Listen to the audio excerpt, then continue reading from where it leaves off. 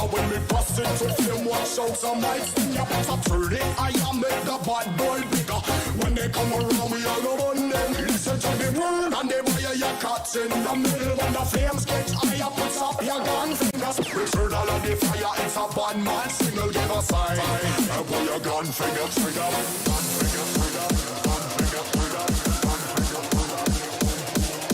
Return all of the fire. It's a bad man signal. Give a sign. Pull your gun finger trigger.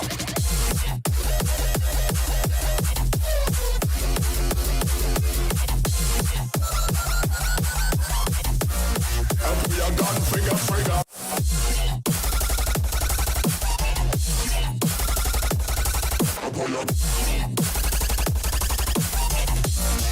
Pull your gun finger trigger. It's a bad man signal, give a sign. Pull your gun finger trigger.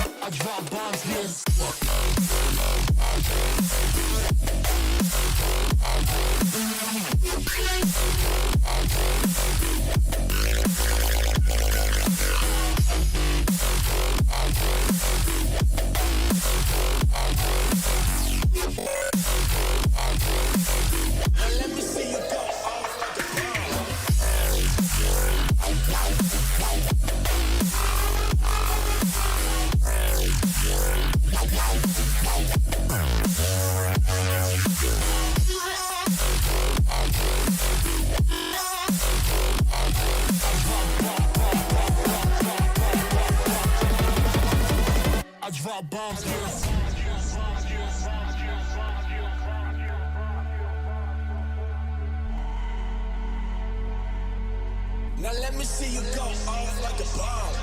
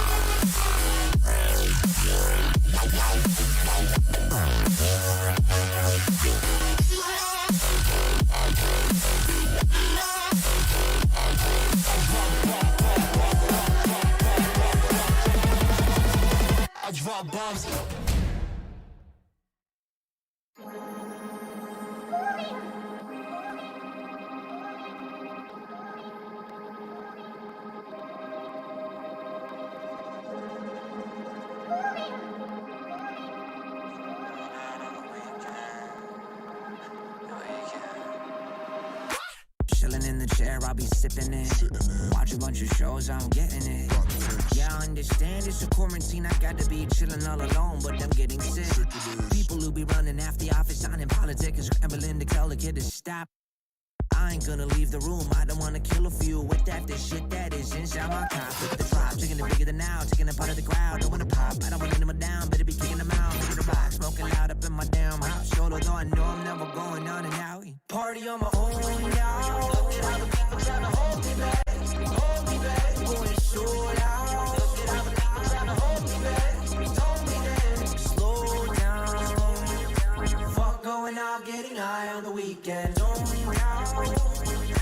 So loud, oh, party on my own. Party on my own. I'm doing what I'm doing, I don't got a lot to prove. And if I'm moving, then I'm grooving, cause I wanna do it stupid. Got my music and I lose it to another tune or two. If I don't get to move it, even real can do it when I'm cooking. And you know I'm cooking bacon. You don't wanna check under the apron.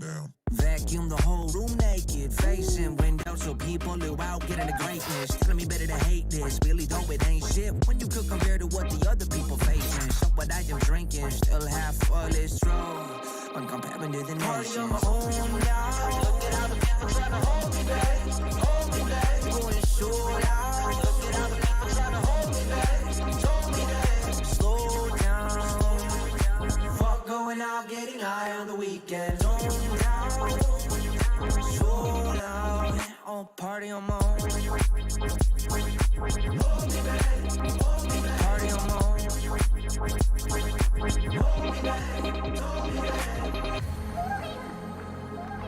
Hold me back, hold me back.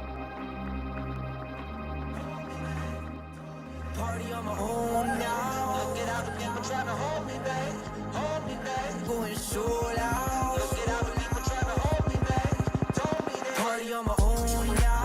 Look at all the people trying to hold me back, hold me back. Going so loud. Look at all the people trying to hold me back, hold me back. Slow down. Fuck going out, getting high on the weekend. Zone down. So loud. Oh, party on my own. Hold me back, party on my own. I'll party on my own. Yeah, that's tight. Max Watson, Tony Romero. Party on my own.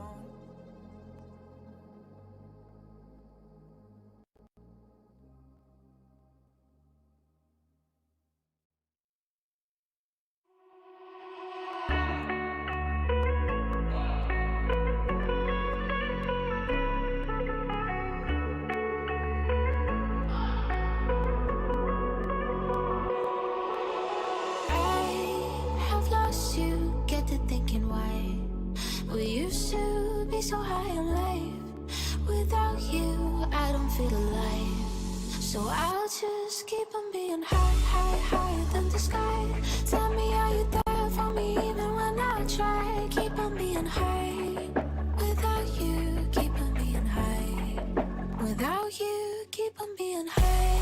I know that you're feeling forsaken, mistaken, wish you were another man. I remember feeling awakened, mistaken if you thought I'm in that place where you want me to be, but I don't want you back. So it's easy to see when I'm high all the time. 'Cause I have lost you, get the thinking why. We used to be so high on life. Without you, I don't feel alive. So I just keep on being high, high, higher than the sky. Tell me, are you there for me even when I try? Keep on being high. Without you, keep on being high. Without you, keep on being high.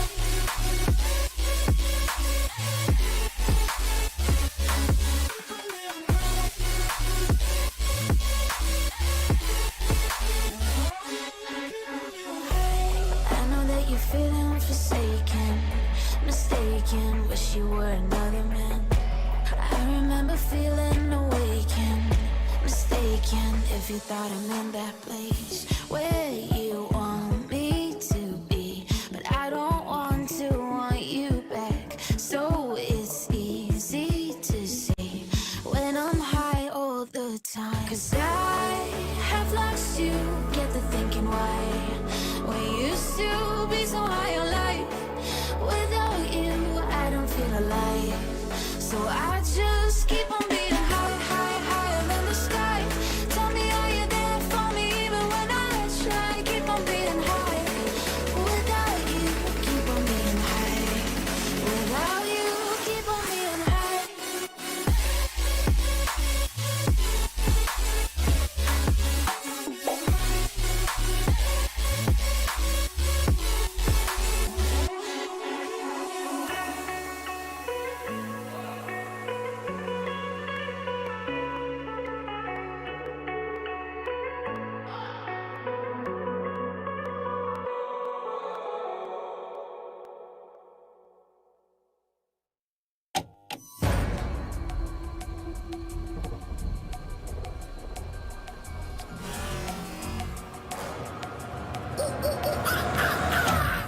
There's a pyramid of power with eyes that can see it all. Cameras to capture your image at City Hall. Realize they listen whenever you make a call. If you want a revolution, I'll really give it to y'all. Brave is the army that bands against bands of dead presidents, determining life of mankind. Cancerous, how we breathe vapors. Green got us bleeding in streets for cheap paper. Assemble the masses, melt the plastic compound, realign when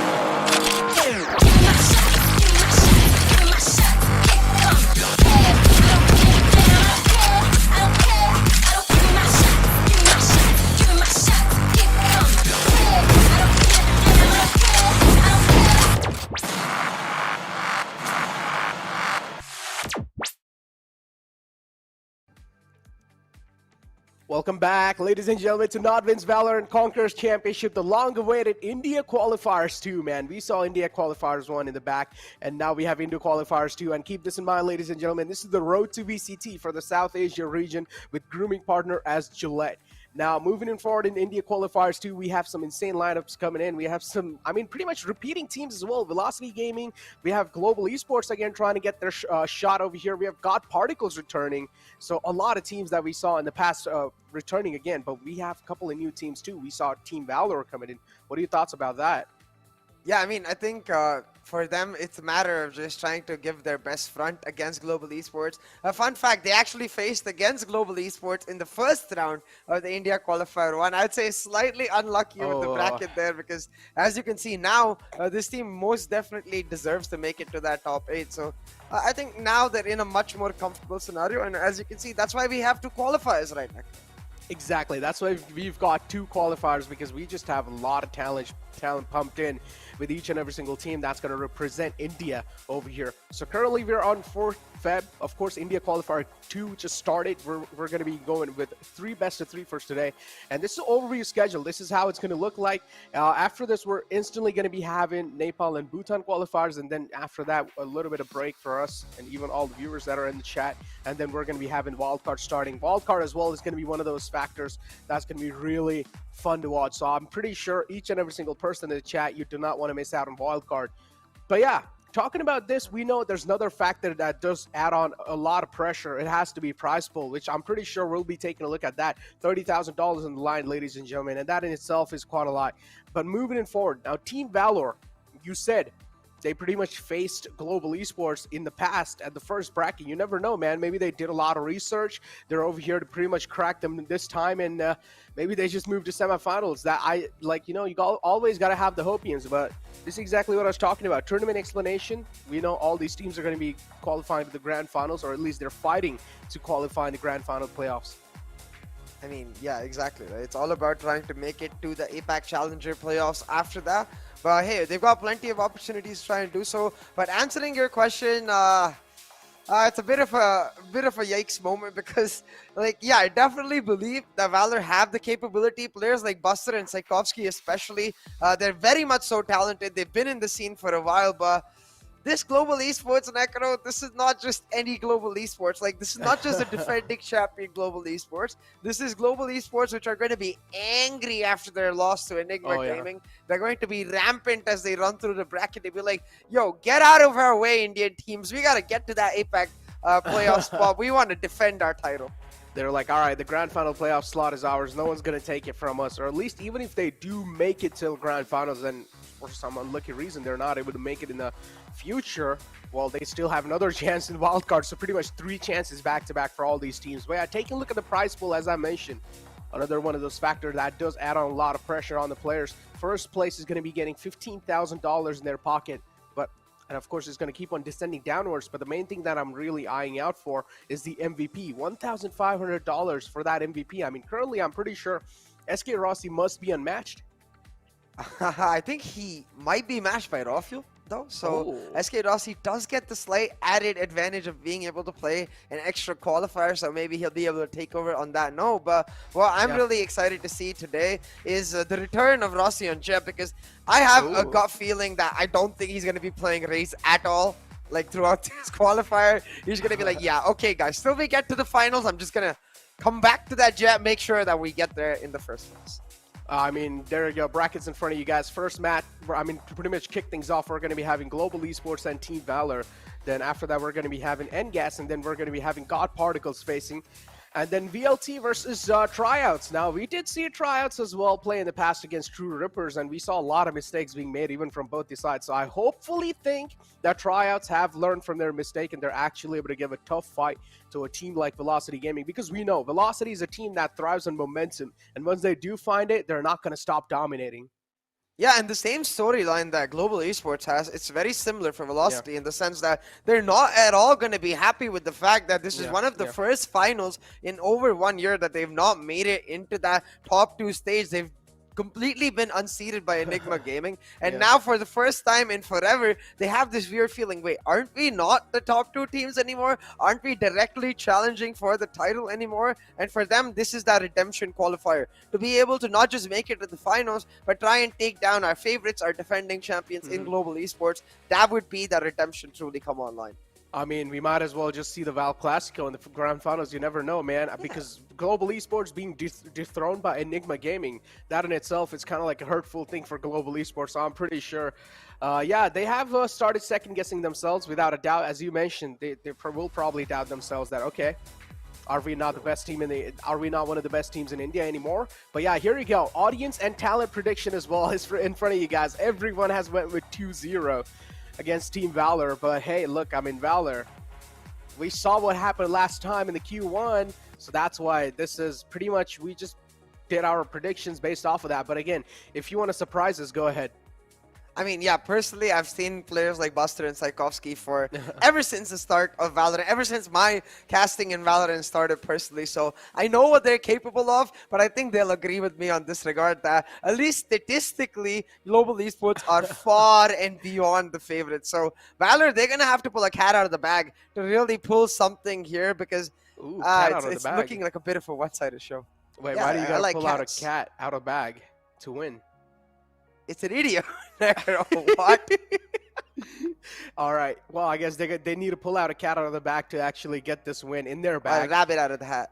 Or pretty much like they just need to empty their backspace so they can pretty much get this win in their bag. But yeah, overall, first match to kick things off, we're going to be having Global Esports and Team Valor. This is going to be quite an interesting one. So I do want to see how it's going to be pan out, but all the predictions were in front of you guys. 2-0. We're expecting a complete domination. We're expecting a complete steamroll through Global Esports. But again, Valor, props should be given to them. They have made it till this far. Hopefully, they have some surprises coming through. But what do you think, looking at the entire roster?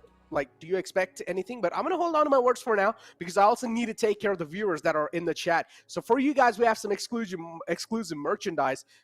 Lucky winner every day will be drawn. All you guys need to do is go ahead on your social medias and type hashtag VCC and also tag NODWIN Gaming in your post. Be creative with your post and maybe you'll have a huge chance of winning the giveaway.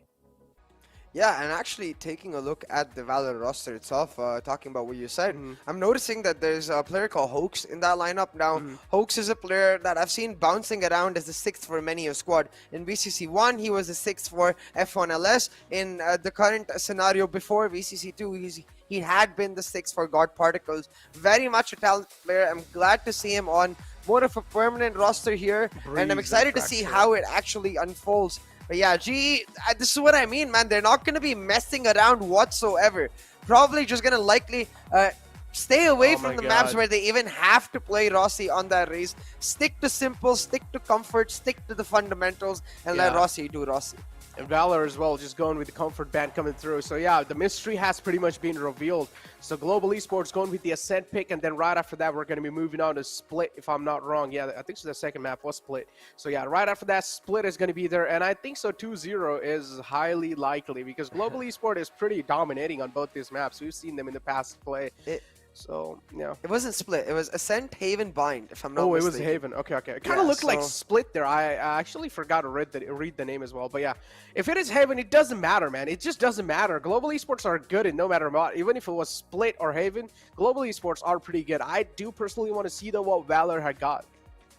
Yeah, I think what Global Esports is simply trying to do is go back to what really got them the initial victories. So I'm expecting a lot more Breach to come through, that proactivity that we were missing in some maps from Global Esports in the Qualifier 1 to come back and be like, okay, you know what? We tried to reinvent ourselves. We got a lot of success. Like, don't get me wrong, GE did prove Rossi as well that he can show that same impact on Raze, but it's not the same momentum that he brings to his team on that pick of Jet. When they feel like they're unbeatable, I feel like that's when GE is at their very best. So bringing back that Jet Breach combo, even on Ascent or Haven, I might just not be surprised if they go ahead with that. But then again, the standard has been Sova Sky so far, so we'll see where GE does eventually end up lying, because these matches for them, they're no longer about, like, proving themselves like the way, say, a team like Velocity has to do. These matches for Global Esports are more about what we've been expecting from teams like Exploit, dominating the opposition to reiterate the fact that yo, we might have lost Q1, but don't you dare, don't you even think about forgetting the fact that we are the defending champions. Yeah, I mean, they are the defending champions still, but after that first lot, after them getting dethroned like that, I don't exactly know how their mental is going to be looking like inside this, because we saw last time Global Esports getting a huge competition and against God Particles, and God Particles as well, they are in qualifiers too, so I don't know how that matchup's going to look like, so that one's going to be interesting as well in the future if God Particles do manage to win and move in the semifinals. But yeah, for now, we have Global Esports and Team Valor. And I noticed this KO coming out. Personally, a big fan of it, especially against that Sky pick, because as soon as you hear a Trailblazer, for example, start to be popped out, supposed towards A main, a single knife can just shut down. You're able to deny so much information as that KO, and information is the backbone of this composition that Global Esports is running. They rely on that excess bit of information that the Sova Sky is able to deliver to them, and then rely on that Sky to be a playmaker to set up players like SK Rossi. Now that KO, he can be the perfect wrench in their plans, like just shut them down before they even get started. So I'm excited to see how Hoax is able to make an impact on that area. Hoax, yeah, I do understand KO can be definitely that X factor thing coming out, but again, they're going against Global Esports. I'm pretty sure even if they did see that KO, they probably have some kind of back plan going in. And I'm really expecting Global Esports to not really show their true strategies inside this game, because we know, or at least we're expecting Global Esports to go through a complete steamroll, and Team Valor will probably have a roller coaster emotion to deal with. So Global Esports, yeah.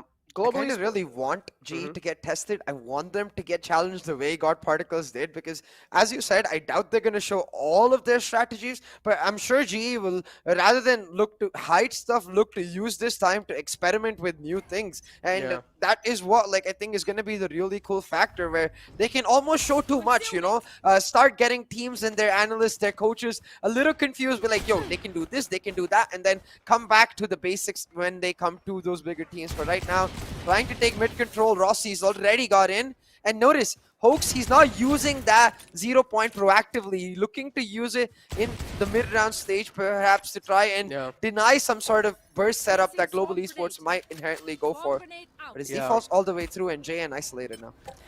I do understand why he's actually holding onto that dagger, which makes quite a lot of sense. As soon as the Global Esports roster, they decide to flood inside of side, that's when he'll probably use it. There you go. To try and stop each and every single utilities on the board. But yeah, kills already starting to hit the deck, and we have Global Esports trying to take some dig. Like right there, for example, with that 0 point coming out to get information towards that market area, it's to supplement the push that was happening in B main. Now they lost that B fight, so it's not as worthwhile, and Hoax is left on his lonesome, but JN, that kite could have been crucial. Rossi, not only does he get that, dashes away in time, shuts down Hoax and leaves the Astra and Pasha Sahil completely stranded. Pasha be like, Rossi was just here, I was just about to kill him. How did two of you die? What?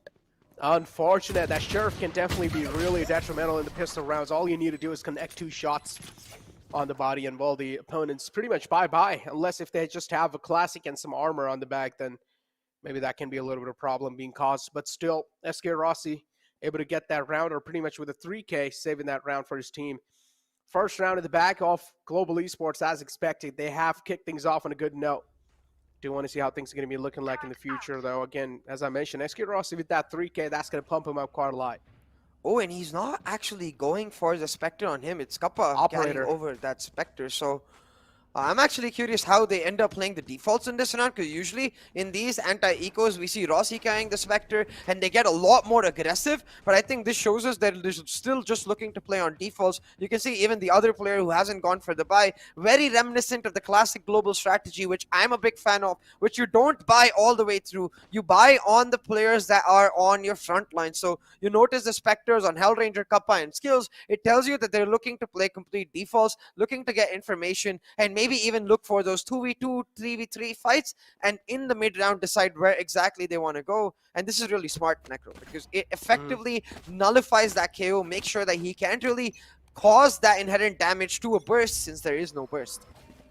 Yeah, each and every single player is kind of like, as you mentioned, they're kind of separated out on the map. You can see 2 or at least 3 players from the side of Global Esports on top mid trying to get some long-range engagements happening. Rossi over here as well, collecting an ult arm and getting himself pretty much on the board over here, but the aggression still comes in, able to find his skull. But the second one does not follow through. It's going to be Pasha pretty much who shuts him down. Pasha, where are your biceps? Show me. But yeah, Global Esports now pretty much getting the rotation baited on the B side. Each and every single player left alive from Global Esports now to walk inside the A site. They got an A site for free. Sky's the only man left alive. Head Ranger mission caught a lot of shots. Is not really able to follow it through. Will only find one with that. And now Global Esports pretty much getting their plants. And now they're feeling pretty good over here on A site. Just waiting for the rotation to come through. Hell hadn't given it up, because now they do have a Spectre. They can look to cause a little bit more damage, but so far only a single weapon loss for Global Esports. Now they're all playing separate, so they can isolate in these fights. Pasha Sahil, he's gonna pick up another Spectre down, and suddenly Pasha Sahil in a 1v2. He can get that Spectre from the tree area. If he can isolate lightning fast, Pasha Sahil might just find the ace here in this 1v1. Look for the retake. Oh, Pasha indeed has a lot of biceps this time, but oh no, the arms being cut off, and Pasha not really having the biceps anymore to shut down. But a 4K though, still a lot of guns taken off the board. Global Esports should not really be happy even after that, but this push from SK Rossi try to make some solo plays happen. Did not really expect 3 guys in the side right there. Not a lot of weapons though. Again, it's just 2 weapons, right? Imagine if all of them bought and only 2 people died. We would be like, hey, that's not a bad anti-eco at all, because they've only lost 2 weapons. And this is why that strat is so strong, where you only go for 3 Spectres, because players like Rossi can afford to go in, dash in his, even though he got 1 for 1, his dash revealed the information that Valor was playing a heavy stack on that B side. It allowed to get them that A plant. The only thing I'm not so sure about is both Hellranger as well as Kappa losing their weapons. So 2 weapons there is gonna hurt GE slightly, but because of the way they plan it out in their anti-eco, it's already like proactively denied that economical damage. Oh man, yeah, indeed. As you just mentioned, only 3 Spectres are on the board, so just 2 Spectres got taken out. They did buy the full armor as well, because we can count like 1,000 credits for that, but still, just pretty much counted out now. But yeah, Global Esports still though, in this round, they should be looking pretty strong. They're trying to isolate some close range duel. They're trying to get real up close and personal. But it really does matter if they're really going to be finding those close duels or not. Hellranger posted up in pizza. So Rossi's got himself an operator. He's marking B main, and they're effectively playing extreme control with B main continuously being taken by, A main continuously being taken by Lightning Fast on the Killjoy. Now this allows the initiators to get very aggressive on their mid control, and you can see Hellranger having done exactly that. He's found himself in A heaven. He's gonna shut down JN and get his Seekers online, giving a ton of information for this is huge. That's quite huge, but still, Hellranger gets shut down, and this is a little problem for Global Esports indeed. But still, they have a huge man advantage over here. Bullet needs to pull off some insane clutches. He's able to find one. SK Rossi instantly being shut down, but only has 40 HP on the board. 6 bullets in the magazine. That's making me quite anxious, but still, he finds it. Skill still goes for the plant. That's quite questionable. I do understand. Didn't really have a lot of bullets to work with, but instead he could have tried to take out the last man. I'm not sure if Skills actually knew that the bullet on that Sova was nearby. I think he was assuming that bullet was towards the first lane and then went off towards CT, because as you can see, as soon as Rossi takes him down, it is a bit of a weird situation, because Rossi has to give the call that, hey, he was in the stairs. He's either going to be in sight or going to be in the defender's side spawn area. And now that's where the communication comes in, where Lightning Fast needs to have told Skills, yo, there's no one in defender's side spawn. He is on site with you. Don't plant. Yeah, that's kind of questionable move as well from the side of Global Esports. I don't exactly know. Could have just went for the fake plant and actually try to get the kill in hand, but still, beautiful spirit transfer coming through from Lightning Fast. This is what he's exactly known for, even though not really playing on duelist, still making some duelist things happen. Lightning Fast is able to isolate the first engagement, but instantly gets shut down. 2 frags on the board for Global Esports. Actually scratch that. 2 casualties for themselves. Skills being very, very sneaky here. He used the jumps off this KO continuously. So he's going to be giving Hellranger the information that at least one towards the Hell area. But Hell getting surprised by Pasha Sahil. Skills still manages to take both of them down. And with these trades, he's going to create enough space for Kappa to come in for the plant. Now, a 2v2, here is where Skills needs to make sure Kappa doesn't get caught out. But again, a bit of miscoordination in the comms where Skills is setting up the util, Kappa is going for the plant. They need to make sure they're on the same page. Yeah, first couple of rounds just going back and forth, and this is not what we expected. I expected Global Esports to just start off really well. I wanted them to kick things off really well, so maybe they could have had a good momentum moving inside the couple of future rounds. But now, Global Esports, it just seems like they're able to get the aggression on the board, but still, they're not able to convert the aggression into a lot of advantage for themselves. And the problem is they are taking a lot of casualties doing so. Yeah, exactly. They lost that operator in the first buy. They're now in a situation having lost those back-to-back rounds. Of course, they can still afford buys, but not full buys. A few of them stuck on light shields, one of them stuck on the Bulldog. So not an ideal situation for GE whatsoever. And it would be okay if it was Valor just outplaying them, but I feel like this is coming through because of some miscommunication, missed comms, or chaotic comms from the side of GE. So they need to make sure they calm themselves down. Right now, once again, extreme control is the name of the game for GE. They take A main, they take B main, and then they wait. They wait in the shadows for someone to peek, and Pasha Sahil does that. Hands over. Oh my god, he still finds that. Even though a messy spray, but it's fine. A messy kill, but it doesn't matter. As long as you're getting the kill, that's all that matters. 3 players alive for the side of Valor. Global Esports as well. Same things on the board. Same story for both these teams. 21 HP left in the hands of Bullet. Valor have a little bit of disadvantage in this round. As I mentioned, Bullet only has 21 HP to work with. Now, using that drone to clear off A short while they mark A heaven will give them the information that these players likely on site, especially with Spike now being planted. They should just look to push in. But that 0 point is huge. It reveals that late wrap coming in from Lightning Fast. And now they're all distracted towards him. Skills with the lurk shuts down them and the lockdown. 3 players in the front. Lockdown as well being shut down, but still somehow Hoax is able to pull off some insane moves, and he's able to shut down the man. Ball is inbound too. That's why Lightning Fast cannot really push in. He needs to wait out till it's done. 50% of the plant's defuse is done, but it doesn't matter. Lightning Fast is able to make it back. I feel like Ho actually just stuck it. Yeah, he only needed like 1 more second to make the defuse complete. I should have just stuck it. Quite unfortunate, but still a valiant effort from their side. A decent amount of damage being done.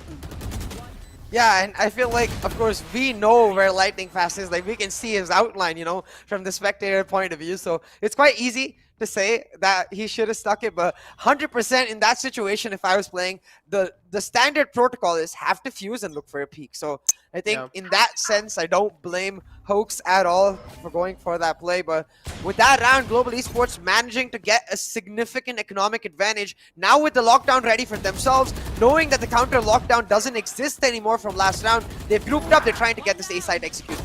Oh my god, look at the shaky aim coming through from Lightning Fast. It's able to find one. Follow it through the walls, it doesn't matter. Man's got some X-ray vision over here.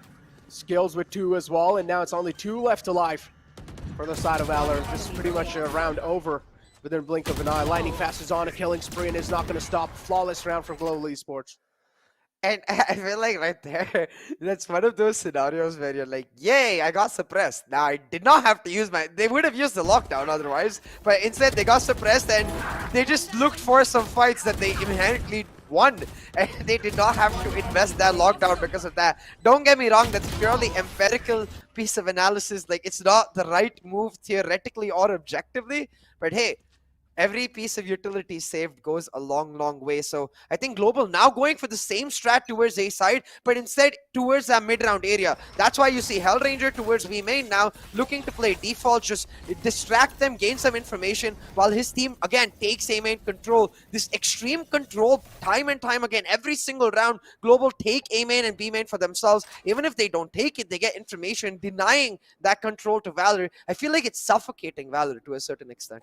Yeah, exactly. You want to have as much as map control as possible in the early phases of the game, and if you're actually able to establish that map control, you pretty much will also have a little bit of mental over the enemy team. If the enemy team is also being suffocated, as you mentioned rightfully, they're going to be having a lot of problems. SK Rossi, though, oh no, he will need to use both his herb traps, but still, brain works in the final second, and SK Rossi able to save a little bit of HP for himself.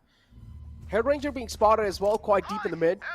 Currently, Global Esports have a lot of map advantage, but still, I do see the flank coming in from the Killjoy, but she moves away in the nick of time. Hunter's Fury inbound here to try and stop the attack coming in. Oh no. I really wish Hellranger hadn't gone for the guiding light. He revealed his position, and suddenly that lurk doesn't look as strong anymore, especially with the initial first blood being skills on the Astra. No more controller, so GE going to have to rely purely on rotations. And look at that Killjoy already having pushed in B main. He's going to catch them off guard, but It's still a huge. bit sus on that It's spray. huge. It's absolutely huge. It doesn't matter. See, even if it's sus, the amount of info he's given him, and also he's able to get away with one frag. And now look at this. Global Esports game has completely been spawned. They cannot do anything much over here. Yup, Bullet follows it up. Killjoy's job there was to give as much as info as possible, but she still got away with one kill. That was huge in itself. Yeah, and also definitely. the spike was being spotted. Yeah, job done by Buster right there. Was able to shut down the rotation, because without that controller especially, you can't just waltz into side, you can't deny angles, you have to clear every single one of them, and in that time crunch it becomes almost an impossible affair. So a bit of an RNG moment, and Buster making sure that the RNG very much stacked in Valor's favor, making it closer in terms of that scoreline, with now 3-4 on the board, and not just the scoreline but economy too. But once again, Global Esports going back to their defaults, playing that Killjoy towards B main. They're going to look to play the Sky on the standard, play alone, get information, while the Sova accompanies the Jet to try and make plays for him. Oh, and there we go. Already kicking things off on a good note. Valor with 2 quick kills on a Global Esports. Global Esports definitely are going to be shaking, or at least having some shaky nerves. Now, this is where they'll need to start holding their nerves with the gun, because Valor, a team with veterans, they're given quite a huge competition to Global Esports, and this is not what was expected. And keep this in mind, the Jet still has the late storm available, so she can probably try and make some happen. And there we go. Now, treads happening back and forth, and now we're pretty much left with a similar man advantage. 2-on-2 situation. Wait a second. That turret just disappeared from H3. I want to know if Lightning Fast pulled it back. Yeah, look, he pulled it back. It wasn't destroyed. So this will mean that JN still has no idea that that lurk is on from Lightning Fast, and should be able to isolate these 1v1s as a result of that. But the 0 point shutting down that hope, the suppress coming through, will make sure that Hoax and JN can now group up and try to play on the retake. But again, because he pulled back the turret, he has all of his utility Necro. Just needs to try and play slow on the basis of that. Beautiful Molotov.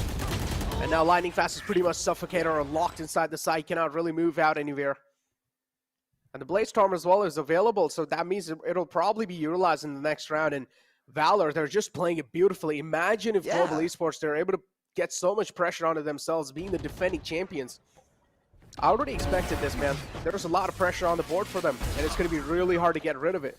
And you see small things that Valor are doing so well, right? Like even in mid-round, you notice that JN, he goes for the peak after the recon reveals. He's not really thinking, hey, Hellranger is going to be in mid-lobby. He's thinking more along the lines that that recon might reveal someone either towards the exit of B main or towards someone standing alone in mid-lobby. But hey, look at this. Coach Ewok, the new coach for the side of Global Esports, calling for that timeout, and we'll have to see how his presence is able to stabilize their performance.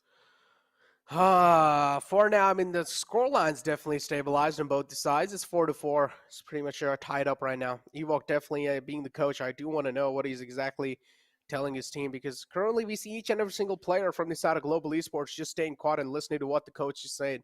Same thing goes with Kappa as well. Hell Ranger too. We cannot really see his lips moving because of the monitor, but pretty sure being the IGL, as I mentioned in the past too, coach is the man who gives kind of like all the pep talk to his teams, what to do, what to not. He's trying to tell the teams, but again, it's the IGL who will make the strategies happen in game. So Hell Ranger is just going to listen to coach keenly and try to implement it pretty much well in the game. 4-4, as I mentioned, is the scoreline, so both the teams are going to be having equal pressure, but I still feel like Valor, they're pretty much here to chill. Yeah, most definitely. I think Valor, they're not taking too much pressure, you know, and I have to give props to the KO from Hoax. Like, he's changing up his 0 points every single time. This time, it's early round. It shuts down Hellranger and the Sky from being able to get proactive information on B main and allows this drone to push on through. JN on the operator now able to get full control of that B main angle. Now, what's especially important is that Hoax is not just doing this on one note. Like that molly you mentioned as well in the previous round, denying lightning fast exit. I really love the way he's using every part of KO's kit to perfection. It's just, they're just able to play it perfectly. And it seems like Valor, they've done a lot of research over Global Esports, how they exactly like to play the map of Ascent. So, Ascent pick was expected from their side, and Valor are now pretty much playing it beautifully. It's like they're letting Global Esports walk in their trap from the start. Tree area being cleared by the recon. And now Global Esports trying to move inside the site still. They're being a little cautious. You can clearly see the paranoia hitting them as well. So Global Esports, a little bit of troubles, man. Straight up walks in. Kappa's able to find one. That's a great frag, but another one to follow through. Buster is going to stop the momentum that Global Esports is trying to build over here. Cosmic Divide as well is being utilized, and Lightning Fast is able to get really aggressive on the Heaven. But now he'll have to deal with the Opera himself. Dashes away in the nick of time. Position reveal, takes a lot of shots, and the Lightning Fast falls down as well. I feel like Global Esports, or at least Lightning Fast himself over there, should have went for a little bit of more cautious play, or maybe he should have just held on with his teammates and played for the post plant. Player standing. I was talking about post plant. The defuse going through. Rossi able to deny it in the last moment. We'll leave it to the 1v1 between the Jets on the Bladestorm. JN trying to push in. Rossi has that dash, but he's not going to look for it whatsoever. All he's going to look for are heads, because that's what Rossi does. Delivers in clutch moments. The 4K Rossi coming online to pull off a round that should never have gone in GE's favor. Yep. Rossi pretty much saving the day again with a solo play, and now Global Esports Player standing. still, even though they got the previous round in hand, all the credits to SK Rossi for saving the day for his team. So Global Esports, they'll need to start getting their team together, get their morals up high again. The mindsets is somewhere down line. The mental game is looking a little weak from the side of Global Esports. They'll need to try and get their heads back in the game over here. On the other hand, as we said, Valor, they're having a great time. They're just happy to be here. Again, though, look at this. As soon as they get that Killjoy lockdown, they look to group up. They look to execute onto side. I love this little bit of ultimate usage synergy from the side of Global Esports, because it effectively guarantees them rounds while ensuring efficient usage of the ultimate. JN, though, still managing to get a trade. Will make sure that Hellranger and Kappa are isolated on the side. Now, JN on the flank, can he buy time? JN on the flank already found one, so that's a huge frag. And now, again, it's a 4-on-4. Was able to get the gun back in the hand, but still now SK Rossi and his teammates have a lot to deal. It's a 3-on-2 now. They've also got the guns in the hand. Hellranger will have a lot of things to worry about. And he will need to start raining down hell on the players of Valor.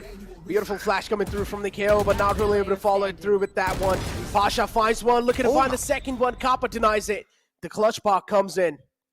I couldn't say it better, Necro. Clutch ball coming in to make sure his team gets that round. And again, really well played by Valor, I would say, because that simple flank from the side of JN ensures that two players need to stay at B main. And because of this, normally with a Killjoy lockdown, you're expecting a team not only to fully take B side control, but have one player in B main for the late trap, as well as have one player to mark the market push. With that B main simple flank coming in from JN, they don't get any of that. Instead, their fights get isolated. Valor is able to push in, take B main back, and try to take Saipa. That's where Clutch Paw comes in for the win. Ensures that through the null command 2, that KO ultimate going down, he's found the win. Hey, once again, JN having some key impact with the first peaks that he's able to create. Talk about first peaks, man. Oh no. Look at this. Oh no, they're just going to walk straight into it. Hellranger is pretty much going to start raining down hell, and that's what exactly happens. No! Too busy with the Owl Drone, and the Owl Drone this time is not going to pay off. Instead, it leads to his own demise.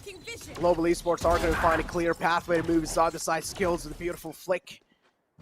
Micro adjustments coming through. And Skills, what's going on there, man? You're not supposed to shut down the door like that. But still, Valor, got to give props to them as well. That quick rotation coming through, that proactive nature as well. Instantly, they're on the B side to try and shut down the push. They're able to find one still. It's a 3-on-2 situation. Clutch is definitely not impossible. They can go for it, but safe call as well can be made, which will be pretty respectable. 6th round of the board for Global Esports, a 2-round lead, looking to make it 3. Intention's quite clear, even from the side of Valor. They do want to go for the retake, but the problem is going to be, as I mentioned again, Held Ranger with the operator. Look at this. Hellranger's job is just to mark market entirely because the turret is marking that defender side spawn, but this has left Kappa isolated on site. But hey, is he isolated with them or are they isolated with him?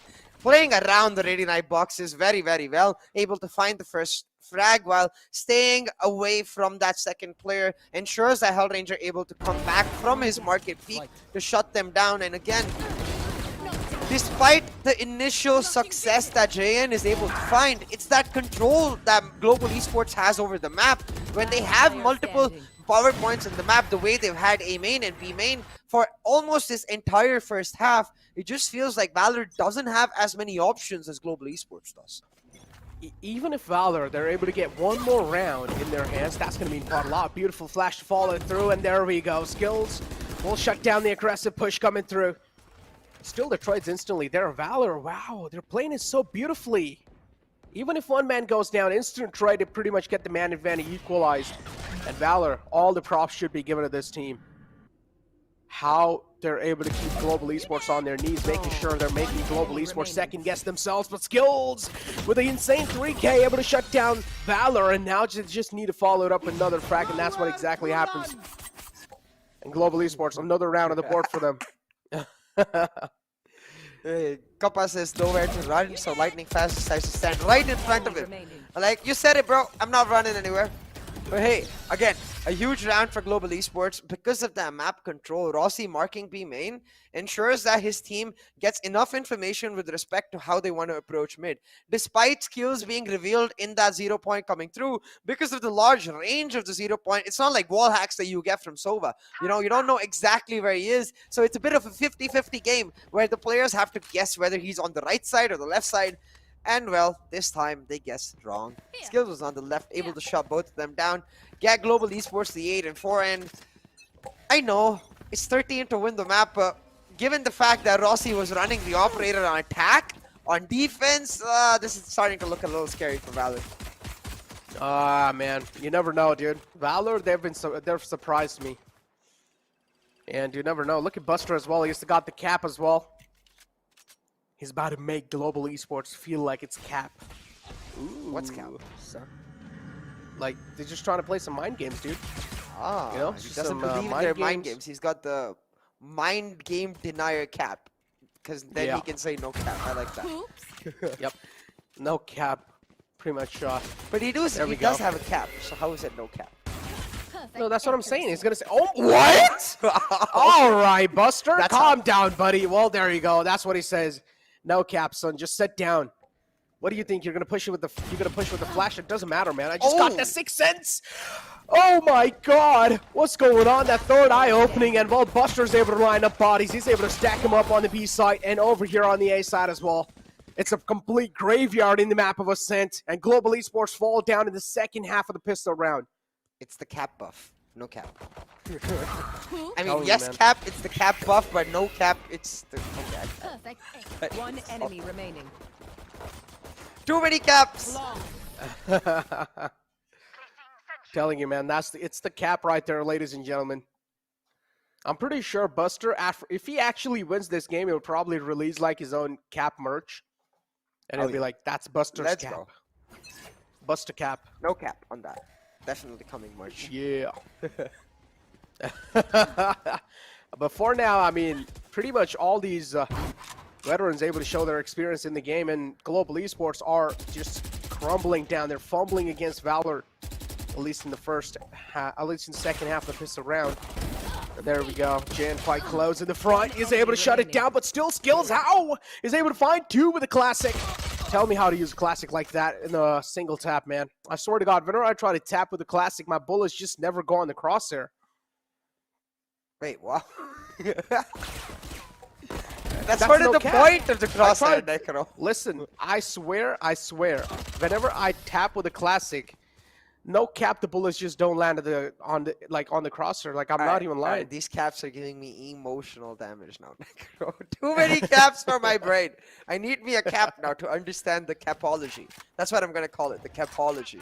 It's the art of using caps to make sure that you're a really good player. No cap. I am a really good player. What are you talking But about? you don't have any caps. I'm right next to SK Rossi. If I was playing in VCC, I would be the top fraggers. I'd probably take the money as well in my hands. That's cap. That's 100%. Why are you saying? cap. I thought you said you were done with caps. I thought you were not gonna say cap anymore. Yeah, and then you said you'd be top fragger next to Rossi. But yeah, moving on, man. It's pretty much 6th round of the board as well for Valor. This round's gonna mean quite a lot. Ace sights in the hand of Global Esports. I mean, they're defenders, so of course they have the side in the hand, but yeah, Valor now, they have gotten their presence pretty much deep toe mid. That's a lot of map control given away. Global Esports somewhere down line, expecting that mid aggression coming through, but Buster as well is just posted up. He's not going to peek out. Oh, and look at this. They're going for a mid to be execute, but with the way Global Esports are set up, all Hellraiser needs to do is sit in B main and let Kappa be the full anchor on B side. But Hellranger getting caught out means Kappa is now isolated and the execute most definitely on. There we go. Talk about execution. There it is on the point, and Papa on the site will finally be shut down. It's Kappa, my bad. One enemy remaining. There we go. Another one to follow through. One last man alive. Lightning Fast as well. Will we shut down Lightning Fast?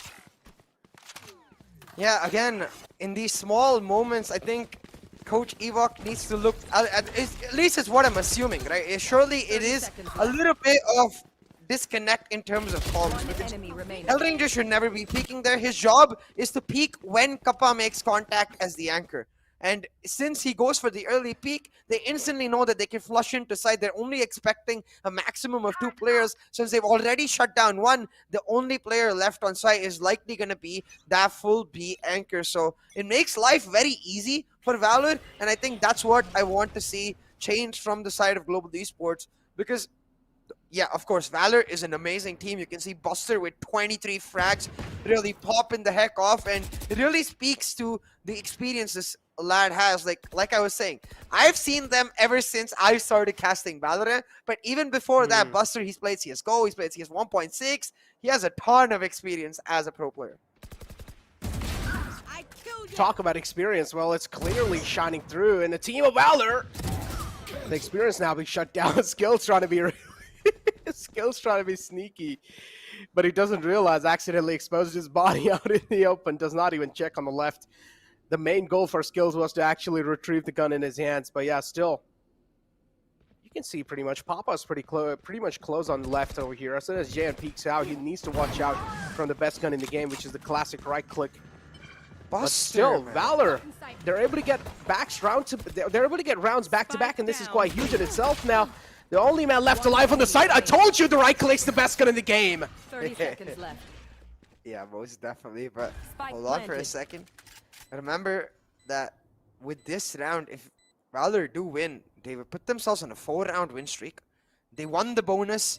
Now able to dismantle on G's eco, but not so soon. Hellranger. Oh no. He finds that Solo first kill. peeks. He has the guiding lights, but he's not going to use perfect. it just yet. I really feel like he should have just gone the guiding light on Boathouse because it would give him that little bit of information. Since his position was already known, I don't think there was a need to be sneaky right there. But before I mention more about Hellranger, man, I have to just hail Buster.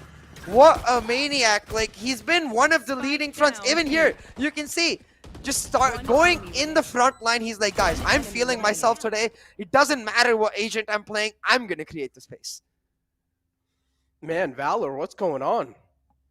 They're actually showing a real good game of Valorant for sure. Now I understand why their name's Valor. No! Because they're able to play Valorant pretty well. Oh my god. I'm going What? to cry. It's not why their name is Valor, Necro. Valor is an actual English word. Okay, I know it is, but that's why I just try to make something out of it. All right, chill. I understand my joke was pretty bad, but sometimes you gotta laugh. I You're did my laugh. friend. That's why I'm so annoyed. We got engaged yesterday. You forgot? Come on. Oh my lord. All right. CA exits the chat now, guys. But like the actual meaning of Valor is what I think we're seeing a lot from Team Valor, which is courage. A lot of courage, a lot of strength of mind, like a real ability to just stay strong, you know?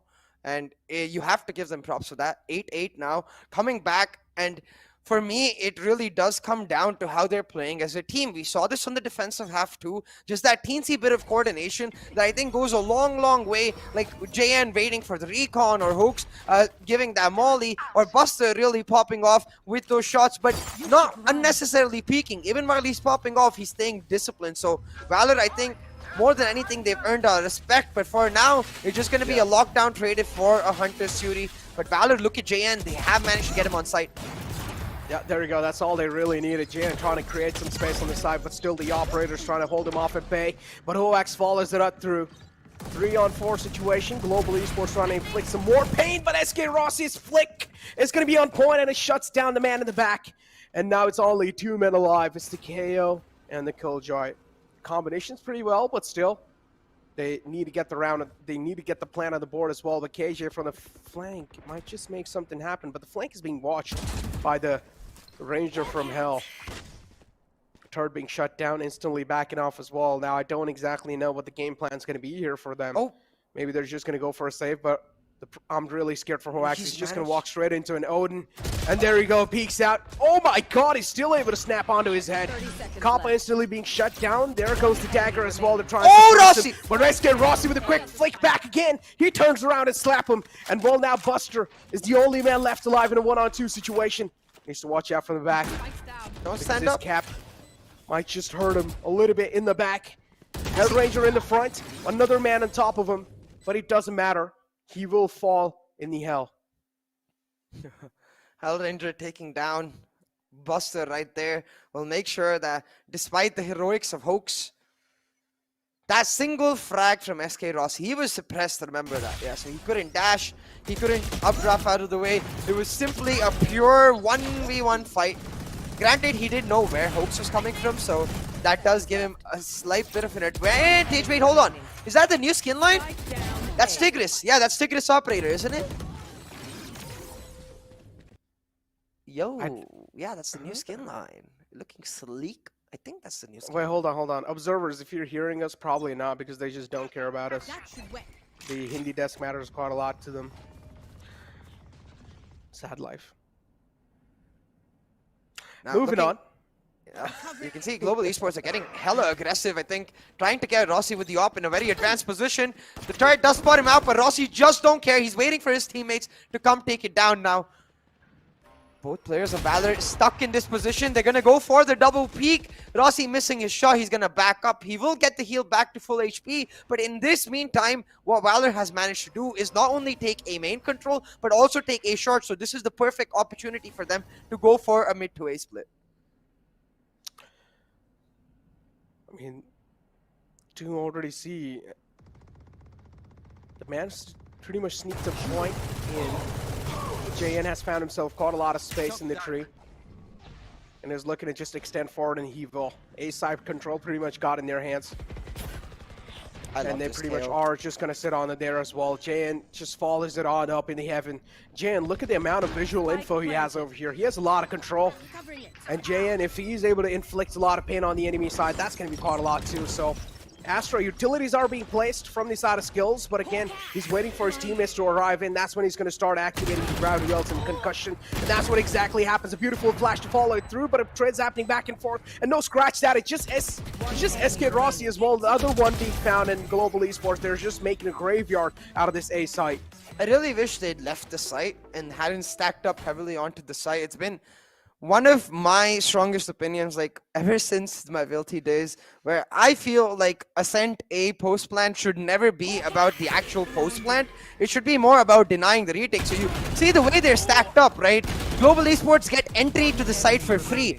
I think Valor need to be more focused on denying A heaven, on denying A door, and forcing Global Esports to use all their utility just to get A heaven and A door. Because what that does is that when they get into site, suddenly they have nothing to go for the actual retake. And you can effectively make them these funnel points, these choke points from where they end up falling. But instead, they stack up into the site, they allow Global Esports to come to them, and with that Sova Sky combination, it's so easy for Global Esports to take the peaks where they want.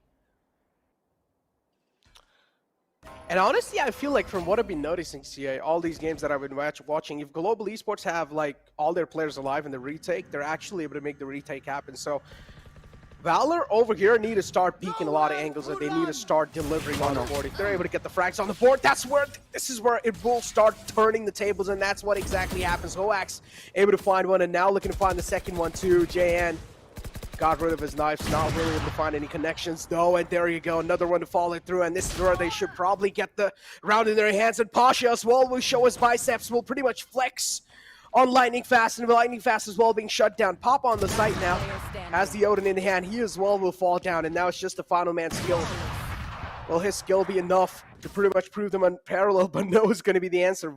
Valor, a flawless round from them, wow. Yeah. A flawless round from Team Valor will ensure that we are still perfectly matched in the map 1 of this series. And I have to say, by the way, see it. I'm sorry to cut you off there, but like, does Valor have a coach? no, No coach. no, they're not like a proper paid organization. They're just an organization set up with their friends. Like, for Wow. example, Buster is the leader, effectively. Saikovsky, I guess you could count Saikovsky as a coach. I'm not sure if he's actually coaching them or not, but he is one of the more senior players who plays for Valor from time to time. I think he's even registered as a 6th, but not necessarily playing in the playing 5 because, of course, a lot more responsibilities for that man.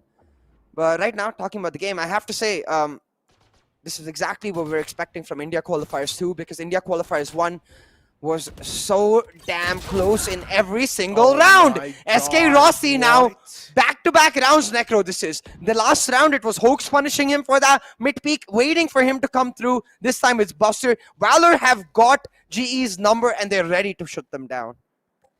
Oh my God, SK Rossi is just going to have nightmares after that shot. A double dink with a Phantom that long. Oh my God. Indeed, man, the veterans just showing themselves on the table. And proving pretty much GE, just showing them it doesn't matter even if you just don't have a coach. We're still able to do as good as you guys. We've done a lot of research with just less money invested. 30 seconds left. And there we go.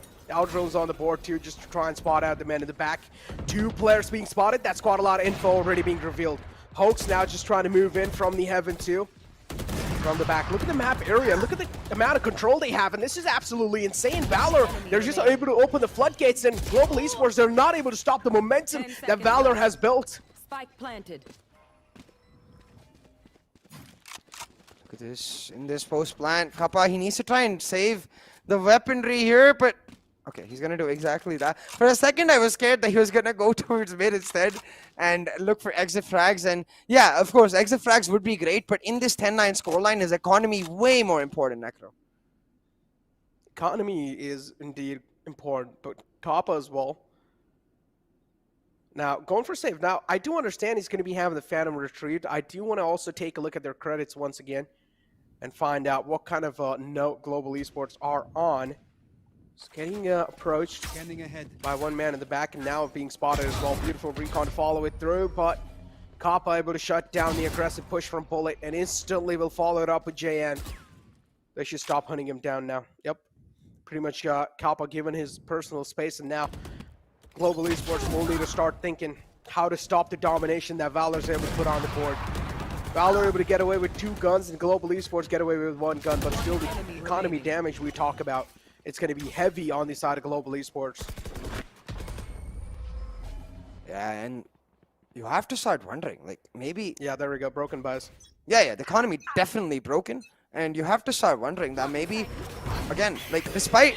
Don't look at the frags, right? Look at the impact Host is able to create, because once again, Rossi's presence detected. Like, normally in that position, he'd use the recon, pick up a frag, and dash on out there. But the 0 point makes sure that he is suppressed. He cannot dash on out there. Instead, they get a 1-for-1 trade, and Global Esports get nothing in return. They don't get much information because the recon was going to give it to them anyways. And now, without their star player, with an extra frag as well going in favor of Valor, they are in prime position to take the lead, Necro.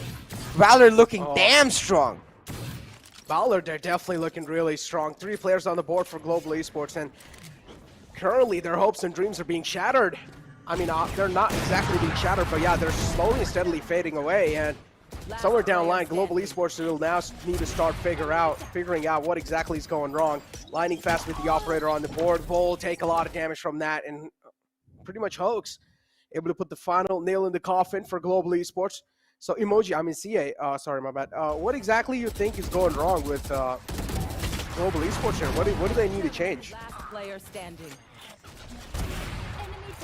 I mean, I think what Global Esports really need to change is just with respect to the idea with which they're playing, with regards to the control they had on their attack, right? I feel like they're overcommitting to multiple sites where they're trying to be greedy like they were on attack. But the biggest difference between attack and defense is that if you do get overly greedy on defense and one of those players gets shut down, a 1-for-1 trade is not as worthwhile for defenders as it is for attackers, because it opens up space for attackers. So they need to make sure that every single push, like the one Rossi is doing now, is not just a 1-for-1. They need to make sure he has the backup, especially because of that KO. A single knife can end this Dagger Girl's dreams. And I understand Rossi's not on. He's not used to being. He's not used to knives being his downfall. He's usually used to using his knives to make others downfall. But right now, Valor again going for that mid to A split necro. But as soon as they spot out Rossi, I think they're just gonna go for the full rotate. Instead, go for a mid to B. There we go. Again, an opening being found by JN. What's going on? Rossi, though, still able to equalize the man advantage, and now Global Esports pretty much a 4-on-4 situation for both the teams. Valor as well on the board. But Attackers already finding an opening on the defenders. That's quite huge in itself. And now Valor trying to play some mind games with Global Esports. This is going to cause a lot of problems. Turd spotting out the rush coming through. Lining fast instantly tucks himself in the logs. Imagine if he gets cleared out on the KO Molly. The follow-up through with the Odin as well. We'll find a couple connection, but not a lot. Lockdown invested. Lightning fast soon is going to get busted instantly. Peeks out from the locks and he's able to do a lot of damage. 2 players shut down by Lightning fast all by himself. His job's done. 11 rounds on the board for Valor. With this round, they will also get the match point in their hand, and this is going to be quite huge. Global Esports will start fumbling if they do get the round on the board, so this is going to be a little problem for Global Esports. Their mental is going to break down for sure, because this is completely unexpected. In India Q1, Global Esports was just able to steamroll it through against them, and now this time it's just Valor putting on an insane performance against them. And oh my god, this man's quite sneaky. Match point for Valor. You can see the giggles from Hoax, the smiles from Valor.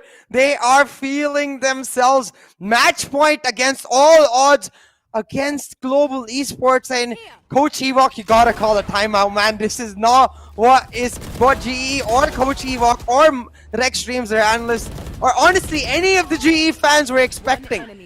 Valor just playing fundamentals. They're not even doing anything special. Like continuously, what you can see from them is just playing against what GE expect, playing against what GE almost want to happen in a particular round. Always there for the trades. Even in that 1v1, Buster so sneaky, fully expecting Rossi to think that he's just gonna stand there, but he's not just gonna stand there. We're left surprised again. Like, we expected a 2-0. Oh, yeah. We expected a steamroll, and now Necro, it wasn't just us. It was 93% of the audience too. So yeah, I'm very happy. Got jebaited too. Yeah, I'm very happy for Valor because they finally get that exposure. You know, they played against GE in the first round of VCC Qualifier 1. A bit of an unlucky bracket, I would say. It's all random, so nobody to blame there. But it does mean that they couldn't really show off their skills. But now, having made it to the quarters against the same opponents, they are most definitely showing off their skills. Actually, no, chat. We did the predictions wrong on purpose because we wanted you guys to fall for it too. That's a 200 IQ play. But yeah, moving on. Global Esports. Here we go. Pretty much 3 players on the B site. That's quite a lot of players stacked up on one single site. Lightning fast as well. We'll need to now look in the market area. Buster, he has another man coming through from the back, but unfortunately peeks out on Lightning fast's crosshers. 3 players spotted in the front. That's quite a huge shock dart coming through. And what's going on? Hoax is still able to find a little bit of style points for Hoax there. But talking about that, CM, I also got a little bit of things in my head. It's completely off the topic. I just wanted to ask, what's your favorite emoji?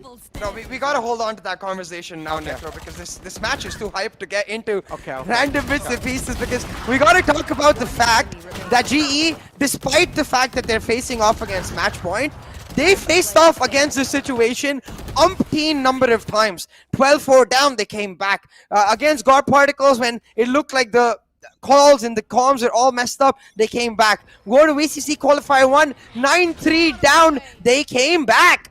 So this GE, you do not, like, amongst all of the teams against this GE, you do not start counting your chickens before they hatch, because they are the team that can always come back.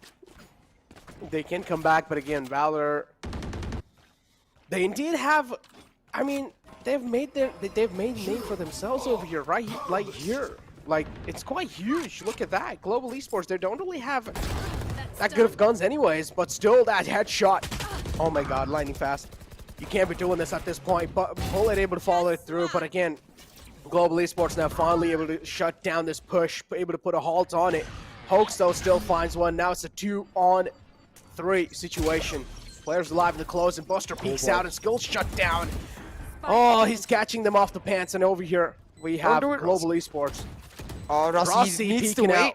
He needs to wait for Hellranger to come through, because Hellranger has both of his guiding lights ready, but now setting up, first lane cleared up. Now they can move in as a 2v1 unit. Rossi creating the space, being the distraction, slaps the daggers in Hoax's face. And we'll make sure that we go to overtime in the first map of the first quarterfinals of VCC India Qualifier 2. Yo, hype in the chat, man. VCC 2 is popping the heck off. These teams are so good. Yeah, man, insane. I did not expect this. We were literally talking about at the start of the day that what if Valor does this? What if Valor does that? But they've literally done it. It's like it's a dream run for Valor right here in the India Q2, and this really does matter quite a lot for Valor.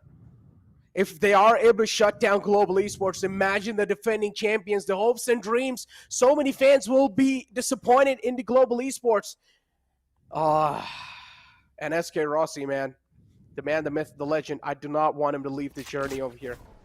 And I know this is like completely irrelevant, what I'm about to say, but I just want to bring in Enigma, so I'm just going to say it. The first iteration of Enigma had Buster in it, you know. So maybe it's the Enigma effect.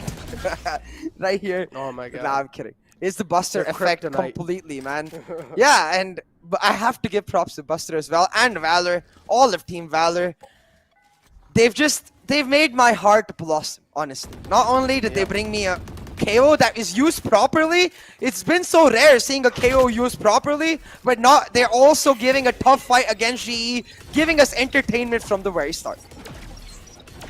Talk about entertainment. Global Esports now on the attacking side, of course. SK Rossi looking to open the floodgates on the site. Beautiful smoke and dash coming through. Side control being found. But on the other hand, Valor as well, not really panicking. It's fine. They have JN pretty much opening things up with the operator. Second shot will miss, but it's okay. JN taking his sweet little time, not really overthinking in these scenarios, but he peeks out, unfortunately. Bullet will also follow it through, but Lightning Fast will unfortunately shut down JN, and now it's a 3-on-4 situation. Man advantage clearly favoring Valor. Valor taking things quite slow and steady. On the other hand, Global Esports, they're starting to panic. Men are falling down, trades are happening back and forth, and only man left alive now is going to be Kappa with a shock dart available in the hand. Ping the spike. You can see they're pinging the spikes, hoping he can just take down the planter. Kappa not able to do that. And it is the match point once again from Team Valor. You can see they're pumped up. You can see they're seeing that finish line. They just have to cross it though, because again, they just have like smirks. They have smirks on their faces. They're like, evil giggles. GE, you think it was that easy? No, no, no. Imagine GE were just like having a great time. They're like, we're against Team Valor. It's chill, you know? Nothing to worry about. We pretty much steamrolled against them last time. And now coming inside today, this is a complete nightmare for them. Tables that are being flipped. Global Esports' dreams are on the line. Yeah, absolutely. But hey, I'm just loving the fact that this is just map 1 of our BO3 series, and given the way map 1 has gone, I think we can most certainly expect, if not a 3-map series, most definitely a close series with both of these teams at each other's necks. We were starting this map talking about saving strats, experimenting. It's no longer about that, Necro. It's about the victory. And right now, Valor, they're on the brink of victory. Just one more round to go. One more round to go. And one more round for Global Esports to start cracking under a lot of pressure. Because if Valor do get a map on the board, this Global Esports, I mean, I'm pretty sure their mental's devastated right now, but also, Valor. This map is Global Esports pick. Yep. The next one's Valor's pick, Heaven. That means they have something ready for Global Esports, and Global Esports straight up walking into Valor's trap of Ascent. Oh man, I don't know how things are gonna be looking like in Heaven, 30 man. seconds left. It's already getting hard for me to imagine. 30 seconds left in the clock. The spike should be planted quickly. Valor finally opening the floodgates on the site. Flash comes through from Hellranger, but not really able to catch anyone. Misses a couple of shots initially, and this is what he will have to pay off for. Oh, the spike. Spike down. Yep, the spike's still not being planted, but I'm pretty sure the spike now will be seconds planted left. instantly, and that's what exactly happens. Odin's on the board too. Copper trying to make a spam happen in the under heaven. And look at the follow-up coming through from the side of Skills. That's a beautiful shot, but it doesn't matter. Bullet's able to follow through. JN as well will line it up. They're able to stack up the bodies on the A site, and now looking to find another one on the board. Oh my god, Bullet. They're just making it count. They're making the men count. Global Esports, they're fumbling under a lot of pressure. SK Rossi, one bullet in the magazine. He finds the pick, has the classic pulled out. A lot of pressure. A lot of eyes on the SK Rossi. Is he going to be able to clutch it out? Oh my god! Oh! SK Rossi with a classic strikes in. The god is indeed a god. And SK Rossi makes the clutch happen. I don't know how. I don't exactly know how, but he pulls it out from the enemy's mouth. Yo, man, I literally just jumped onto my chair. I'm not even joking. I might have to start putting my camera in front of my screen after this game to record my reactions. Because Rossi just... Well, he pulled off a Rossi. There's no better way to say it. Rossi just pulled off a freaking Rossi. How do you win this? 5 HP with a classic in your hand. Oh my lord, Rossi, you absolute maniac. What? Paid actors. Killer. He just destroyed. Like, they could see it. They could see the light at the end of the tunnel. Valor, they're like, we're gonna win. We're gonna take off map 1. GE's pick. What? No. Not till Rossi is alive. Rossi says, over my damn dead body. And he also had just one bullet in the Phantom too. Oh he was my. so confident that he was gonna connect it. Oh. Oh my god. What? Global Esports. Okay, still the lifeline's going on. They are still breathing. The heartbeat's still pumping. But Valor, on the other hand, on the other side. Over, Necro. Me too. I honestly thought it was over. Oh my god. The way dude, but still, props to be given to JN as well. The way he's able to find the entries inside the site, the way he's able to keep up with the pace too. Even though Buster has 34 frags on the board. At this point, don't you just start? Doesn't it nag you in the back of your head? Like, are they actually beatable? Like, I get it. It's 13-13. It's very close. But we've never seen teams actually be able to close off the map against them. Like, against all odds, this team always pulls it back. Always. Oh, no. Oh, no, Jen. That's not really likely right there, is it? Just shut down in the close. SK Rossi finds a huge control in the mid, too. Valor. Indeed, they are just being a menace for Global Esports right now. And they need to stop Valor over here, right now. If they're not able to do so, Valor's just going to be a literal pain later on moving forward in this tournament. So, Global Esports, this map is where it all comes down to. Currently tied in 13-13. We've moved over to second overtime. And there you go, opening the floodgates onto this side as well. SK Rossi's able to strike through, but this time Buster's trained.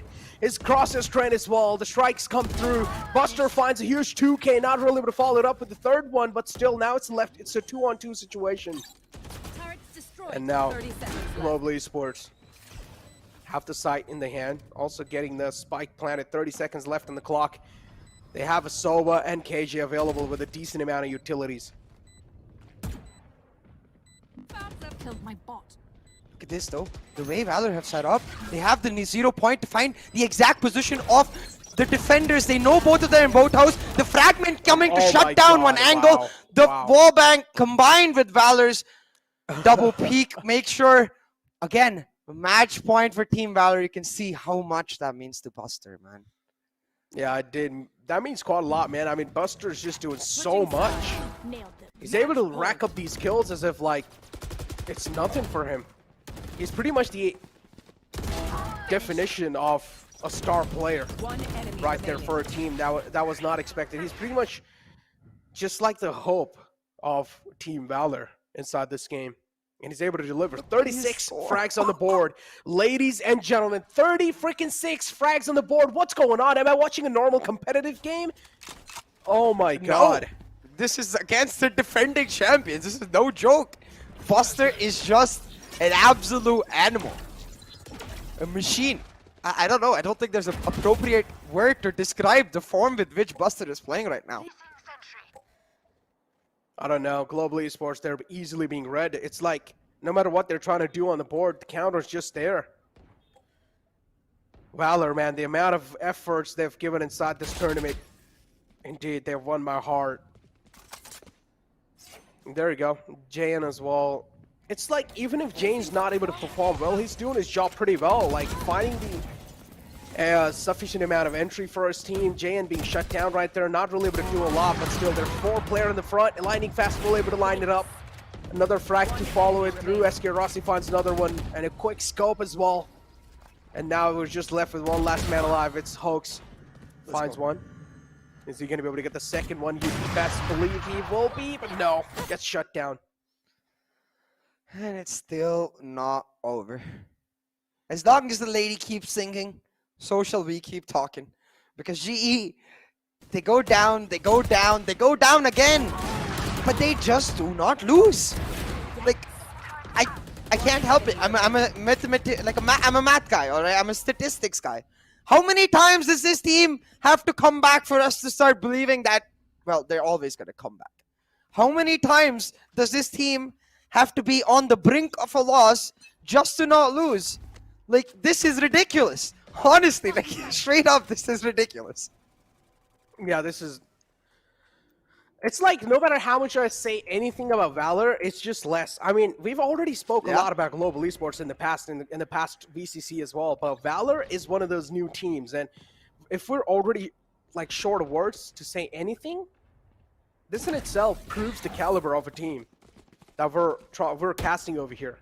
And Valor just able to put on an insane performance against Global Esports. Moving on in the 3rd overtime, ladies and gentlemen. Buster able to open things up again. He's able to bust through Global Esports. SK Rossi snuck himself in the box, and wow, just a spam comes through. What's going on? The Sixth Sense from the side of Valor. It's just Indeed, it's just unnecessary there. peaks. Like, they knew that there were at least one player playing aggressive B main. They did not need to push in there. They got A main for themselves. Could have just gone for the burst on site. I have to feel like GE are starting to overcomplicate things, and Valor going to get match point once again from this round, unless Lightning Fast pulls off some Lightning Fast moves. There we go. 30 seconds left. Buster able to Spike open it down, up with attacker 3K. spawn.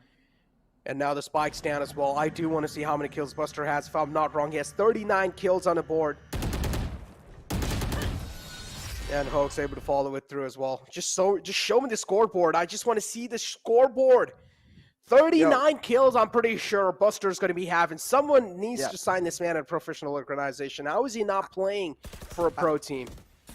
I want to see this map go to, like, I don't know, 17 or something like that, so that Buster can get to 50 frags.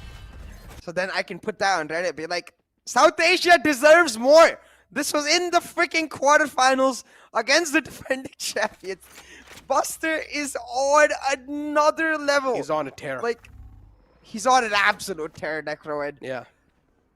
See, twice in a row now, GE have managed to pull back on their defense. Rossi has been instrumental to that. Can they do it the 3rd time, or is the 3rd time the charm for Valor? Can they finally find the win on Ascent? Yeah, this is literally godlike mode from him. And Buster still trying to continue the domination. Hell Ranger, but Global Let's Esports as well. go. They seem pissed. They seem pissed after that. They're not going to take anything. And now they're just looking to follow it through. Still, Hoax able to connect that crucial headshot that it really needed. And finally, Hoax now being shut down by Kappa. What's going on? Oh my god, Global Esports is like they're given the first round away, and the second round instantly they're able to make a strong comeback. This is just going to keep going. Yeah, I need to text our management and be like, guys, I know we talked about like one energy drink for the day should be enough, but I think I need more caffeine today. Yeah, After me too. this matchup. Someone hook me boy, up. oh boy. I need some energy drinks. Yeah. Right here. Right here. I need me some hype. Yeah, Because keep this in actually, no, mind. I don't need me some hype. This match is enough hype. I just need me some. Oh, Oh my god, we hold on need to to. that thought. Yep. Because I it's do just under- like, yeah. I do understand what you're trying to say here. You just need something to keep you up with what's going on in the front of you. This is quite hype, but it's just so hype that it's hard for us as a human being to keep up with it. Hard but not impossible. Not impossible. But again, indeed, but like it's quite talking stressful. from a strategic point of view, I do see that both of these teams, they're starting to, turn this into a bit of a brawl. Where they like find a pick, win the round, find a pick, win the round. And sure, from Valor, I can understand that the momentum factor, for this team, it's a big deal against GE2. That too on the map of not their choice. But I don't understand when GE does the same. Again, skills getting isolated and getting caught out as an Astra. There is never an excuse to let that happen. Hellranger was right next to him. They need to be calming to each other. They need to be peeking together at the very least to get the trade for skills' death. I mean, Buster's literally smurfing through the lobby right now. True. Buster's the kryptonite for Global Esports. If any of the teams do want to give a tough competition to Buster, to Global Esports, just sign Buster. That's all you need, man. He's a kryptonite. We found it. Finally. And there we go. Global Esports are able to get the side control, but still the instant follow-up comes through and pull it. Oh my god, able to follow it up again. 10 seconds left. Last man alive for Global Esports, and again, another round in the hands of Valor. What's going on? It's just a complete back and forth. And we're currently inside the 5th overtime. Here. And I'm loving it.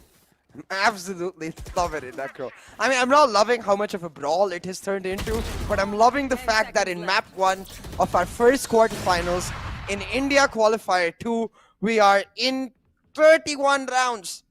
And given the way this trend has gone, maybe 32, because both of these teams, they seem to be excelling on the defensive half of this overtime and just can't find a crack on the attack. So we'll see if Valor is able to do exactly that. Now, the 0 point invested quite early doesn't give away much information, should just allow Global Esports to now play heavy anchor on this A side, because that Killjoy never under threat now or being suppressed, can always rely on her utility. On the other hand, I feel like a little too much pressure on Rossi maybe, Necro, because very similar to the setup in that last defense where Hellranger was solo holding mid with those pop flashes and relying on Rossi to just hold down B side with the operator. You talked all that stuff, and I'm just wondering about Global Esports. I literally have a hand over my forehead, and I'm worried for Global Esports because Buster is just a unstoppable force of nature, and he's not even playing Jet. Imagine if he was actually playing a duelist. He could have done way better. He's a Reyna main, actually. He's actually, yeah, he's a Reyna main, but he's playing Killjoy over here, and he's Obscuring vision. pretty much playing Killjoy as if like she's meant to be as a duelist. But yeah. 50K for Buster in the chat, please, ladies and gentlemen. We need 50 kills for Buster. Pop off, King. That's what we want from Buster. And now Valor pretty much able to storm through on the site, opening the floodgates. They've got the site control in the hands, but no, I'm a little too quick to say that. Site control not yet, and now can Buster find an ace over here to clutch this one out? No, it's going to be the answer. What Valor really need to do in these rounds is understand that what Global Esports are relying on are two heavy anchors. Right? One is SK Rossi on the operator, the other is Lightning Fast on the Killjoy. You can even see with the way his utility is set up, it's all about denying entry to site, and while they're looking to take down that Killjoy utility, punish them for doing exactly that. And he's been able to do it round after round after round. So what I want to see from Valor, throw that 0 point towards the mid-market area. Figure out that Hellranger Hellranger is actually playing entirely on his lonesome. Even if he's not, as soon as you get the information that Hellranger is not alone, then you can understand which side the anchors are on and try to punish the anchor that is completely isolated. We're talking the same for GE. Again, I really hope we don't see any isolated peaks because that's what has been the downfall. But oh no, the top fragger Buster being there we taken down. go. A good trade though. Yeah, really good. But without Buster, can they pull it off? They can. They have pulled off a lot of rounds without Buster inside this series, so they definitely can. If Jan starts to pop off with the operator, if he's able to find another one, that can be the downfall of global esports right here. Another one comes through from the backing. Skills able to find a clear stroll, a free stroll on the market. Somewhere down line, the communication, the team synergy somewhere down line lacking inside this round from the side of Valor, and now they're just falling down like pins. And Global Esports just bowling it through on the board. Hope's able to find one, and Lightning Fast is there to just line him up. Finally now an attacking round success for GE, and like everything to be given to Valor. Take my heart, take my, I mean at this point they might as well, after a few maps, probably will take my voice. But man, I have to say, because against GE fighting just feels inevitable. Rossi feels inevitable. Lightning Fast feels inevitable. The win for GE against all odds feels freaking inevitable. So let's see. Can Valor finally crack their attacking half, take us to the 35th round? All of us want to see it. I think guaranteed everyone in the chat wants to see more of this as much as possible. Oh, indeed, man. We all do want to see a lot of this. It's like, it's not even nothing funny happening, but still it's a lot of content in it itself, and I want to see Buster pop off again. I want to see him get 50 kills. That'll be really interesting. The guiding light comes through, able to give a lot of info away. Chaos as well is available, but oh no. Valor, they're crumbling down in Vol. It seems like Global Esports, the champions are truly being forged. Valor still taking things a little cautiously. I might just be a little too early to say that. But now Global Esports. Look at this. Now, the positions for Valor are actually really interesting because we might see Hellranger getting completely isolated because of that. Tries to go for the peak, gets caught out, and that's exactly what I'm talking about. Now they can go for the mid to A split because even though they don't have the numbers advantage on the map, on this particular site, it is a 3v2. So you try to isolate Kappa, get the spike planted, and then turn it into a 3v3 on the post plant. Let's freaking go, Valor. Oh, this is getting me shaken. This is getting me shaken. Oh, the plant. Already shaking, a little too anxious for me. I'm getting a little too anxious, man. Oh, 2-on-2 situation. Global Esports again. 10 seconds left on the clock. Lightning Fast commits to it. I don't know why he goes for that, but still is able, at least able to find something. SK Rossi crosses screen. He misses the shot, and now I think he will fall down to up, and he will fall down. Another round of the board for Valor. They're not giving up today, ladies and gentlemen. Let's go. I love the fact that as I was trying to think about the efficient way to make this round happen for them, they literally did it. Like, you isolating Hellranger, as soon as they do that, they're like, guys, usually the player playing a Hanker is somewhere around a Heaven or a Hell. Let's push into site, isolate that guy, and then we can play on the plant. Despite the planter being taken down, Buster making sure that he gets the trade for it means that we do get to see this 35th round. At this point, it feels like this map will never end. You know, we'll just keep going and going, and the day will get over and be like, yo, guys, we have other quarterfinals. Like, do you guys want to maybe figure out who wins this? I mean, at this point, we might as well just have to postpone this if this just keeps on going. That's, of course, not going to happen, but my throat is definitely going to disappear in the end of the day, and I won't be able to speak to anyone. That's another story for another time. Oh, I can't wait to analyze this match. There's so much to talk about. I thought you were gonna say I can't wait for Necro's voice to just go away. Oh, I mean, I don't have to wait, Necro. I'm pretty sure for both of us, that's good. That might just end up coming pretty soon. But hey, talking about this round once again, you see Rossi's taking quite a bit of damage.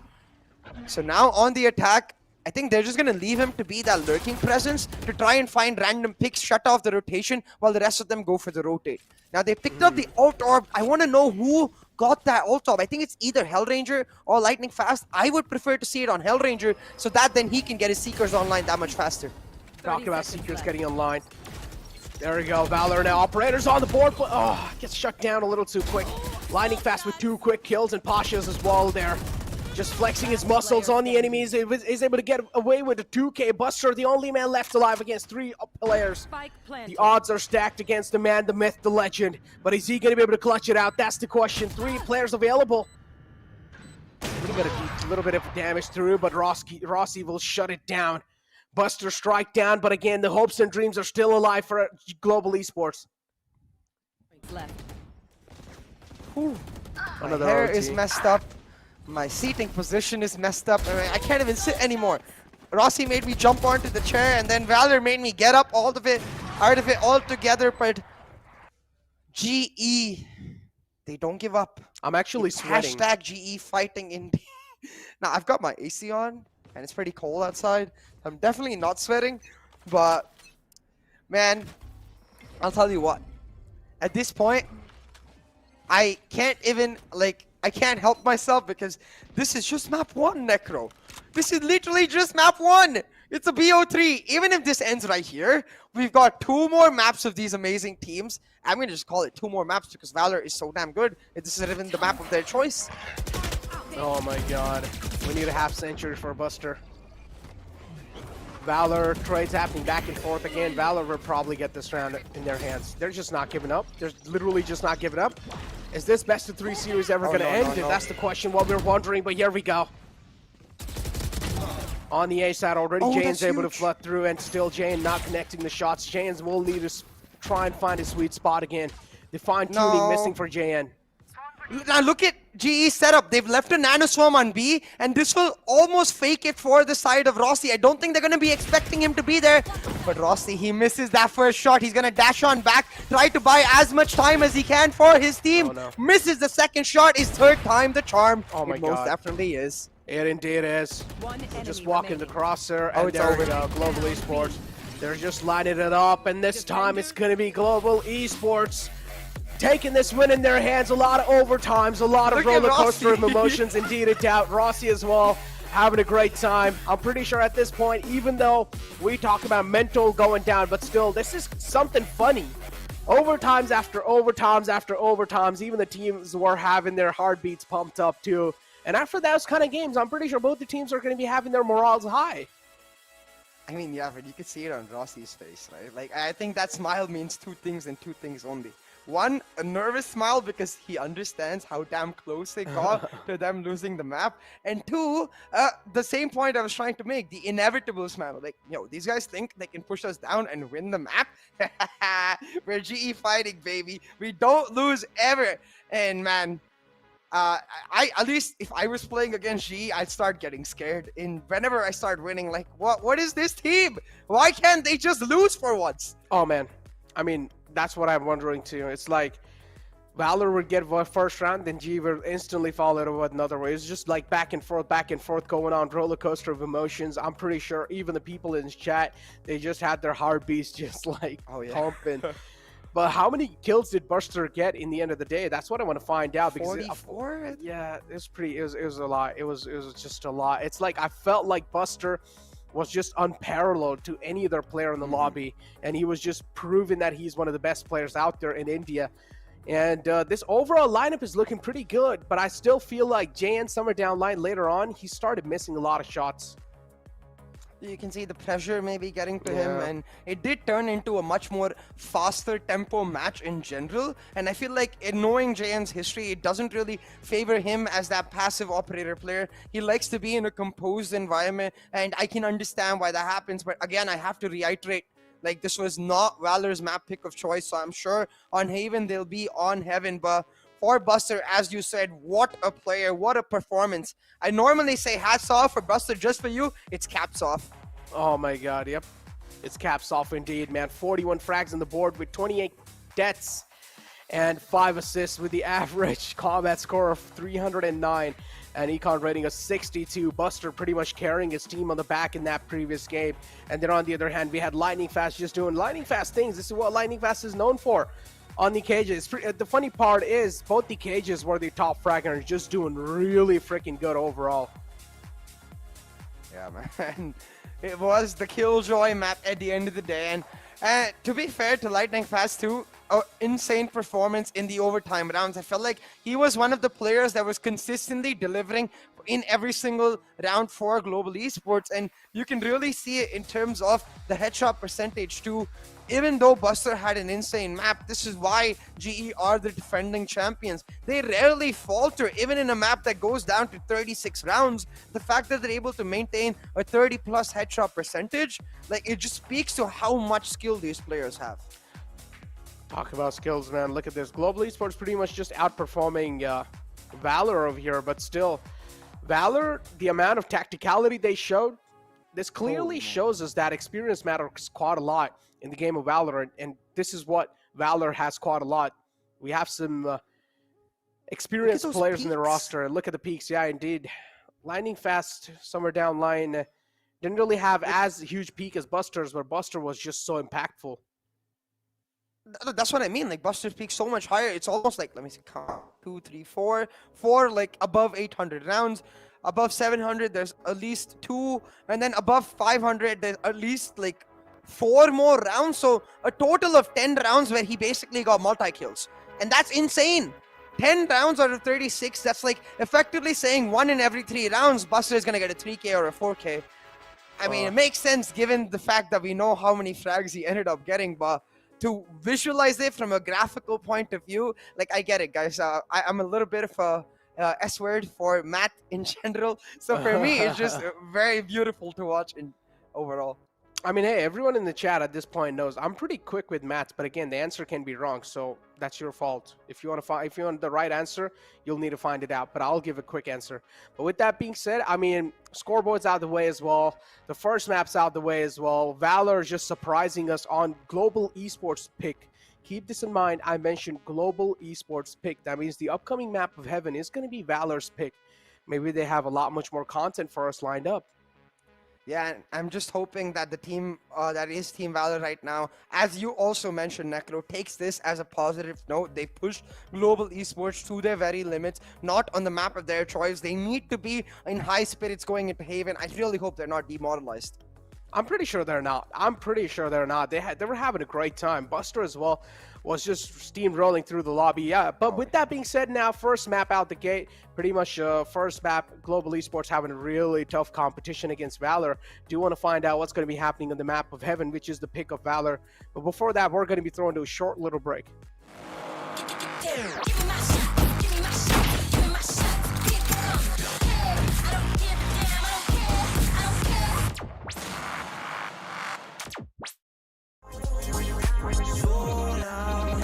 Party on my own.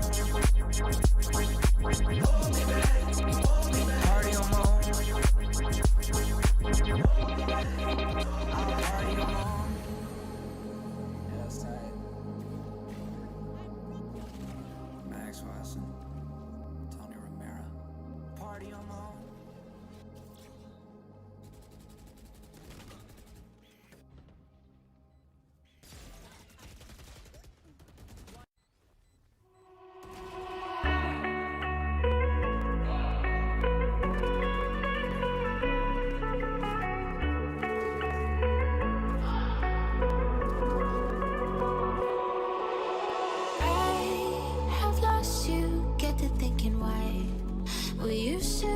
So high in life, without you, I don't feel alive.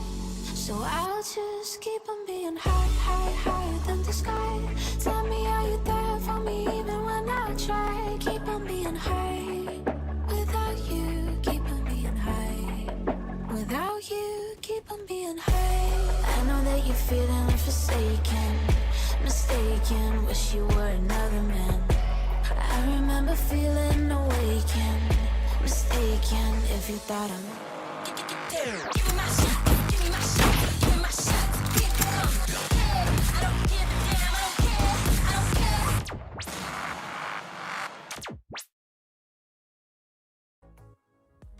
Welcome back, ladies and gentlemen, to NODWIN's Valorant Conquerors Championship. After that roller coaster of first map, we're about to move to the second map of Heaven. Sia, what are your expectations, man? I mean, I don't think I can keep expectations anymore because after getting a 36-round roller coaster of an emotional thriller that it was, I think you can make that a Netflix show by itself. You know, just put that in there. You're like, hey, make that a new web series because damn, that was good. Yeah, that was really freaking good, not gonna lie. It was like a complete movie that we watched. The matches went on for so long and long and long, and the suspense was just there all the time. It was just like back and forth, back and forth, back and forth. Thriller as well was there. So I don't know what's gonna be happening on the map of Heaven, man, because Valor completely just surprising all of us, each and every single people in the chat, surprising us as well. Now, again, there are two odds over here. Either Global Esports is just going to steamroll it through and get the second map as well in their hands, or Valor, they're going to make it close and they will close out the second map. What do you think? I think it's going to be hella close, but I have no idea which team will actually be able to take the win. Because when you look at Team Valor, like, I'm excited to see what the composition change ends up being for the map of Haven. I don't think they're going to run this exact same composition once again, especially after Buster's performance. I want to know if there's at least a small chance that he might go on to the Reyna. We've seen him on so many times. I want to see him laughing at Team GE, not just while playing with those frags, but literally through his agent voice lines. Me too. I mean, Buster, now, as you mentioned, you're expecting him to whip out the Reyna. I want that too. Desire. Okay. Let's see. Maybe he's actually going to whip out the Reyna because especially how he's playing, I feel like his teammates should let him play the comfort pick. And I feel like if he does play the Reyna, that can be way much more comfortable for him if I'm not wrong. And this is where Buster will probably also be in the prime time and he will just start dominating. At least that's what we're expecting. Maybe we'll see finally a 50k being broken. But again, that's hopium. That's quite a lot of kills in itself. But still, how many kills did he get last time? I think so. It was 41 44. kills. 41 to 44? I think something like that. 40 plus. Yeah, just 40 plus. It doesn't matter. That's just a lot of kill in itself to keep our brain occupied with that session.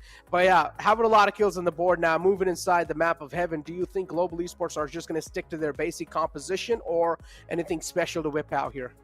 I kind of want to see them whip out the Breach Sky, because I think it can be very suitable to the style that Valor is playing, in the sense that where it becomes a lot of focus on those PowerPoint controls, where teams are looking to contest before the round gets to those points, rather than the slow play style that teams like Enigma like to play. It looks like Valor and GE, very much a Korean play style is what I see from both of them. You know, there is aggression, but not necessarily just SEA style W aggression or Japanese style W aggression. It's more of the Korean style tactical aggression. And like, I want to see that Breach Sky for that exact reason. I think Newturn played it back in the day, and it used to be so damn good on Haven.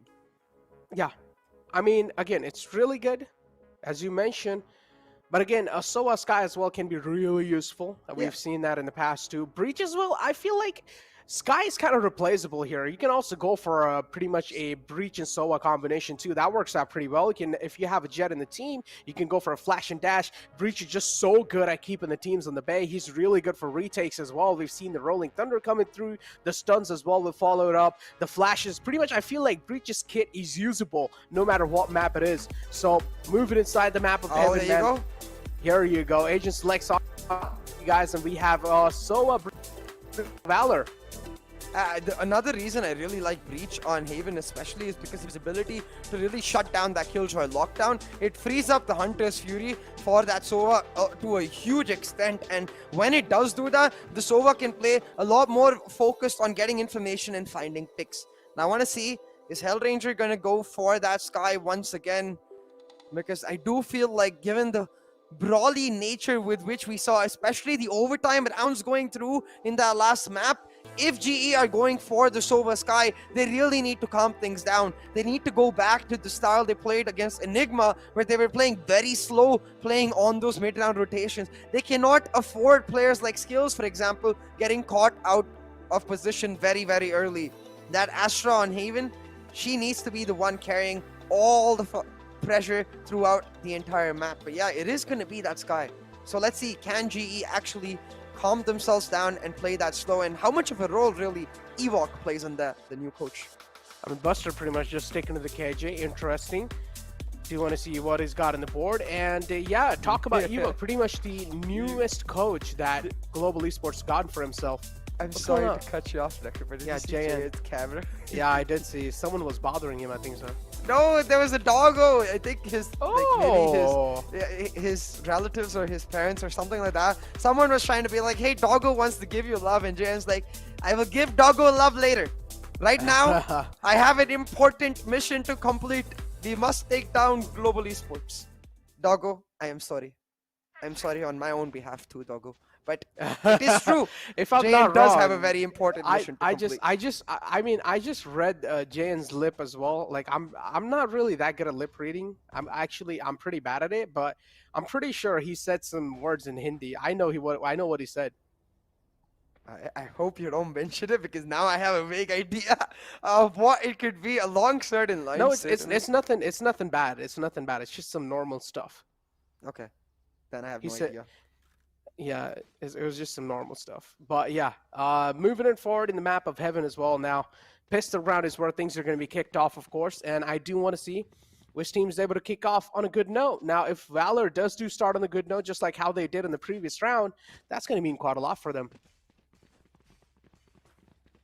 Yeah, and what is gonna really matter at this point is Valor making sure that they remember when they were not feeling the pressure, they were at their very, very best. Cannot be feeling the pressure after a map like that. You just gotta play your comfort. You gotta just play your style and show up with what's best for you, because irrespective of the way this match turns out, if Valor win this, if Valor lose this, the one thing we know for sure is that Valor truly stand by their name. This team has the strength of gods. They have the courage of the Almighty, and they have the ability to stay strong against all odds. Talk about staying strong. So Global Esports really need to stay strong here, man.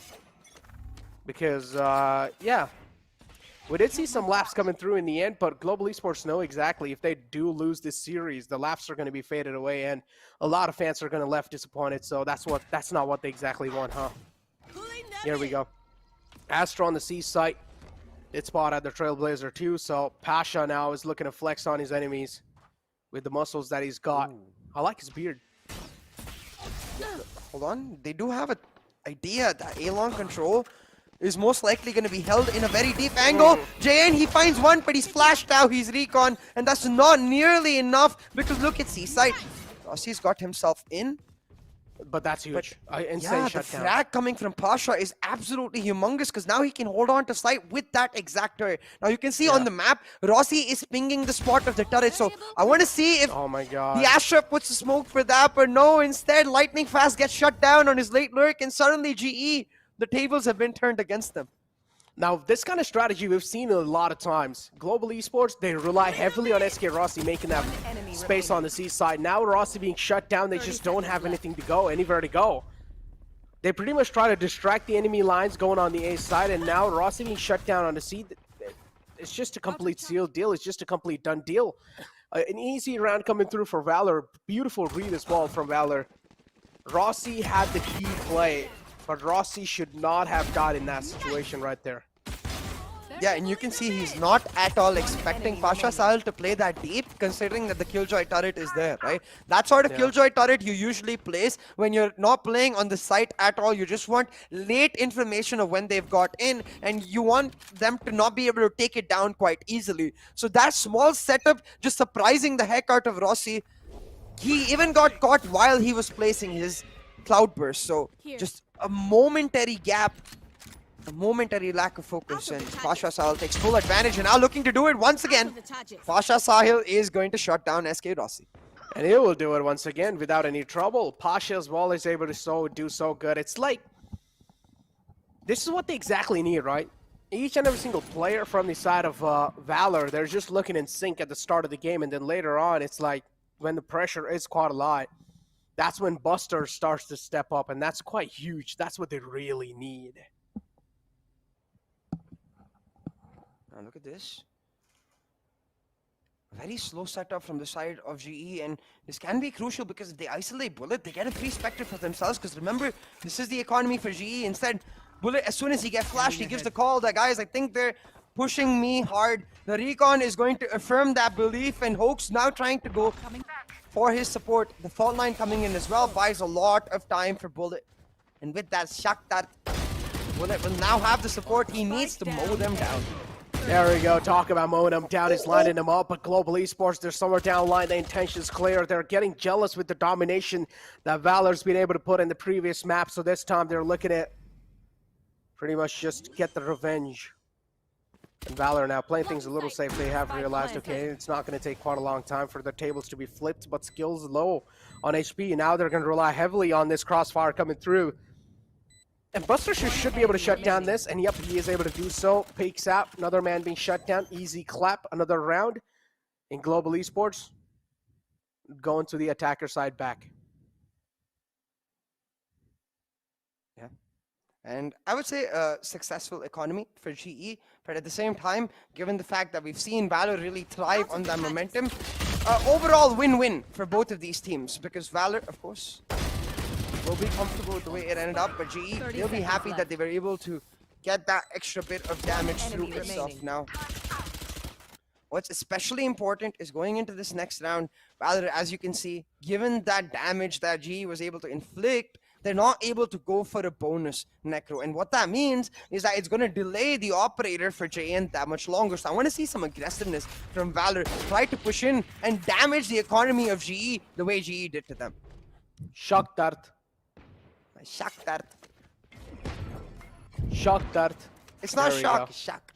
Shock. Shakalaka boom boom. Okay, no. Oh, Yeah, here we go, JN. Oh, moves in. The Marshall's train, though, needs to watch out. Need to keep his skull hidden.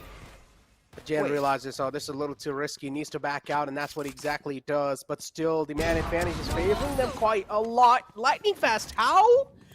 Okay, is Killjoy somehow able to tell? What?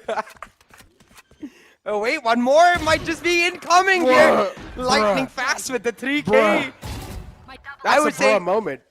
yeah, pulling off his best Buster impression. But hey, I guess this was a full eco for G. I don't think they could afford buys throughout, and maybe electing to save to even help Rossi get the operator online on the attack itself. So, given the fact that this was a full eco, Lightning Fast coming up huge as they are now in prime position to get this round. Hellranger's upgraded from a Marshall to a Phantom, and this is what I was talking about, a full eco for Global Esports, but it just don't matter when Lightning Fast pops heads like that in premium Lightning Fast style. What the hell was that? How did he sneak through? I want to see on the map. What? How did that just happen? I think so. Dude, Explain the in logic. the chat. Bruh in the chat, please, for that. I need to see the brus. Explain the logic of Valor, right? I think what they were imagining was that normally in that sort of situation, you see this in Bind a lot, where if a team is giving up a power point, like if they're giving up hookah, they keep the B-long angle for themselves. Similarly on Haven, if a player is playing full anchor and he gives up A short for free, then he's usually playing deep A long trying to hold on. But, oh, the singularity with that right, buddy. I want that right, buddy. And look at that. I want the I right, was able buddy, to get Necro. one. Don't you want the right, buddy? Sure, I'll get it. I'll take anything for free. In game. And moving on now. 2 players taken out. Pretty much the lifeline being cut off for them.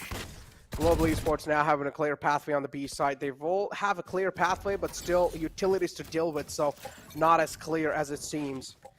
We'll get a clear stroll on the site. They will also get the spike planted, but there are defenders alive, so that's going to be a little problem. Breach stun comes through, and an insane follow-up from Buster to shut down Kappa. And now, but still, there we go. Breach's utilities are just so good to push out enemies from their comfort zone, or either if they're not able to push, or not able to remove themselves from the comfort zone, they will be pretty much in a real bad situation. Pasha able to get that gun retrieved in the hands. What do you think? So should he go for a save or should he try to fight back? But that doesn't matter. There's a man in the back and still turns around and slaps him. Lightning Fast, bye-bye. I'll see you tomorrow. In a 1v1 though, Hellranger has his Seekers. Not electing to use it just yet, trying to play just on the time. I assume he has a guiding light, my but he God! doesn't use it. Ow! Pasha Siles shutting him down, but there's just no time. Hellranger bought more than enough time, and with Pasha Siles' weapon as well going down, despite his insane heroics, that 180 flick? Like, I really hope we get to see that again. Production, please show it to us. We're gonna see it right now. Terminated. We'll see it right now. This is indeed a game face moment for Pasha right there. We gotta see. Oh, there we go. Oh my lord. I would have said this is a game face moment to try to promote Gillette, but Pasha doesn't need a Gillette razor. Keep your beard, my man. That beard, you need it. Trust me. I love it. Keep your beard. Do not. No, just let it grow. Just let it grow, Pasha. Just let it grow. Just like how Pasha biceps has biceps, you need the Pasha beard.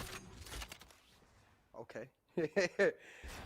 Hey, whatever works for him to pull off shots like that, because look at this, once again, it feels like GE are falling back into old patterns where they're getting isolated and getting shut down. Their lurks being read a little too aggressive with respect to when they push forward, and they're getting completely caught out. But Rossi able to shut down Bullet, create some space. The flash point coming through. JN will get stuck. But again, Pasha Sahil catches this Astra on Skills off guard. If Skills doesn't die right there, it just ends up being an even trade with Global Esports playing on the 3v3, and they could maybe even rotate onto the C side. But with Skills getting caught, GE, they keep finding themselves in these unnecessary aggressive positions, and Valor punished them beautifully. Oh my god. There we go. Global Esports having the side control. 3-on-2 situation, but the problem is Buster doesn't have a lot of HP. I do like the crossfire setup, but a beautiful flash to flush them out of their own comfort zone. Buster's quite low. One bullet will seal the deal on it, Buster. Nice stun to follow it up. Hellranger's stunned up, but there we go. There's another man in the back to try and save Hellranger's life, and Hellranger is just gonna rain hell and terror on his enemies. Oh yeah. Back-to-back rounds.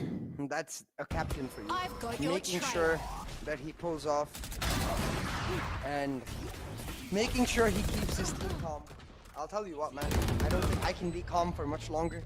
I know it's my job as an analyst to do exactly that. But this game is taking me on ups and highs that I don't think I've been on ever since I last went to Disney World. Yeah, I think that's when I've been on such ups and lows. Just up and down and a roller coaster. I've never sat on a roller coaster. Oh no, we gotta take. Oh, well, I mean, there you go. Now G and Valor are one. It's quite similar, Necro, except it's physical, and right here it's mental. Ah, makes a lot of sense. Makes a lot of sense, man. Not gonna lie, that's why my mental's not really looking in the same place. Yeah, it's kind of shaky. It's kind of shaky. I cannot even see properly in front of my eyes. It's like, at this point, I'm yelling and screaming so much that I'm just seeing the worst that I'm saying. But yeah, Global Esports now having a dominating lead over Valor. Valor, are they going to be having a sign of worry? That's the thing that I'm wondering, because indeed they will, but still this round is going to be mattering quite a lot for Valor. Now, Broken Bite's coming out for them. They will just need to try and do as much damage as possible. Yeah, it's all about the damage factor here, once again, for Valor. And I have to give it to them. They are still keeping it insanely close, but Oh my JN god, trying shot. to get his Blade Storm online. Rossi, I think they almost predicted that, because they're like, hey, look at this. That Jet is very, very close to his Blade Storm. We have the operator. Let's just wait for him to pick up that ult, then we'll peek. And he might just get a double bonus in that regard, because look at Bullet. He's gonna get one in his head. Well, not the head, that was a body shot, but yeah, close enough. Yeah, but still, Bullet gets the bullet that he needed. That's a pill right there. There we go. SK Rossi just continuing to line him up. He wants some more frags on the board. Skills is posted up in the short, but the Sheriff's still not really able to find the mark. SK Rossi has no armor, so that's going to be a little problematic factor for him for sure. Skills over here. And look at Lightning Fast. I'm pretty sure he spotted Buster. He's just waiting for Buster to peek out at the right moment, but it doesn't matter. Hellranger cuts off Hoax's lifeline. Spike being planted. Kappa pretty much sticking the spike. Buster shut down. Final man left alive for and it's going to be Pasha. Oh. Unfortunate. And G starting to settle into a bit of a groove, but hey, that was just the eco from the side of Valor. And you have to remember, especially with Valor's composition, the Breach Sova, much better on the attack than it is on the defense when you can be proactive. But on that note, even on the defense, we saw this in the Pakistan qualifier a lot. Teams were hella aggressive on Haven, even on the defense. So that's something I want to see really come out, but it's kind of being inhibited by the fact that JN does want to play the operator. And given how good he has been on the operator, I can't fault him for that either. So it's a bit of a weird, dicey situation where you now have to pick between two situations which are equally good for your team. While the aggressiveness could unsettle GE, the comfort for JN on the operator, obviously that's important as well. Talk about comfort, I'm pretty sure it's not going to be available for both these teams. But oh no, Jan not really that quick as Rossi. Rossi is just too quick with the operator. He's able to shut him down, and the Hunter Fury comes through as well from the side of Bullet to try and stop, or at least to try and buy as much as time as possible. He's able to buy it though. It's a 3-on-3 situation. Sky's quite low as well from the side of Global Esports, so that's going to be a little bit more added pressure. There we go. Counter Hunter's Fury coming through, but still no connections being found. Doing a good job, Hoax, just dodging it, just bobbing and weaving, finding a safe way out of that tricky situation. Head Ranger posted quite up. He's quite deep in mid, and oh no, Hoax peeks out in the open and gets shut down instantly. Head Ranger's aim is too crisp, but Pasha as well is left. Pasha here. Is he going to be able to clutch it out? That's what I want to know. Oh no, he could have ran behind Gong real quick to avoid the recon, but he didn't do it in time. He gets spotted and now he's isolated. The guiding light's coming out. I think the call from Hellranger is, bro, I'm way too low. The plant is for me. I'm just gonna survive. Kappa, you just stay in the wrap. Surprise him, catch him off guard, and Kappa does exactly that. Gonna be able to retrieve the operator as well. But hey, I just noticed SK Rossi's ball of water is over, and I realized I need me some water as well. So someone grab that man and you ball the water while I grab myself some water. Oh wait, you're actually going to grab some water?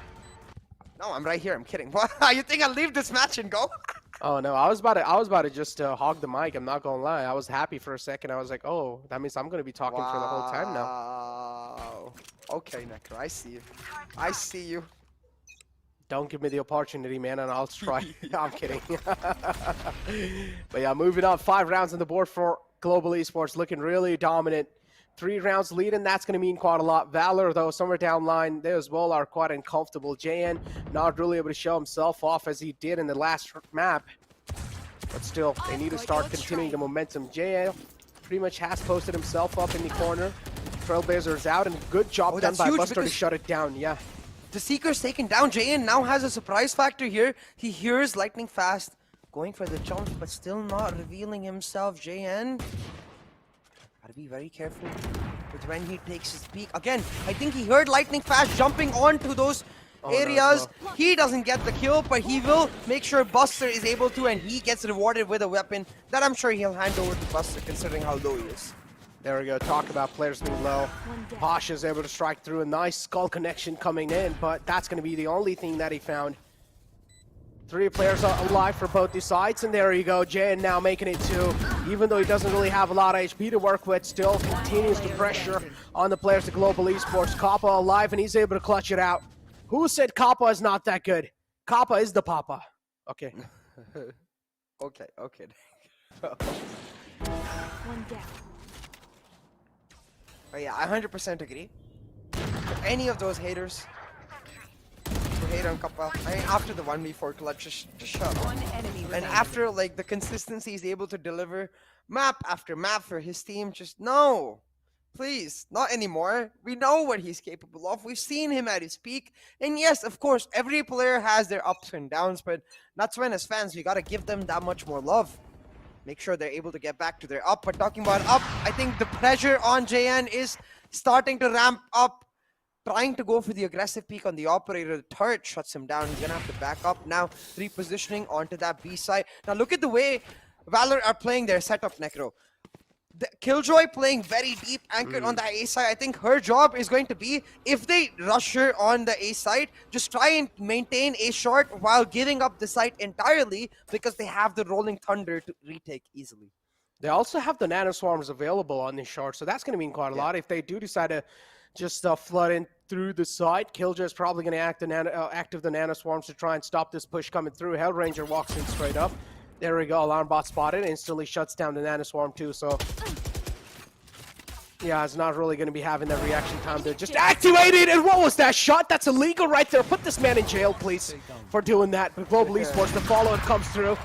Kappa able to find Buster as well. Beautiful shock dart to line it up, and now Global Esports just a complete domination. Just a casual stroll on the summer's day on the A site. Spike planted.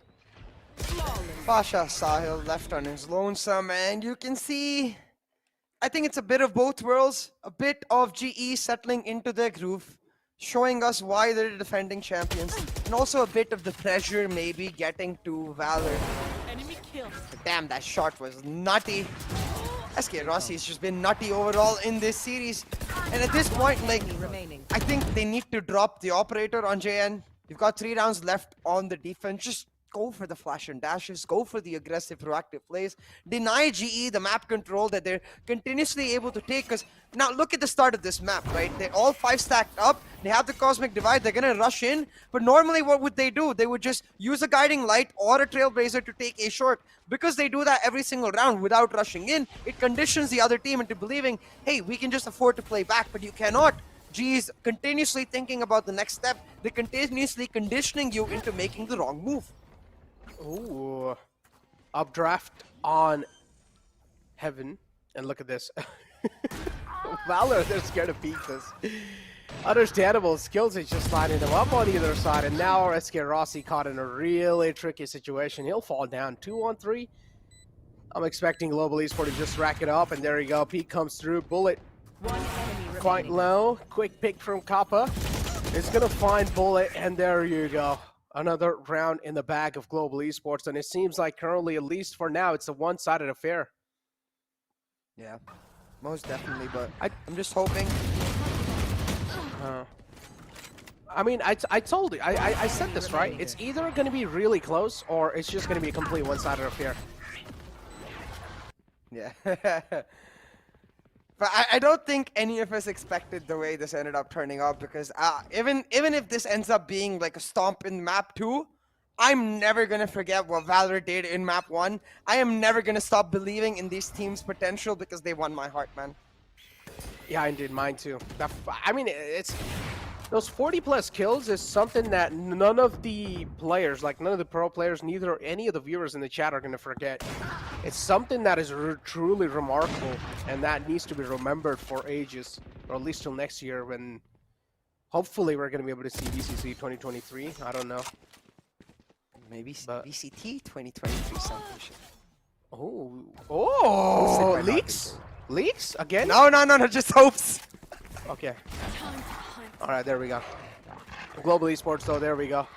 They're just able to easily steamroll it through on the map of Haven, even though it's the pick of Valor. Somewhere down line, Valor not really able to deliver.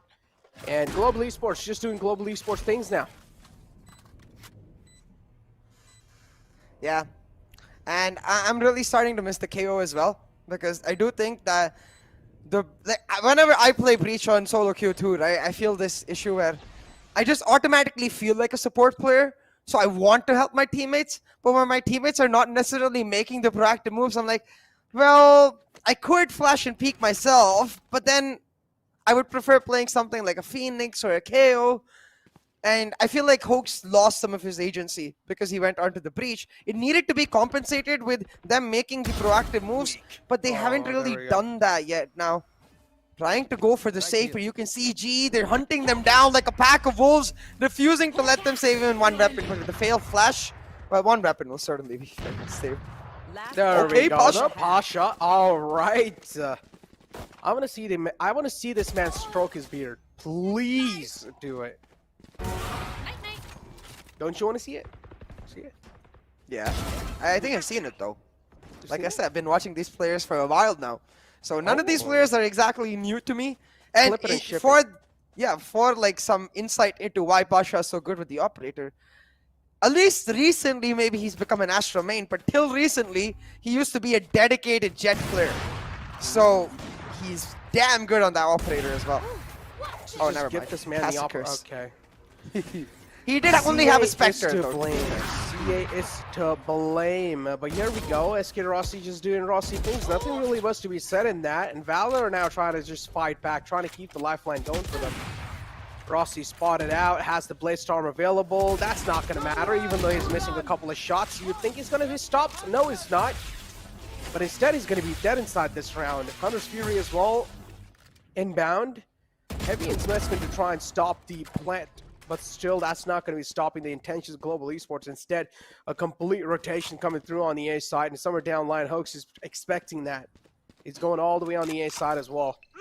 The plant will come through. There we go. Rolling Thunder is available. Head Ranger will be pushed back. Global Esports having no other option. And there we go. Just look at this. No matter where Global Esports they're trying to go, they're not able to find a single opening. But Mind Games, oh. Pull back. 30 seconds left. 2v3 setup. Both the two Valor players are extremely low, but they still got the lockdown to play on the retake. So what I really want to see is Kappa leaving, Hellranger leaving the site while Kappa plays on the shock touch to deny them entry, but he's got the lineups. No way, no way he breaks that lockdown. Kappa, don't do it. Okay, never mind, he does. Oh, he does! Oh my lord, Kappa! The Indian average Jonas. Standing.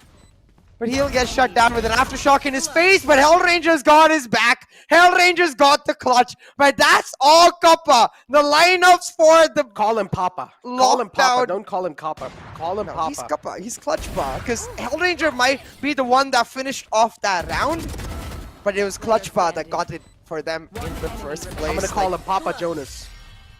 Papa Jonas, I like that. Kappa Jonas. Ooh. Kappa Jonas. No, I'll Papa take that. Jonas. Papa Jonas. No, that was a Papa play right there. Come on, he can't disagree with me. That was an insane play. That was a big brain play right there. The lineup coming through, the lockdown, and especially to keep this in mind, that was a really expensive round for Valor. 3 ultimates being used, the Rolling Thunder, the Hunter's Fury, and then the lockdown. The most expensive round right there. So Valor now, the hopes and dreams looks like they're being crushed. Observer, please press F. And not for the F in the chat thing, but so you can see the lineup. Oh, never mind. Okay. I just wanted to see how that lineup bounced in for the viewers. So, for reference, it's like, I believe it's a single bounce and it goes through a small hole in A lobby and lands there. It's a really cool setup because that way that Sova can end up playing a very different position on the map while still giving A lobby information. But right now, Valor trying to aggress in onto this B side. The smokes have been set up. They've taken control. But G happy to give it because B quite easy to retake. But suddenly with Hellranger, that Sky being taken away, not so easy. And look at Valor. They just went into B side as an excuse. They're actually now going to wrap in all the way through A on the basis of JN's call. Like, guys, I got A side for free. Come. Ooh, for free. Spike planted. My ears are turned on listening to that. But there we go. Valor, yeah, having a huge man advantage in that at that time, and also beautiful stun from the breach. Ooh, I like that. Spicy one too. Instantly being forced on the back phase, and yeah, as you mentioned, just look at this man. There he goes. He's just gonna straight up walk in the crossfire. Jayan missing quite a lot of shots again. Jayan, come on, get yourself back in the game. Get your heads back in the game. Valor, he can still make a comeback happen. That was my bad there. For a second, I thought Pasha Sahil was skills and had a massive flank going. He did not. Skills was dead. Yeah, Necro was like, wait, what skills is there, bro? I'm like, no, that was my bad. But hey, that's how intense this map has been, right? But again, now with Valor on that win buster, hey, you wanted to see them coming online. He's got himself a Phantom in this anti-eco. And look at this. Buster just looking to protect the flanks. The GE, they're looking to get aggressive. All they want is trade so they can pick up some weapons for themselves. But Rossi, he's stuck with the Marshal, or is Jayan stuck with the Spectre against him? How does he hit that? Flash. How does he hit nice flash. And there we go. Valor, they're lining him up. Pretty much an eco round as expected. It should be a clean sweep. Let's get Rossi from the back, and maybe he's able to get a 4K. Ooh, with the Marshal. We've seen that happen in the VCC 2021, if you remember. Is history going to repeat itself? 3 players alive. Rossi, 3 skulls to be found. Doesn't sound that hard. Not to take anything away from Rossi, but yeah, that's what I was going to say. I know Rossi is great on the Marshal and all, but I really wish he picked up a Spectre, and he's done that. So now can focus on the most important aspect of this round for him and his team, which is damage. Spots out Hoax instantly, trying to back up. I think expecting a flash right there, but I'm not sure if Hoax has that much utility left, so he's just gonna play on the right peaks, play on the time factor, and not give Rossi any opportunity to inflict further damage. Talk about inflicting further pain. Buster's going to do that at 3K. Another round of the board for Valor. Still nothing to be happy about. The votes continues inside this game for Valor because even though they got 2 rounds, which is acceptable, if they get the pistol round, of course, they're going to get the follow through as well. But this buy rounds are going to mean quite a lot, and they better start hitting their shots because Buster's doing that. Pasha's doing that as well. But Jayan, Bullet, not really finding the marquee just yet.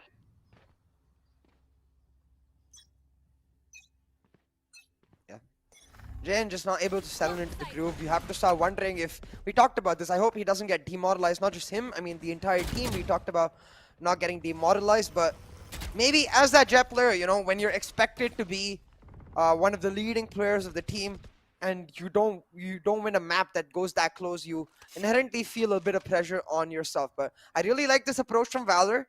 This is their bonus round, remember, so getting Jayan into an advanced position and now waiting for the aggression from Global Esports. But their read is slightly off in this regard, in the sense that GE are on their full buy. They're never going to try to push in on their full buy and give Valor an opportunity to trade. So it's actually Valor that has got to initiate the conversation here.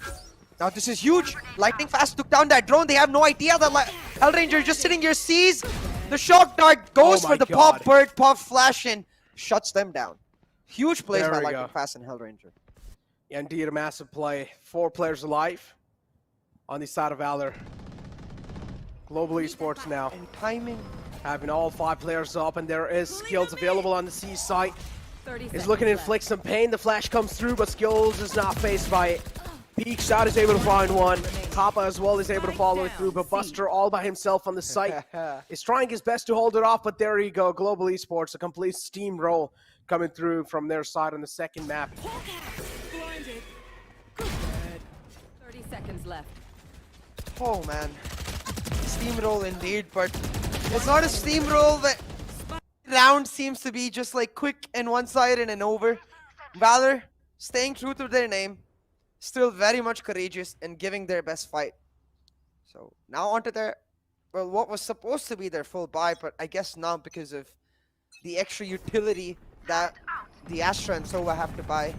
Oh no, Rossi not able to get on top of the C default boxes. He's gonna have to just go for a regular peek, but hey, it won't matter. Because as you can see, all of Valor this round are focused on taking mid control. But again, they're expecting GE to get aggressive. That one round where GE did get aggressive, it was because it was their eco. It's not a regular GE tactic. And there you go now. Global Esports on the defending side. They're not really being that aggressive, but still I like the proactive nature, trying to go for the map control. And Kappa as well is just on that Odin to spam things through from the garage door. So You should run. overall, Valor, they're being pressure from all the different angles. Unfortunately, SK Rossi had to flick on the turret at the last second, and Pasha was able to follow it through with an insane frag onto him. And now Global Esports looking pretty problematic in the position they found themselves in. Peeks out. Buster's not going to let that go. And he's able to find it. And there we go. The Odin spam to follow it up, but the Breach's stun is a little too good. It's going to be stunned off and is not really able to follow it through again. Bullet 30 seconds finds left. one. And now 30 seconds left on the clock. The plant will go down. Ranger's the only man left alive. Valor, I love this. Just as simple, as you said, right? GE is not necessarily being overly aggressive, but they were being proactive. And I think they're starting to adapt to that. They're understanding that GE are not going to necessarily push in, because you can see their defaults at the start of the round, very defensive on the A side, very defensive in mid as well, expecting GE to push in. But as soon as they realized that they're not going to do that, started taking matters into their own hands, went for the initiative, went for the push, and able to get themselves onto the C side on the basis of that. Now, Hellranger, he's going to be able to save a weapon, but that's all she wrote for this round. Valor still fighting back, and I'm going to believe, man, Necro. I'm going to have that Hopium up high and strong, because it doesn't look like Team Valor are ready to give up, and I don't think I'm ready to give up on them. Yeah, nah. Even I do not want to give up on Valor. Because we've came through a long way, and we might as well just go for a third map. Frick it. I want to see the third map.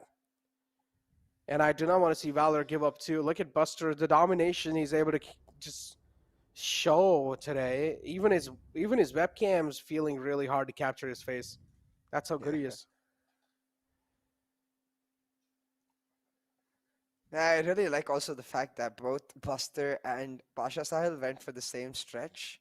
Now you can see Hellranger just detailing basic instructions to his team about how he wants them to approach the following rounds. I do expect GE to be on an eco with the exception of that Soul Vandal that Hellranger was able to save. So these instructions probably more inclined towards what they want to do in the following rounds after this round. But since they're on an eco once again, maybe they can go for the aggression. Maybe they can go once again, push forward and try to surprise Valor, because the last two rounds, Valor have expected the aggression and GE have not gone forward.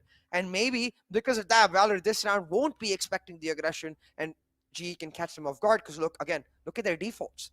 Nothing at all similar to what we saw in the first two rounds. They're not holding defensive angles, instead stacking up onto side. And I think a large reason of this is they've got 6 out of 7 ult orbs on Pasha Sahil. So maybe get him the plant or the ult orb and then play with the Cosmic Divide in the post play. Scanning ahead. There we go. Stun comes in as well. A beautiful scan on 2 of the players. Valor, man, I don't exactly know how to get the read on what Global Esports trying to do, but over here, definitely do not stand in the crosshairs of Hellranger, Kappa, and Rossi, because these 3 players are on fire on the side. And Global Esports, yeah, Hellranger able to open things up, but Kappa is ready with the Sheriff. And we saw him in the map of heaven. He's able to pop off quite a lot with the Sheriff, so please watch out from Kappa Sheriff. I honestly did not mean to call him like Papa there. But it's just like, it just fit in my head right now. Yeah, Necro's just settled into that description of Adopt Kappa. me.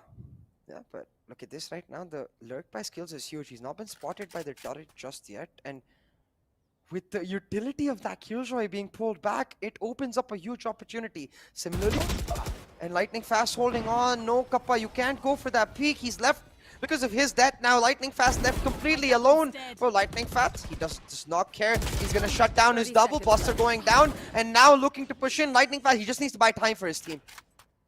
Indeed needs to. It's a 2-on-3 situation. 2 players alive on the side of Global Esports.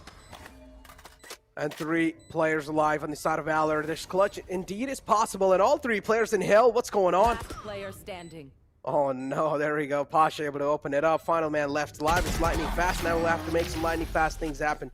Pasha, with the proactive nature, is able to shut it down. And there we go. Another round of the board for Valor. Valor are not giving away. Just collapse in the chat for Valor, please. Yeah, collapse in the chat for Valor, because like I said, Necro, I don't think they're ready to give up. I don't think I'm ready to give up on them just yet. Look at Pasha Sahil and Buster, man. Look at Buster especially. Like, yeah, nothing to take away from Pasha Sahil. Don't get me wrong. He's been playing freaking amazing.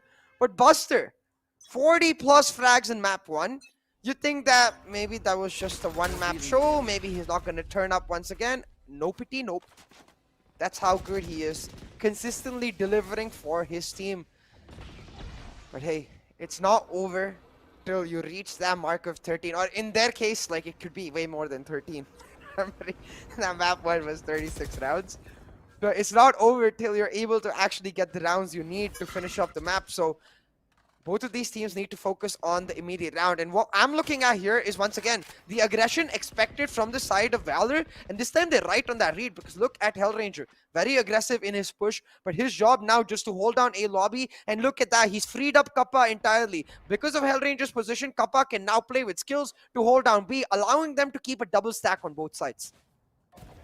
Ooh, double stack on both the sides, and there we go.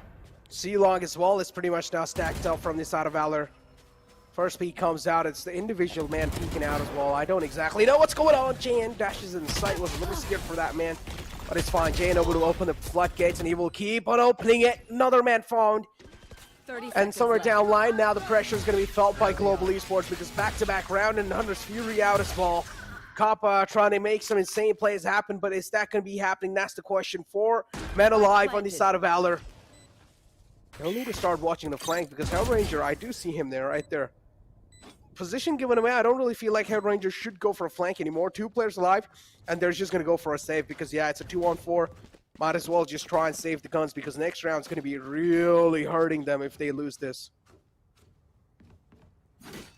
Now, as you said, the next round is most definitely going to be hurting their economy. So for the side of Valor, they need to try and make sure that they inflict that much more damage onto GE. Now, look, Hoax trying to push in. It's all about timing. Kappa stops looking at the wrong moment, but still able to shut Hoax down. But now at 5 HP, he's not really got much options. Just trying to still stay alive.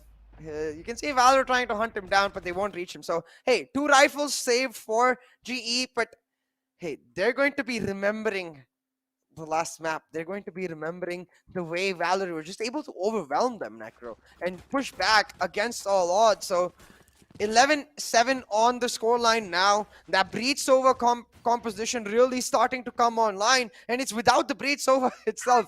So imagine if Hoax or JN actually start popping off. Maybe we get to see a map 3. Map 3? Question mark? I'm a doubter, not gonna lie. Map 3, I'm a little doubting for that. Oh, that recon dart is off the chart. Recon dart not really finding the mark. SK Rossi wanted to shut it down, but he was like, alright, well, it's just going off the map. It's probably gonna land in Icebox. And now Global Esports over here. SK Rossi has the Blaze Storm out. He hears the Owl Drone as well. Just gonna back off. He does not want to get tagged up. Makes a lot of sense, huh?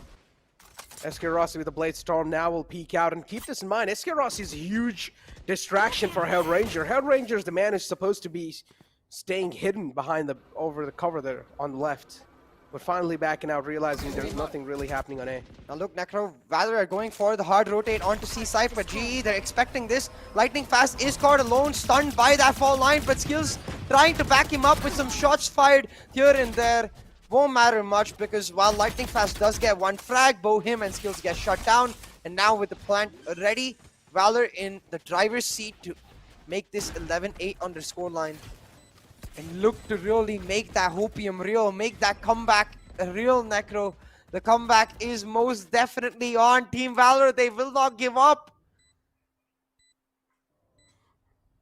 7 rounds on the board for Valor. They just need 1 more to make it 8. Actually, 3 more to make it 10.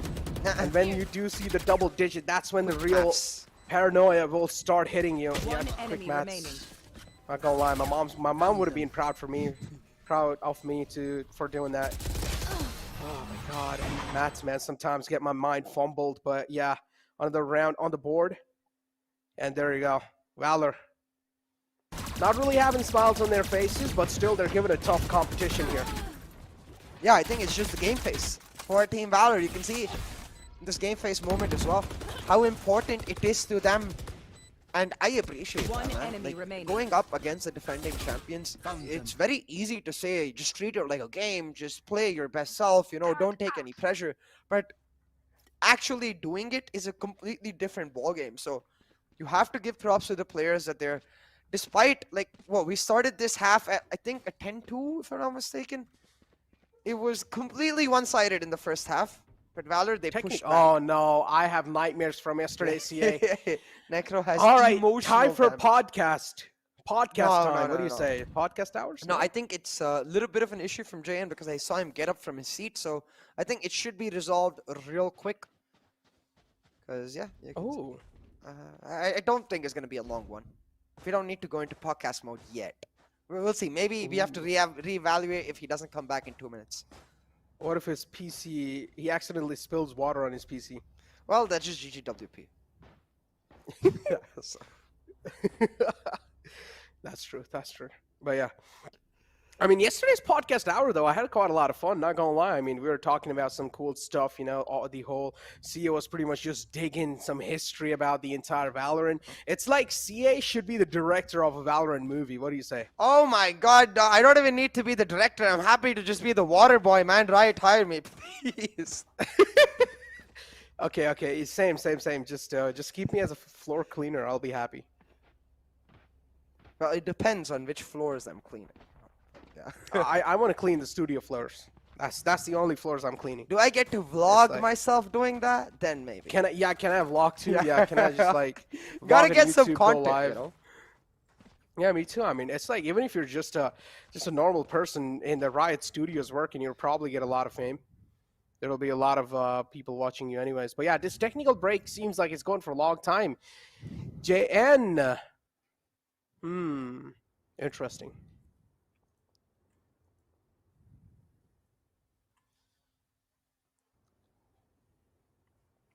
Yeah, and at this point, like, for Valor, what's really important here is because we know GE is going to use this a little bit of a break to just compose themselves. They're going to use it to just get themselves back on track with respect to how, you know, they're really looking to push forward for the win here in this map and in the series as a whole.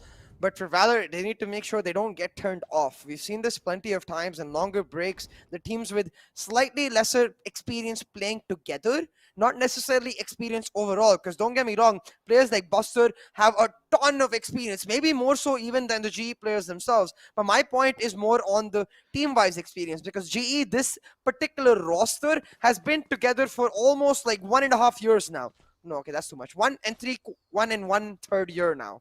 It's about 15 months or so. 1 1/3. Yeah. How much is 1 1/3 though? 1 1/3 is 1 1/3. It's 1 plus 1/3. How?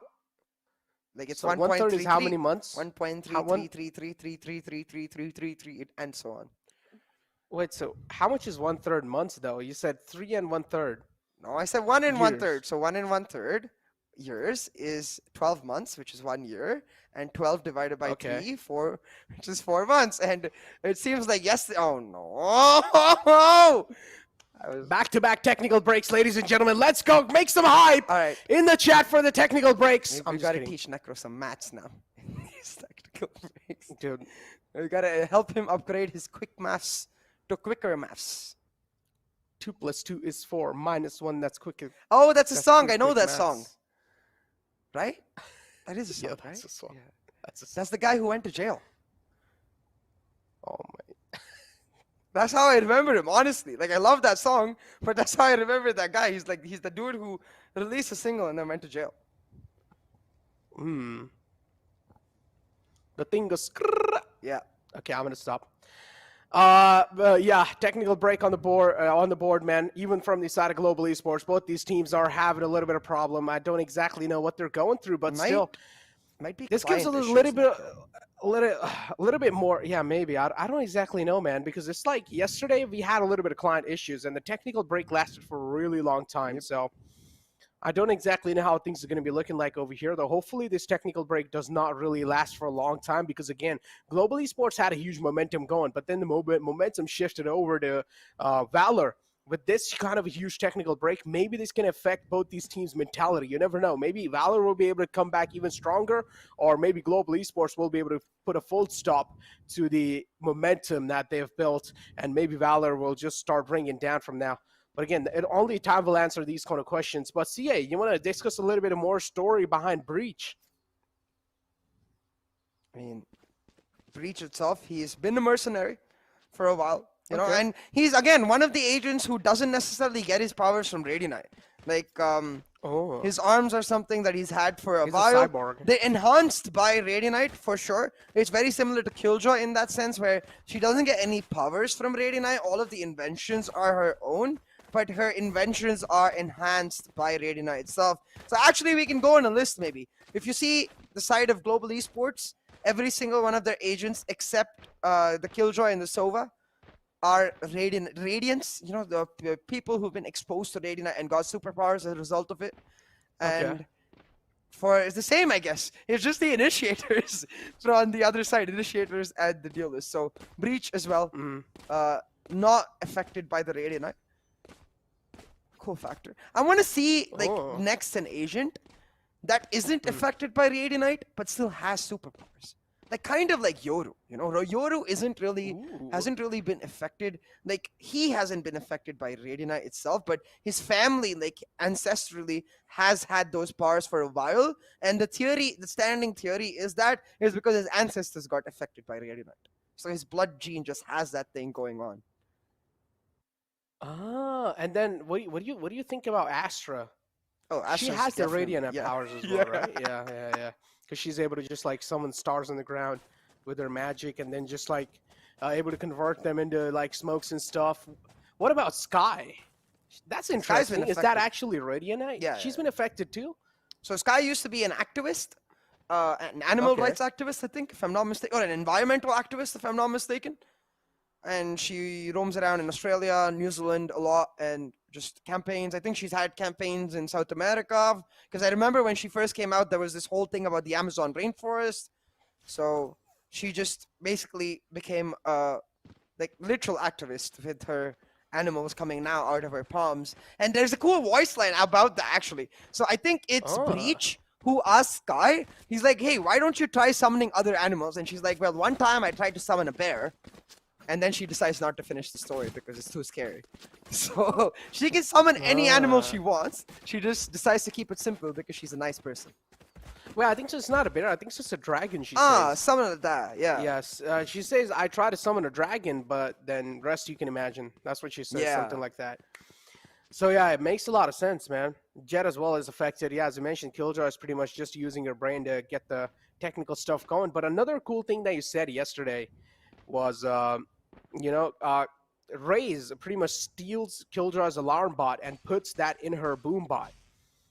So you can see that. So just can you explain that a little bit more to the viewers? So basically, the Killjoy alarm bot raised. So you know how when Killjoy and Raze meet up, they're always talking about like getting a tinkering session going on later, and Killjoy is always like, "Well, if Brim finds out, then you're to blame, not me." It's because that's actually happened in the past, where Raze decided to take some of Killjoy's utility and mess around with Uh-huh. it, hence resulting in the boom bot. So Raze took the alarm bot, like designed Ooh. it, like put some wheels on it, put some color on it, made it that extra bit colorful, and that's how it became the boom bot. And that's why, like every single time, like the boom bot spots someone, it perks up the exact Yeah, it's same like way the alarm it's bot like perks up when it spots someone. Yeah, yeah, like something the like that. little animation. 30 Hey, we don't need to talk about this any longer. We've got our map. Huh? Oh wait, Uh, just happened. all right. Well, it seems like the production does not really want Team Valor to make a comeback. So there we have another round. I'm just joking. But yeah, maybe it's just a little bit of issues going on here and there. The time is expired, so I'm pretty sure we'll get that issue sorted soon in no time. So viewers in the chat, there's nothing really to worry about. You guys can keep enjoying. Just restock on the popcorns as well. And what's going on? Oh no, Hell Ranger, stop it! You kidding me? Yeah, I think we're gonna have He's to laughing. rehost the lobby. I see him typing in the chat too. Oh my god, this man, Hell Ranger, man.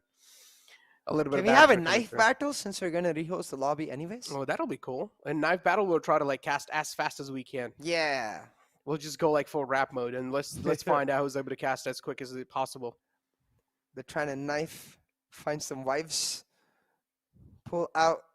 Okay, no, I'm not. I'm not gonna say the next word. Oh, interesting. No, All right, though. but we have yeah, this technical issue pretty much keeps on going on for now. It has been a long time, and as I mentioned, this was the same thing that happened yesterday. So yeah, I do have a little bit of nightmares from that. And yesterday took quite a while to get these technical issues sorted. So I'm expecting the same thing today as well. I don't exactly know if that's going to be the case or not, but hopefully the production crew is able to fix this as quick as possible. Sometimes the issues can be bigger, man, and we might just not be able to see the depth. Yeah. I think it's just a simple case of a lobby being glitched. So I guess the game round, that phase ended somehow. Like, you know how when you can just move on to the next round. So we're just gonna take the stats that they had, take the exact money that they have, and thank Riot that they introduced that remake option where we can restart the match from exactly where we left it off, because that's what Yeah. we're gonna have to do now. It's gonna take a couple minutes, but that's okay. That's what we're here for. Yeah, that's what we're here for. I'm not gonna let my throat's drying quite a lot. So I'm gonna throw it over to you because I need to drink a little bit of water. Yep, go for it. I hope the players are going to do the same. As you can see, maybe the management watching our casting, because in Hellranger's background, I see 3, 4 water bottles. Now I want to know who's sitting behind. Wait, I'm going to try to decipher their sitting style. So Kappa is behind Lightning Fast. So that's sorted. Skills is on the right of Kappa, right behind him. That is Skills, right? Yeah, I think that's Skills. Yeah, that is Skills. As you can see, Kappa on his cam. SK Rossi is probably in the corner, which probably means that Hellranger, behind Hellranger is SK Rossi because we saw him drinking a lot of water. Easy claps. Oh, so that's how you get good at the game, ladies and gentlemen. Just drink a lot of water, keep yourself hydrated. With that being said, yeah, everyone in the chat, make sure you guys are taking a sip of water as well because it's been a long time and this matchup has been really hype. So it has been a roller coaster of emotions. So make sure you guys are taking a sip of water, taking care of yourself, your throat, overall in general. But yeah, Global Esports now, they had the dominating lead over Valor, but after a huge technical break, this is quite a lot of time being bought off, and this can pretty much just put all the players on the back note. And you can clearly see, look at how much Pasha has been sweating. Look at his armpits. Hey, I think he's playing from Mumbai. Oh yeah, makes which a lot is of quite sense. humid, you know. Yeah, So, it makes a lot of sense. Yeah, now I'm from Maharashtra myself, so I know, relate. I can feel it. Yeah, it's pretty relatable, man. Back over there, it's like even if you're trying to hold a mouse, your hand just gets really sweaty. So you always need to like have a tissue paper next to you to like wipe it off and always get it dry, and then just get your hands back up dry and just start playing. But yeah, Pasha I over here hope- having a couple of smiles, and it seems like we might as well just have started. I'm not exactly sure. I mean, I'm just hoping that his palms may be sweaty, but his knees don't get weak or his arms turn to spaghetti, you know, because it's a long technical break right here. The true OGs will get what I just did. But for the rest of y'all, go listen to Eminem a bit. Wait, that also rhymed. Okay, we're just going to have a rhyme battle now. But yeah, so just to clarify for all the viewers who are a little confused, it was a lobby glitch. We are going to just remake that, get them back to that 8-11 scoreline they were on. And we'll be back real quick. But for now, we just get to stare at their beautiful faces. And you can see the players a bit restless. I would be too. I mean, it's so close towards the end. Yeah, You're getting pumped up and then just full breaks. No, I mean the thing is like you've gotten your hands warmed up, right? And after this huge kind of a break, your hands are not warmed up anymore. You're just going to be sitting back, relaxing, waiting for the game to start. So each and every single player, as you can see, they just don't have their hands on the mouse anymore. And if you can take a look at what Jane's doing as well, look at that. I mean, he has his hands on the mouse, so he pretty much wants to keep them warm. But it seems like the producer that we have over here, he says that he's going to come back to our face cams because he likes our faces quite a lot. So here we go, two cute faces, but we will instantly be sent away as well because our producer is a little too cruel. So yeah, with that being said, we'll be right back after a short break.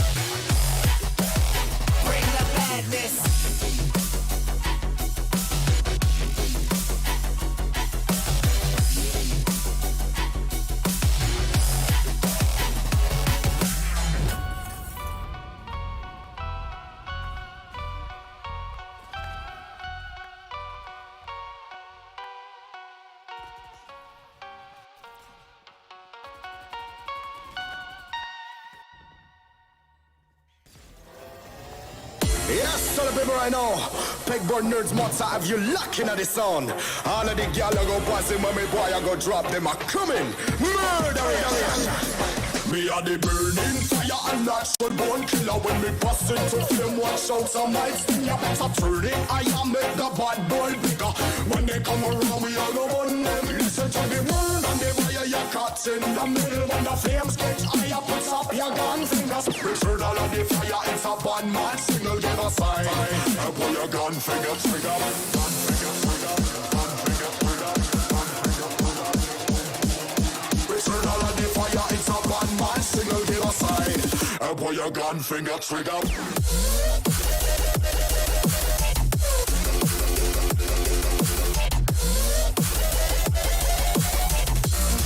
Pull your gun, finger trigger.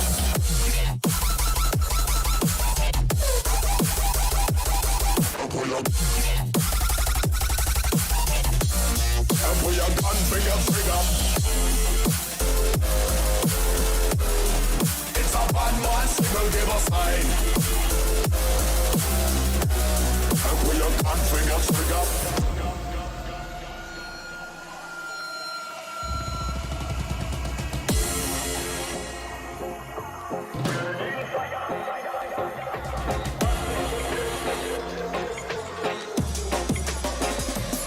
Me are the burning fire and natural born killer. When me bust into flame, watch out some mics in your better turn it. I am make the bad boy bigger.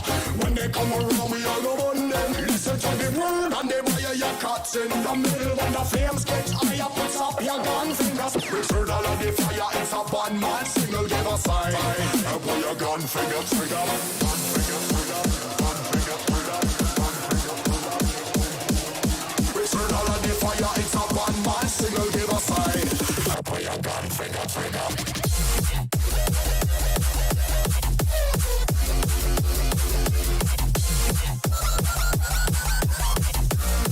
Pull your gun finger trigger.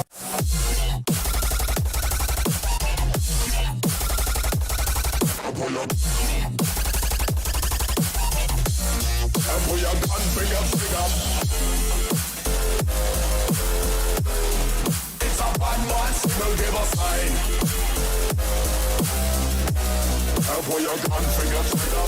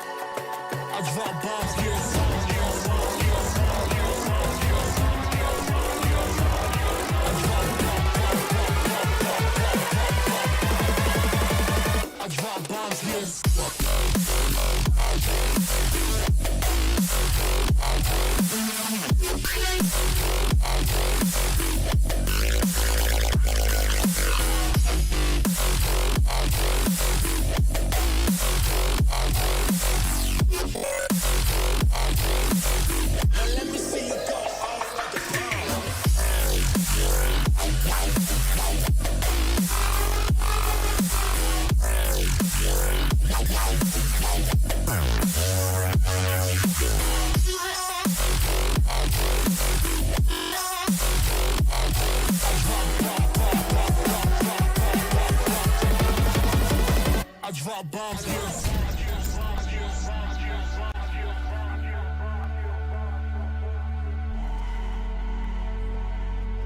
Now let me see you go off like a bomb.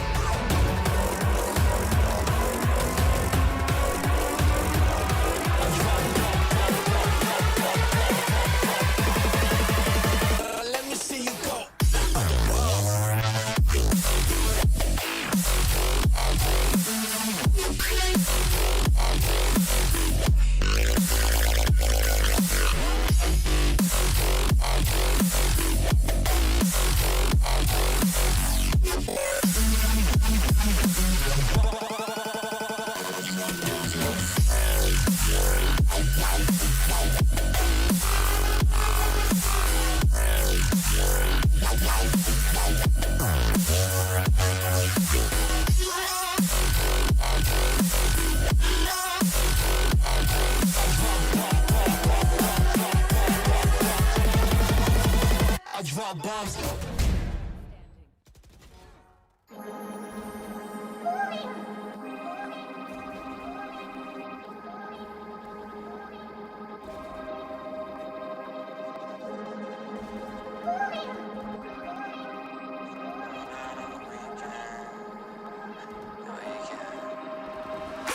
Chilling in the chair, I'll be sipping it.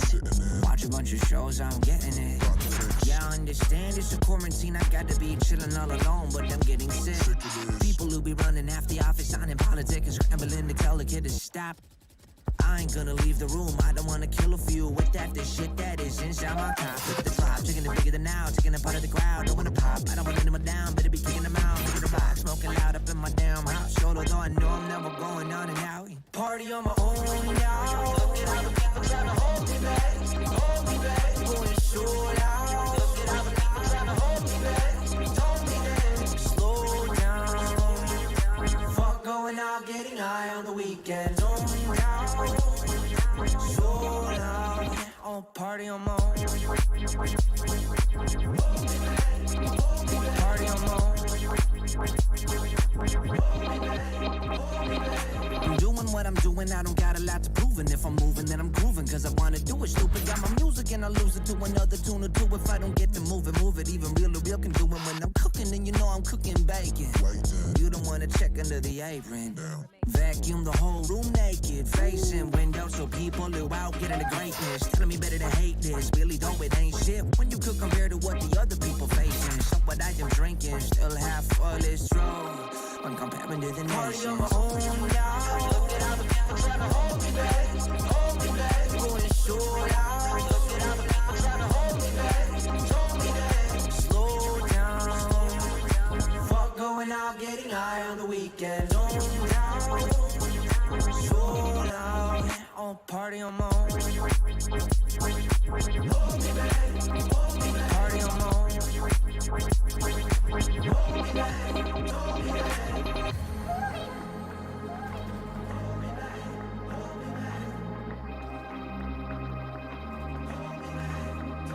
Party on my own now. Look at how the people trying to hold me back, hold me back. Going so loud. Look at how the people trying to hold me back, hold me back. Party on my own now.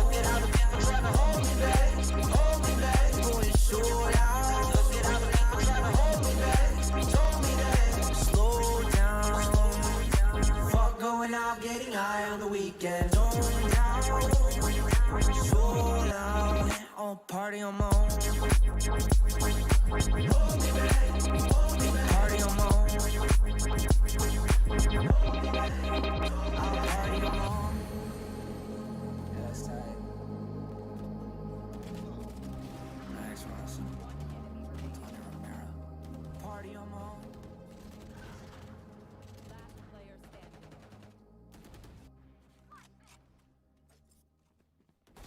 That's done.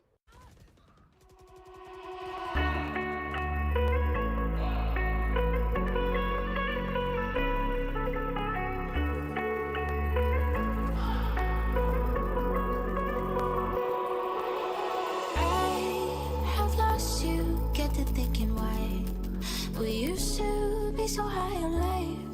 Without you, I don't feel alive. So I'll just keep on being high, high, higher than the sky. Tell me, are you there for me even when I try? Keep on being high. Without you, keep on being high. Without you, keep on being high. I know that you're feeling forsaken, mistaken, wish you were another man. I remember feeling awakened, mistaken, if you thought I'm in that place where you want me to be. But I don't want you back. So it's easy to see when I'm high all the time. 'Cause I have lost you, get to thinking why we used to be so high on life. Without you, I don't feel alive. So I just keep on being high, high, higher than the sky. Tell me, are you there for me even when I try? Keep on being high. Without you, keep on being high. Without you, keep on being high.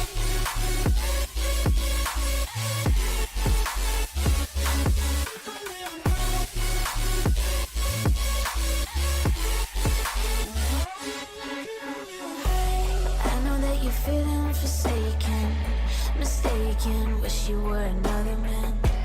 I remember feeling awakened, mistaken, if you thought I'm in that place where you want me to be. But I don't want you back. So it's easy to see when I'm high all the time. 'Cause I have lost you, get to thinking why we used to be so high on life.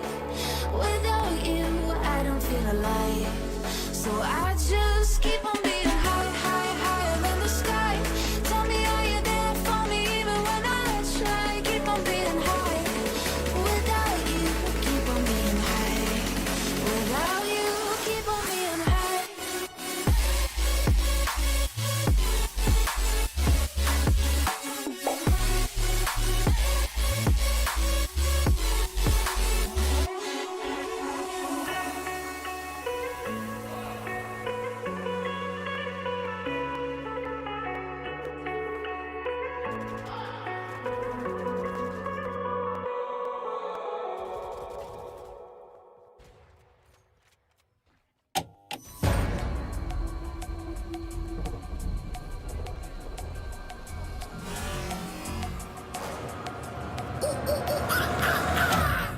There's a pyramid of power with eyes that can see it all. Cameras to capture your image at City Hall. Realize they listen whenever you make a call. If you want a revolution, I really give it to y'all. If it's the army that bans against bands of dead presidents, determining life of mankind of cancerous. How we breathe vapors, green got us bleeding in streets for cheap paper. Assemble the masses, melt the plastic compound, realign when the shit gets drastic. Lit the veil when the systems are masked. It's just another pyramid scheme, a government racket. The line with the power with Charles Jurassic. Gnashing T-Rex with covert tactics. Rise from the ashes, get back to Atlas.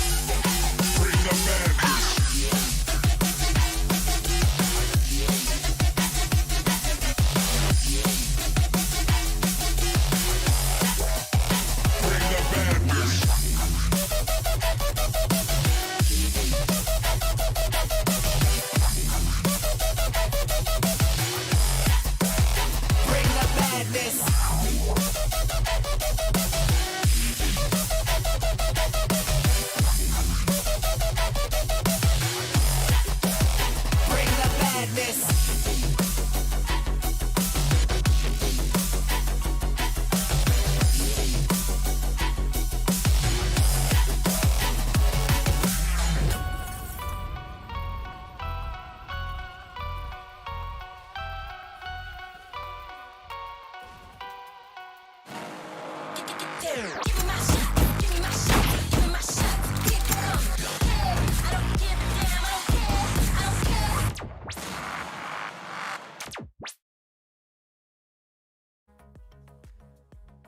back, ladies and gentlemen, to NODWIN's Valorant Conquerors Championship with Gillette as a grooming partner. Now, pretty much an unfortunate turn of events over here inside this matchup. We're finally back, though. Hopefully the game's back as well. We've gotten no info, no confirmed info that has the game issues been resolved or not. CA, do you got to say anything about that? I do believe it's about to happen, so very close to it, right? Like, that's why we're back here for you guys to just get you amped up, get you ready for the matchup, in case everyone's forgotten, because it unfortunately has been a while. It's 8-11 on that scorecard. Team Valor very much on that comeback train, and we were all following it with the hype. So keep that hype alive for when we come back to the map, so that they can come back in the game. I mean, hopefully they are able to come back because they had a really great momentum going on later on as well, but still somewhere down line. Now this break might just break that momentum. We got no clue about that, right? Anything can happen at this point because, again, this break can be really crucial for either of these teams. Either Global Esports, their mental will not be looking good, knowing that there is a momentum going on from the side of Valor, or either Valor, the momentum will be broken because there's a lot of time being passed away, and of course the hands will also be cold, so aim might just be a little jittery. Yeah, absolutely. And it's not just that aim factor, it's the mental factor, right? Where you're in the groove, you're really in the focus zone, and you're completely looking forward to round by round by round, and then suddenly you stop. You're like, you might not have the same mentality. You might not, it might just be like one round that gets affected, but given the scoreline, it's all it's going to take is 2 rounds for Global Esports to pick up the win, 1 to get that match point. So I really hope that Valor, I don't know, playing some TMs or watching some VCT, like maybe the NA ones recently got over, they can get some. Actually, no, don't watch that. Watch the EMEA ones instead. A lot upset, man. Had high hopes for TSM. I did not. I actually, the thing is, like, the lineup that TSM has, there's a lot of content creators in the lineup, and it's kind of like a fun lineup, right? You got Wardle coming in, you got Sabrosa. So actually, about that, I forgot who said this, but I think it was Nitro, if I'm not mistaken. But yeah, someone from the NA Valorant scene said it themselves, where they're like, in their opinion, EU just works harder. NA might be more skilled, like mechanically. Yeah, but Nitro EU said just it. works Nitro said it. way harder, and Yeah. NA is just more focused on making content. You know? So you can see that on the Rift, where back in Iceland, where there wasn't necessarily time to make up these new strats, there wasn't necessarily time to get the players ready individually. That mechanical skill got NA the win, but ever since then, whoop-de-whoop. Yeah, Nitro was the one who said that in his most recent interview while the switch up came in through for Nitro, and he was like, the main reason why NA is always going to be lacking in Valorant, not always, but at least for now, they're lacking in Valorant because they're just really busy making content. They're busy cracking jokes and all that stuff, so they're not really able to actually focus on in-game, which makes quite a lot of sense. And NA, I mean, yeah, you got to give it to that they do have some great content, but on the other hand, EU are just way much more hard workers, so it makes a lot of sense that EU were able to win that previous ICT as well. So overall, I mean, on that note, do. though, I would say, like, it's about finding a balance, because even though I'm a big fan of the European hard work mentality, for me, they're a big inspiration. I always try to, like, say that, for me, they're always going to end up burning out. I've experienced that myself on plenty of occasions. When you just work, True. you do end up burning out. So you need to try and find a balance between the EU and NA style. And I think, of course, Valorant is still very much a baby when it comes to esports in general. So as the game grows, I'm sure the professionals will as well. Because, hey, you know what? One scene that is most definitely growing is ours. South Asia right now popping the heck off. EU, NA, in a few years, I'm sure they'll just be right there, right next to us, battling. Okay, maybe not a few years, maybe a little bit more than that. But definitely, it's something I can see happening in the future. It's not even a question. I think it's just a matter of time. Now, there's just a lot of things holding us back, man. And if we start counting up on them, there's quite a lot. So it's going to be really hard for us to figure out what is that exact reason. Yeah, we definitely have got the talent, man. We have some of the best aimers out there. Come on, let's be honest. Like, you know, if we do get a chance, if we do really get a chance to duke it out with some of the best teams out there, we can put up a fight. But still, all we need is a lot of chances, and for that, we also need a lot of support from each and every single people, each and every single viewer in the chat. So always make sure you guys are supporting the teams, us, just overall production, no matter who is it doing. Yeah, just support the esports in general to make sure, help it grow, and we need that growth really quite a lot. And also, I mean, I remember me growing up, my parents never liked us to play video games. I used to play PUBG semi-professionally somewhere down the line, and I actually got an offer to play with the team as well. Like, it was just a small team of friends, but we got an offer to play in a LAN tournament, but unfortunately couldn't really go there. It was the main reason because my parents didn't really like me playing video games. They thought I was not really doing anything in my life. So, hey, the main reason is that right there. Is pretty much just the thing, and we can't really blame parents over here too, right? They're right in the point they have. They just don't, they haven't really seen a lot of future in this, so we can't really blame it.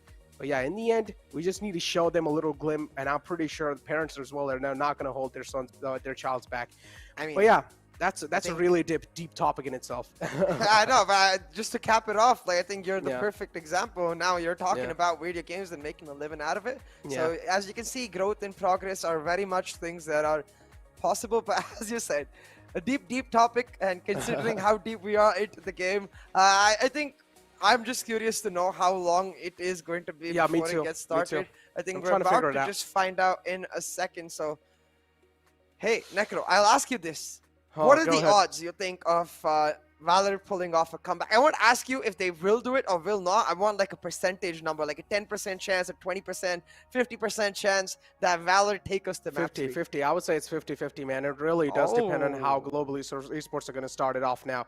Because, as I mentioned, Valor, they were able to get 3 rounds back-to-back, if I'm not wrong, before this. If I'm not wrong, they were able to get 3 rounds back-to-back, and that's quite huge in itself. And as I mentioned, I said this in the past as well, and now I'm going to say it again. It really does depend how this technical break is affecting their mentality for each of the other teams. Maybe Global Esports, they're going to have a huge time to settle their mindsets and reset it. Maybe Valor, they're going to have the same thing. Maybe they will also be able to reset it. Maybe Global Esports will start overthinking and think that, okay, this is a lot of time. What kind of strategies Valor are thinking? There's a lot of factors that goes into it. We cannot really read each and every single human's mindset. I have just heard, though, that we are just about ready to get into a game, so it's just a matter of a few minutes. So let's build up the hype once again, and I hope that as soon as we get into the game, it's not another technical break. I think in that regard, we both have emotional damage from Sri Lanka yesterday, where we thought it was going live, but nope. Break. Yeah, we were just being debated over and over and over and over again, and it was just like production capping with us. So we can't really, we don't want to give you guys empty promises. Trust me, man. We want to take our time to actually give you guys official confirmation. I was trying to check, but still no updates. No updates. Yeah, unfortunate. I'm trying to check it, man. Yeah, there's just no updates available, ladies and gentlemen. We'll try our best, though, again, to keep you guys updated and posted how things are really going to be looking like. But over here, I did had a couple of words with the production. It seems like the production as well. He's saying that the game's live. Okay, ladies and gentlemen, here we go. The scoreline continues. 8-11 was the scoreline, and pretty much Valor, it seemed like they were starting to get a little bit of momentum in the game, but Global Esports, they're only one goal is to stop Valor from getting this momentum and stopping to pretty much tie the score up. It's all about that momentum factor, but let's get back into the game for now and get back into the groove and the flow for not just us. I think for these teams, it is going to be a true test now. Rossi pushed back with that fault line. They are able to take a short control now, Valor. Now look, they have the Rolling Thunder set up. They can just go for a hard execute. Oh my god, the Rolling Thunder comes through, and that also should open a lot of floodgates on the side. Rossi has no other option to back off. All the way on the backside. This time the flick doesn't connect because it's a little too slow. Bullets will connect there. And yeah, the side control in the hand, the spike goes down as well. But the lockdown from Lightning Fast might just be a huge one. Is he going to go for it? Yes, he is. Slightly ahead. Yeah, there you go. Yeah, there we go. Yeah, that's perfect. Also keeping a little bit of distance from the wall, just making sure it's not going to get spammed off. So that's quite a beautiful way. Cosmic Divides available are pretty much used from their side of enemy. And there we go. Global Esports, they're just able to cut the heads off the enemy. One last man alive. It's Pasha. Has a lot of eyes on himself, but the problem is the Cosmic Divide, and that's going to be creating a lot of problems indeed. Not just does that position make sure that it can get spammed, but it also makes sure that it can get broken by the breach aftershock. And that's something we talked about. The strength of the breach coming in to this map against that Killjoy is that a lot of lockdown spots for that Killjoy is denied. So you could see where he could have used it like deep into heaven and denied parts of A short and A long, instead choosing to keep it there to avoid the spam as well as that aftershock. Make sure that that way he has the backup in that Astra, the Cosmic Divide coming in to deny those free angles from A long and A short, ensuring that now Global Esports, they pick up match point. And I don't think Valor missed the beat. The execute was nice. The Rolling Thunder getting them in. The only thing that was lacking was maybe the foresight to predict that exact sort of play, but that's easier said than done. Because when you've got GE, they're always 2 steps ahead, just like SK Rossi. He shut them down. Kappa will find Pasha Sahil, and looks like the storyline will be over before it even started, Necro. The spike is dropped and Valor in an impossible spot. Oh, indeed, impossible, but still they can pull off something. There's a little glimmer of hope available.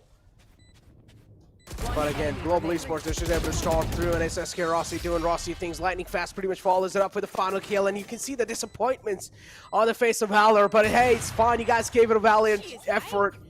Congratulations to you guys as well to make it all the way up to the quarterfinals. Doing a great job in here in the best of 3 and giving a tough fight to your competitors. Global Esports, a little bit of technical issue was there. Maybe it seems like that helped Global Esports to reset their mindsets in the game, and unfortunately Valor falls down to the defending champions of the VCC, coming out on top and proving why they're defending champions here. Pretty much second map was a steam roll, but I mean, somewhere down the line Valor was able to make a comeback.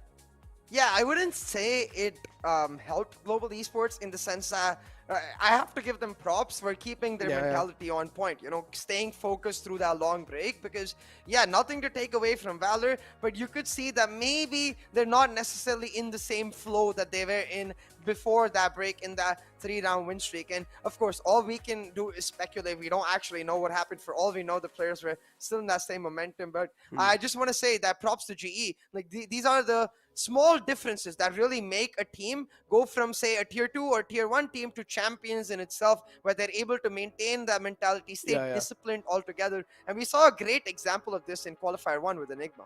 Yeah, but without wasting any more time, let's just move on to the scoreboard and let's find out how the storyline looked like. Bullet this time was the top fragger from the side of Valor with 8 kills, and SK Rossi with 17. But I'm pretty sure Buster with those insane amount of kills is just going to be out-fragging everyone in the game, because that previous 40-plus kill game, that was impressive. I'm pretty sure a lot of people have taken a lot of screenshots. Maybe probably the game will be seen in the future.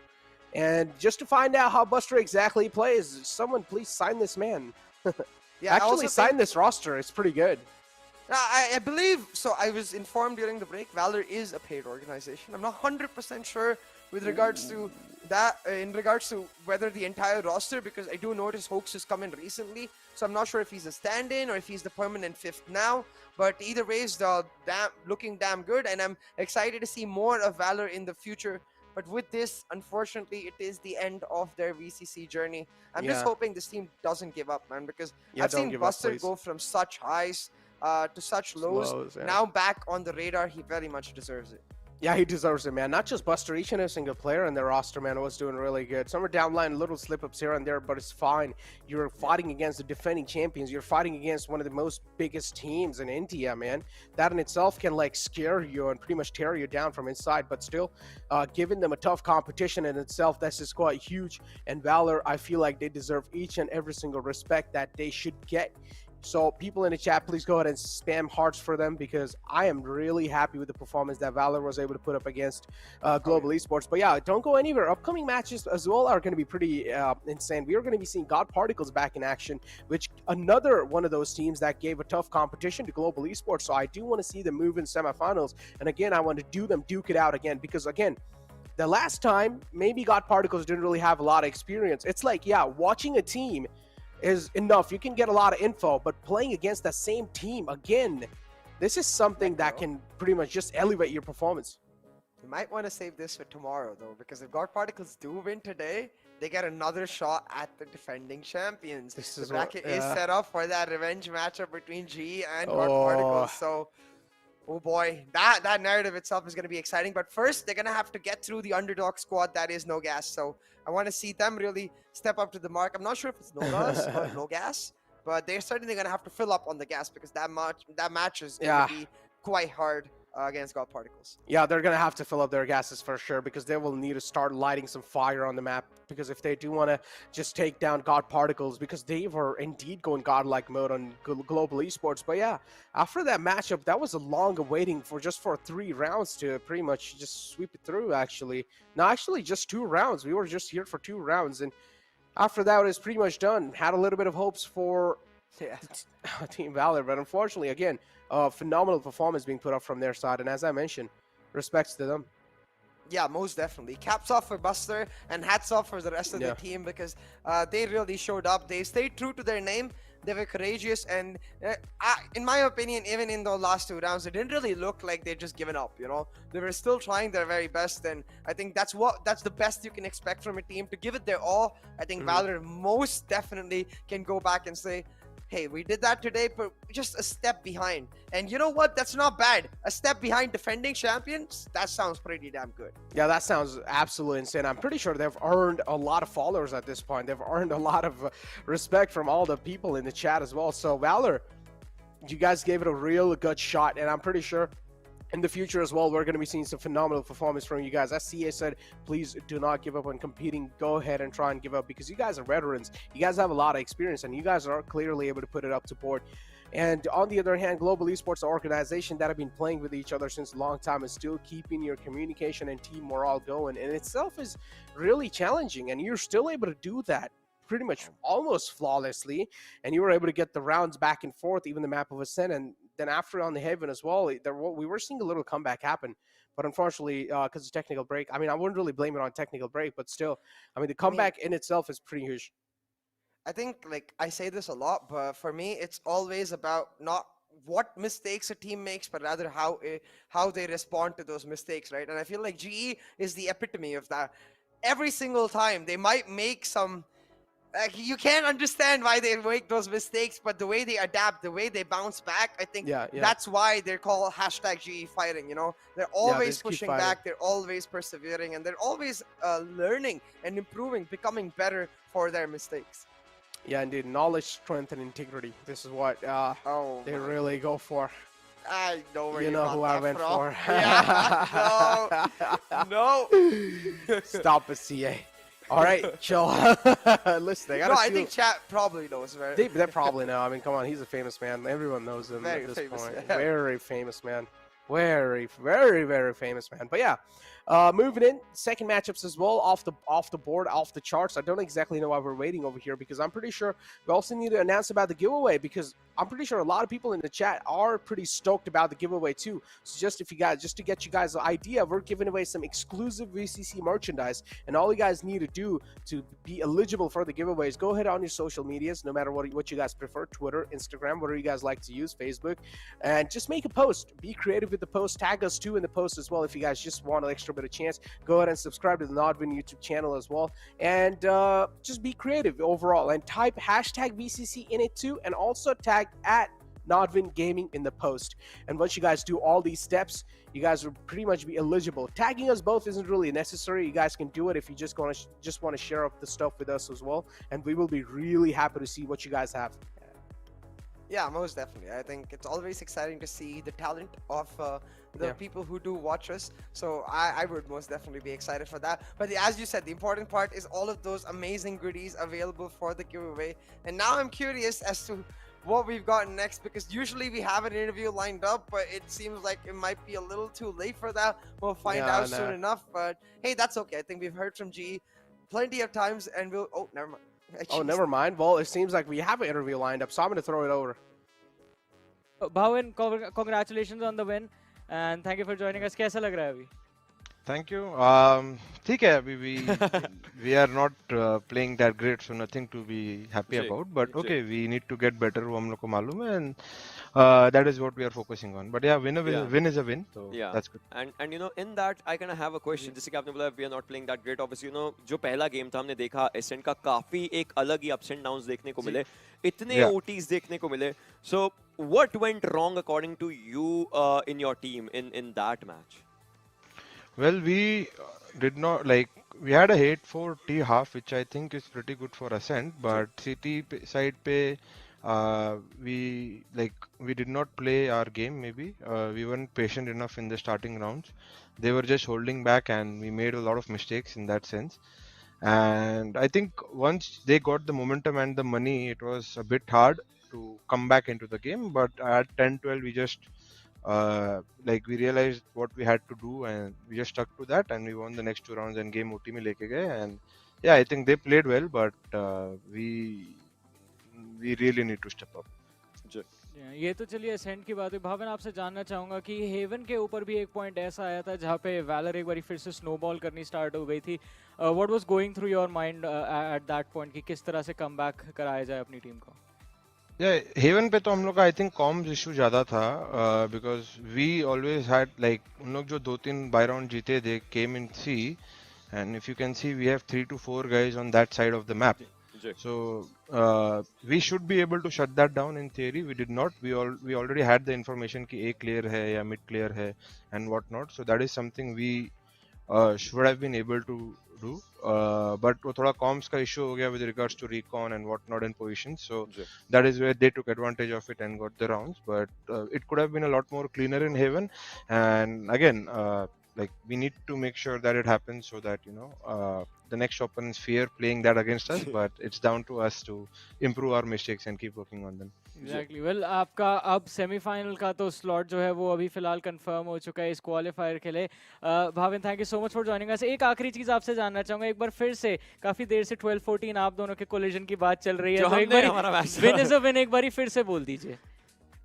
A win is a win, Ocean. Yes. A win is a win. I'll actually defeat you someday. वो उस दिन 12-14 लेकर के आया था मैं. I'll defeat you someday. Well, Hellranger, I thank think you मैं so much. 70 साल का हो जाऊंगा, then I'll let you defeat me. Okay. I mean तब तक मेरे रिफ्लेक्सेस जरूर अच्छे रहेंगे, आपके शायद थोड़े से डाउन हो जाए, बट खैर कोई बात नहीं. Congratulations for the win, definitely. Thank you. I don't believe in Ocean, Thanks a but I lot. believe in Bhavin. Thank you so much for joining Bro, us. you are my friend. Thanks a Oh, lot. Well, it seems like friendships has been betrayed on the Hindi desk. But our friendship is going on strong, just like Global Esports in this competition and Enigma in Q1. But with that being said, we'll be right back after this short break because the upcoming matchups are going to be interesting.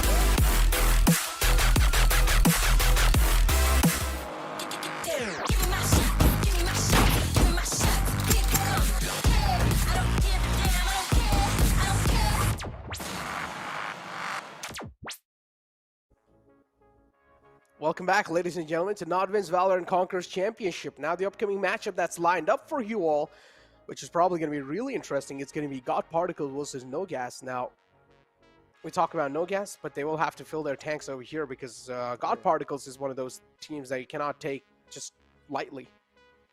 Yeah, 100%. And I think I'm just excited to see because throughout the Valorant Conquerors Championship 2, we've seen every single underdog team step up, really.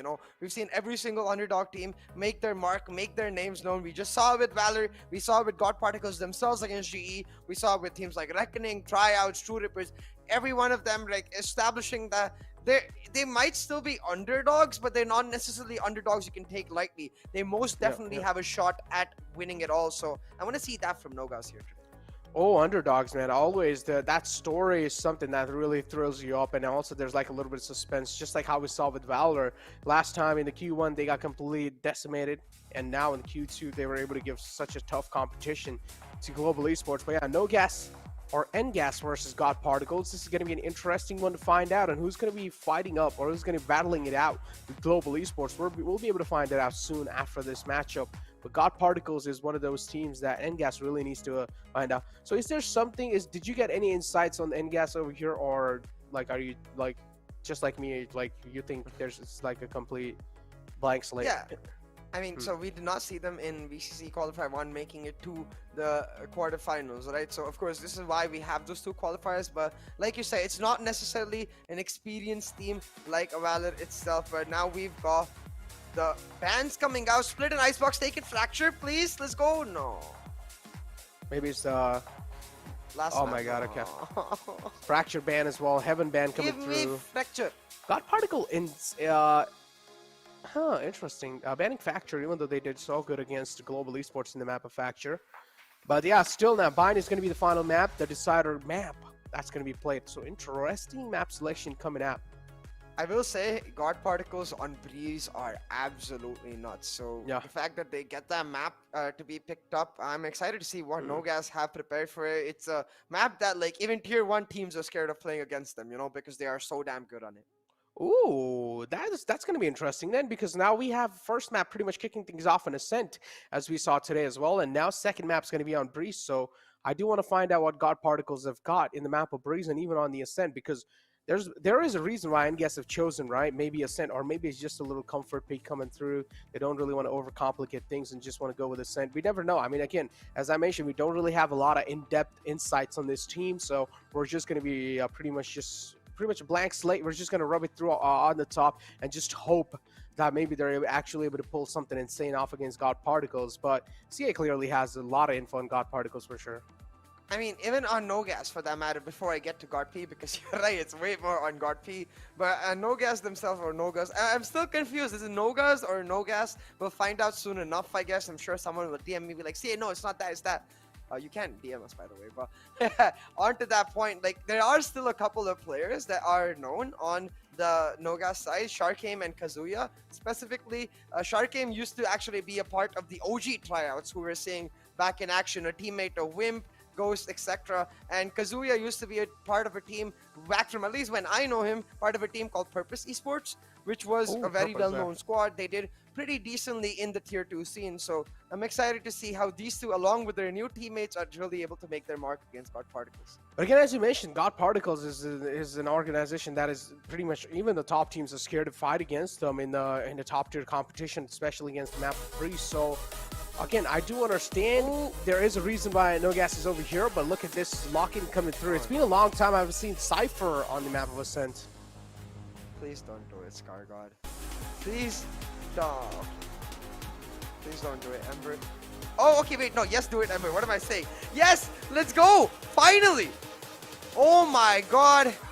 I'm just happy, guys, because for, I think, months, I've been begging and requesting and DMing the God Particles members to stop playing the Jet Race composition on Ascent. And they delivered. So thank you. Thank you very much, Shiri. Thank you very much, Scar. There you go. Thank you very much, Ember. Yeah, Thank no, you very guys, much, if you guys And lose no. against God Particles, CA is the man to blame. Oh, I'm sorry about that. But hey, like, Literally. I just like I don't like the Jet Race composition, man. I think it's so one-dimensional. It's like the icebox of compositions. Makes a lot of sense. But yeah, again, you pretty much are helping them out quite a lot, and your DMs have certainly paid off. Hard work's pay off. But over No, here I mean, now, I didn't tell them what to play. I just DM'd them as a rant being like, guys, can you not? Like, you guys are better than this. Surely you can pull off something better. And they pulled this off themselves. So please give the props for this to Shivi, most likely, and Ember. I'm sure they're the ones who came up with it. And on that note, a small factoid, actually. I really like KO on Ember because he used to be a Phoenix main when he first started playing Valorant. So in that way, he can maybe even use that KO as more of a duelist rather than just a pure... Wait, what? Oh. Okay, he was throwing it and picking it back up. I thought for a second Unlimited our lobby was grenades. glitched again. No, I was just scared our lobby is glitched again, man. I have emotional damage from technical bricks. Nah, that's called trauma. That's literally called trauma. You just don't want the game to be thrown on technical pause again. And what if CA it happens again for like another half an hour? I refuse to even think about it because right now the game has started and I'm going to focus on the game which is not paused. Nogas aggressively taking mid control, but look at this, like this is the difference between the extreme control I was mentioning from GE, because this allows Knight Rider to start pushing in on A main now, but the mid to B split is happening. They're so damn quick. Nogas, can Shivi delay them? That's the question. Can they delay them? But still, they're just able to stack these bodies up. ScarGod as well is able to deliver, and a flawless round coming through from the side of God Particles. ScarGod, the young man in the roster of God Particles, and he's being able to deliver on point. You remember ScarGod on Fracture against Global Esports? Oh yeah. On Astra. Enemy remaining. Spike It's like down the B. little Astra, man, especially the voice lens as well, just to add it up. Wow. Yeah, he was so good, man. He gave Global Esports scars. So much so that I think after that, they've continuously banned Fracture. So you can see how influential this player can be. And I'm really excited to see him on that Astra pick here. Not on the race. Don't get me wrong, ScarGod's race is amazing as well, but I feel like now he gets to be influential all over the map and still bring the party to us. But right now, it is going to be the anti-eco for God Particles, the eco round for the side of Nogas. And you can see why they're playing defensive. They're expecting aggression from God P, just the way Logi was showing.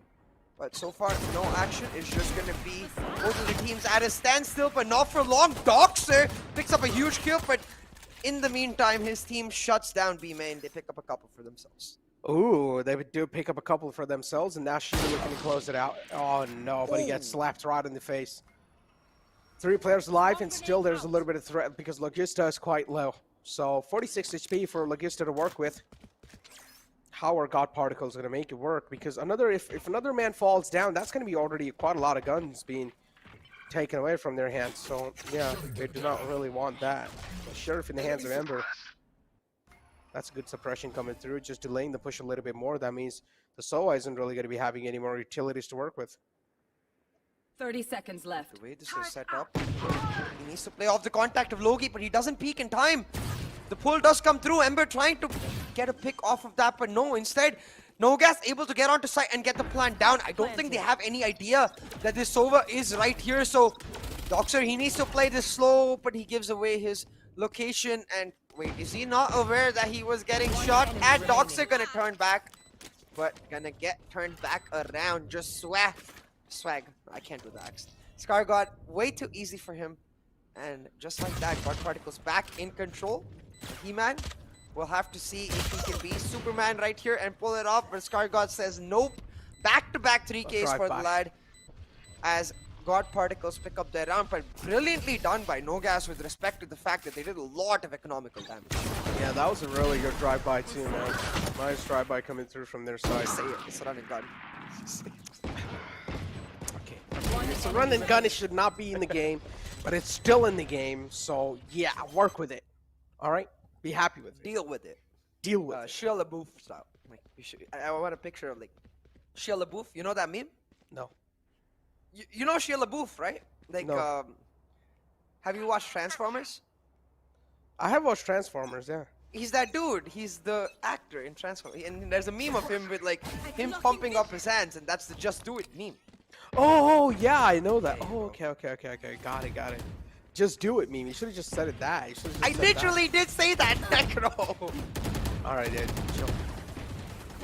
But yeah, here we go. Necro's game still stuck with emotional damage from the tech. that she No, got in the last listen. You said Shellaboo meme, and I was like, what is that? You know, I said the "Just Do It" meme in which there's Shia LaBeouf. But okay, enough of that. Okay, whatever. All We right, are now dude. aligned on memes. Let's get back aligned on games. Because look at the setup from God Particles, right? They're trying to hold on to a shot. All of the Killjoy utility dedicated towards that area, with the turret giving him the contact to do the same. But I'm still kind of scared because Logi is playing in a narrow angle from the peak. Okay, now I'm glad spots out the Trailblazer, steps back up, and now he's going to lead them into their traps. Oh, talking about leading them into their traps. And there you go. Trades happening back and forth, and now we're left with a 4-on-3. Scratch that, make it a 3-on-2. One enemy remaining. Nogas, they're able to give a really good fight in these rounds, but still they're just getting shut down, even though they got a plant in the previous 30 round, so they were seconds able to left. get some guns on the board. 30 seconds left in the clock, and Cypher's the only man left alive, but a beautiful fight coming through from Sharkim to shut it down. Recon darts available from the SOA, 2 scans. Real quick, Sharkim's positions given away, and you can clearly do see the man in the webcam. The nerves are rattling for sure, and he is feeling the pressure, but Ember's not the one who's feeling the pressure here. Ember will shut him down. I'm already loving Ember's KO, man. I haven't seen necessarily, like, very different from the KO we saw from Hoax, right? Where his KO was very much a support KO, continuously looking to give his team information, continuously looking to, use his utility to the maximum ability. But you can see Ember's KO very much reminiscent for me to his Phoenix days, where he's setting up these flashes beautifully. He's continuously using that flash point to create an advantage for himself, and that way I feel like it frees up Knight Rider to a large extent, because even though he's playing in a solo duelist composition, it's not necessarily the same pressure as it would be in a solo duelist composition. Talk about pressure, man. Currently, Nogas are definitely feeling that pressure, realizing that God Particles is one of those teams. Oh, no. And these kind of moments is just going to add on to it. But still, Nogas, they're not really doing as bad as I expected. I mean, they're doing pretty good. They're giving it a tough fight. As you mentioned, there are some of the couple of known names, and that's why they're at least able to keep up the pace over here against God Particles. Nice kick and turn. There we go. Flash comes out. Instant blind on the Astra. Beautiful gravity well combination to try and stop the man from ball falling back, and Nogas. Now they're just getting shut down. Did you see that gravity well and that flash combination? Yeah. So that's why I was going to say he's going to right-click and turn. It's a very common combo that 100 Thieves used to do way back in the day when they were running the triple initiator comp with Steel still in the composition. So as soon as I saw him there, my mind went to that combo, and you see right-click, turn around, because the flash is going to be in front of you, so you turn around to dodge the flash, and your teammate provides you a gravity well so that you can just turn back and instantly take them down. Yeah, man. But still, Nogas, that was an eco round for them. Kind of like broken buys as well, so flawless round coming through from the side of God Particles. 4 rounds back-to-back on the board, but still nothing really to worry about much. Odin's being pulled out on the attacker side. I haven't really seen that often. We have seen that in the past, but at least in the VCC, I haven't really seen that often. I do want to see what's going to be the game plan here. Maybe just going to opt out for a lot of... there we go. Odin pretty much came into play. Did found a couple attacks, and Shivy needs to back off. There's Odin on the board. That recon dart meant quite a lot. Nice attack coming through. Trades happening back and forth. Left with pretty much an equal man advantage now, but no scratch that. It's a 3-player alive for God Particles. Clear rotation coming through from the side of trees, so this is going to be interesting. Let's find out how the Astra is going to deal with it, because she's got a lot of stars on the board, and it's the man, the myth, the legend himself for the champions. Vandal glowing is looking to glow some skulls up, but oh no, the flash is too perfect. It's on point. It's fine. Scar God, Logister trying his best to light some skulls up as well, but that's not going to be the case. Spike planted. He-Man once again. All of them, they're going to get the plant with all of them moving on to their post. Now, I don't think they have an idea that Shivy is here, so if he could at least isolate He-Man, then maybe he could use his recon to get information on the other 2 players. Spots out He-Man, but Levi spots him out as well, and just like that, I think this round is all she wrote. Hold on a second. Still quite low. I don't think it's possible, and yeah, that's probably why. First round on the board for Nogas. Interesting, Nogas. yeah, pretty good, pretty good.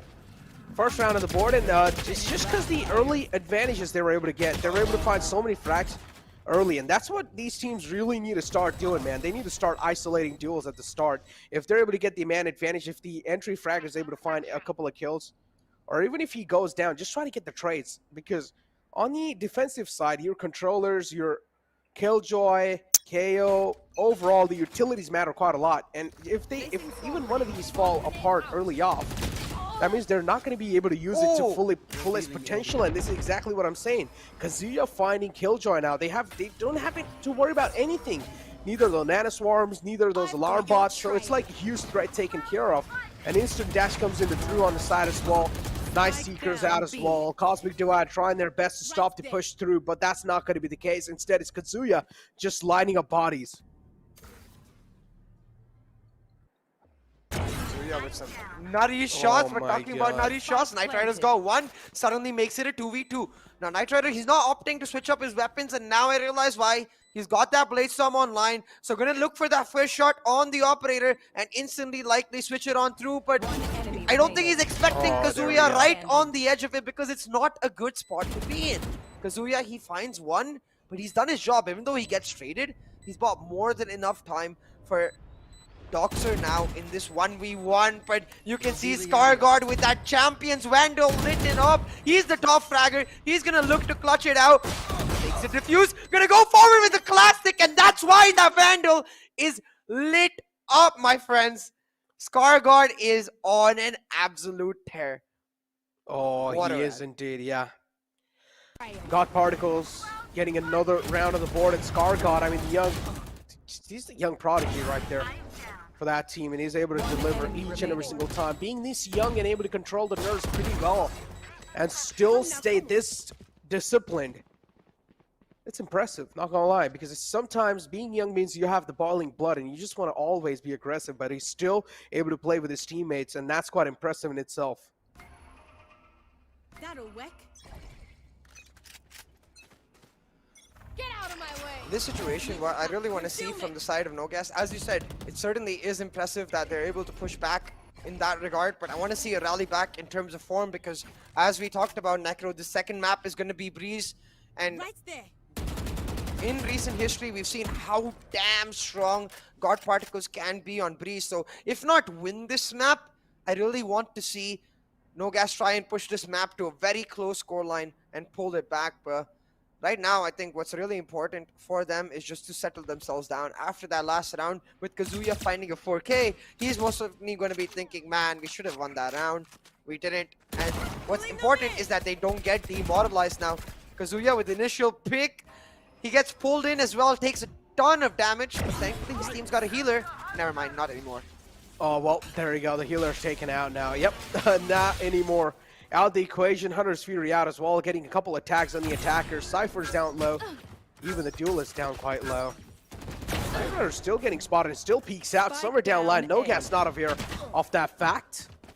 How did they not see Knight Rider peek out again, even though he was getting spotted by the cam? And there you go. Knight Rider's not going to stop now. He has smelt the blood. He's tasted it, and he wants it again.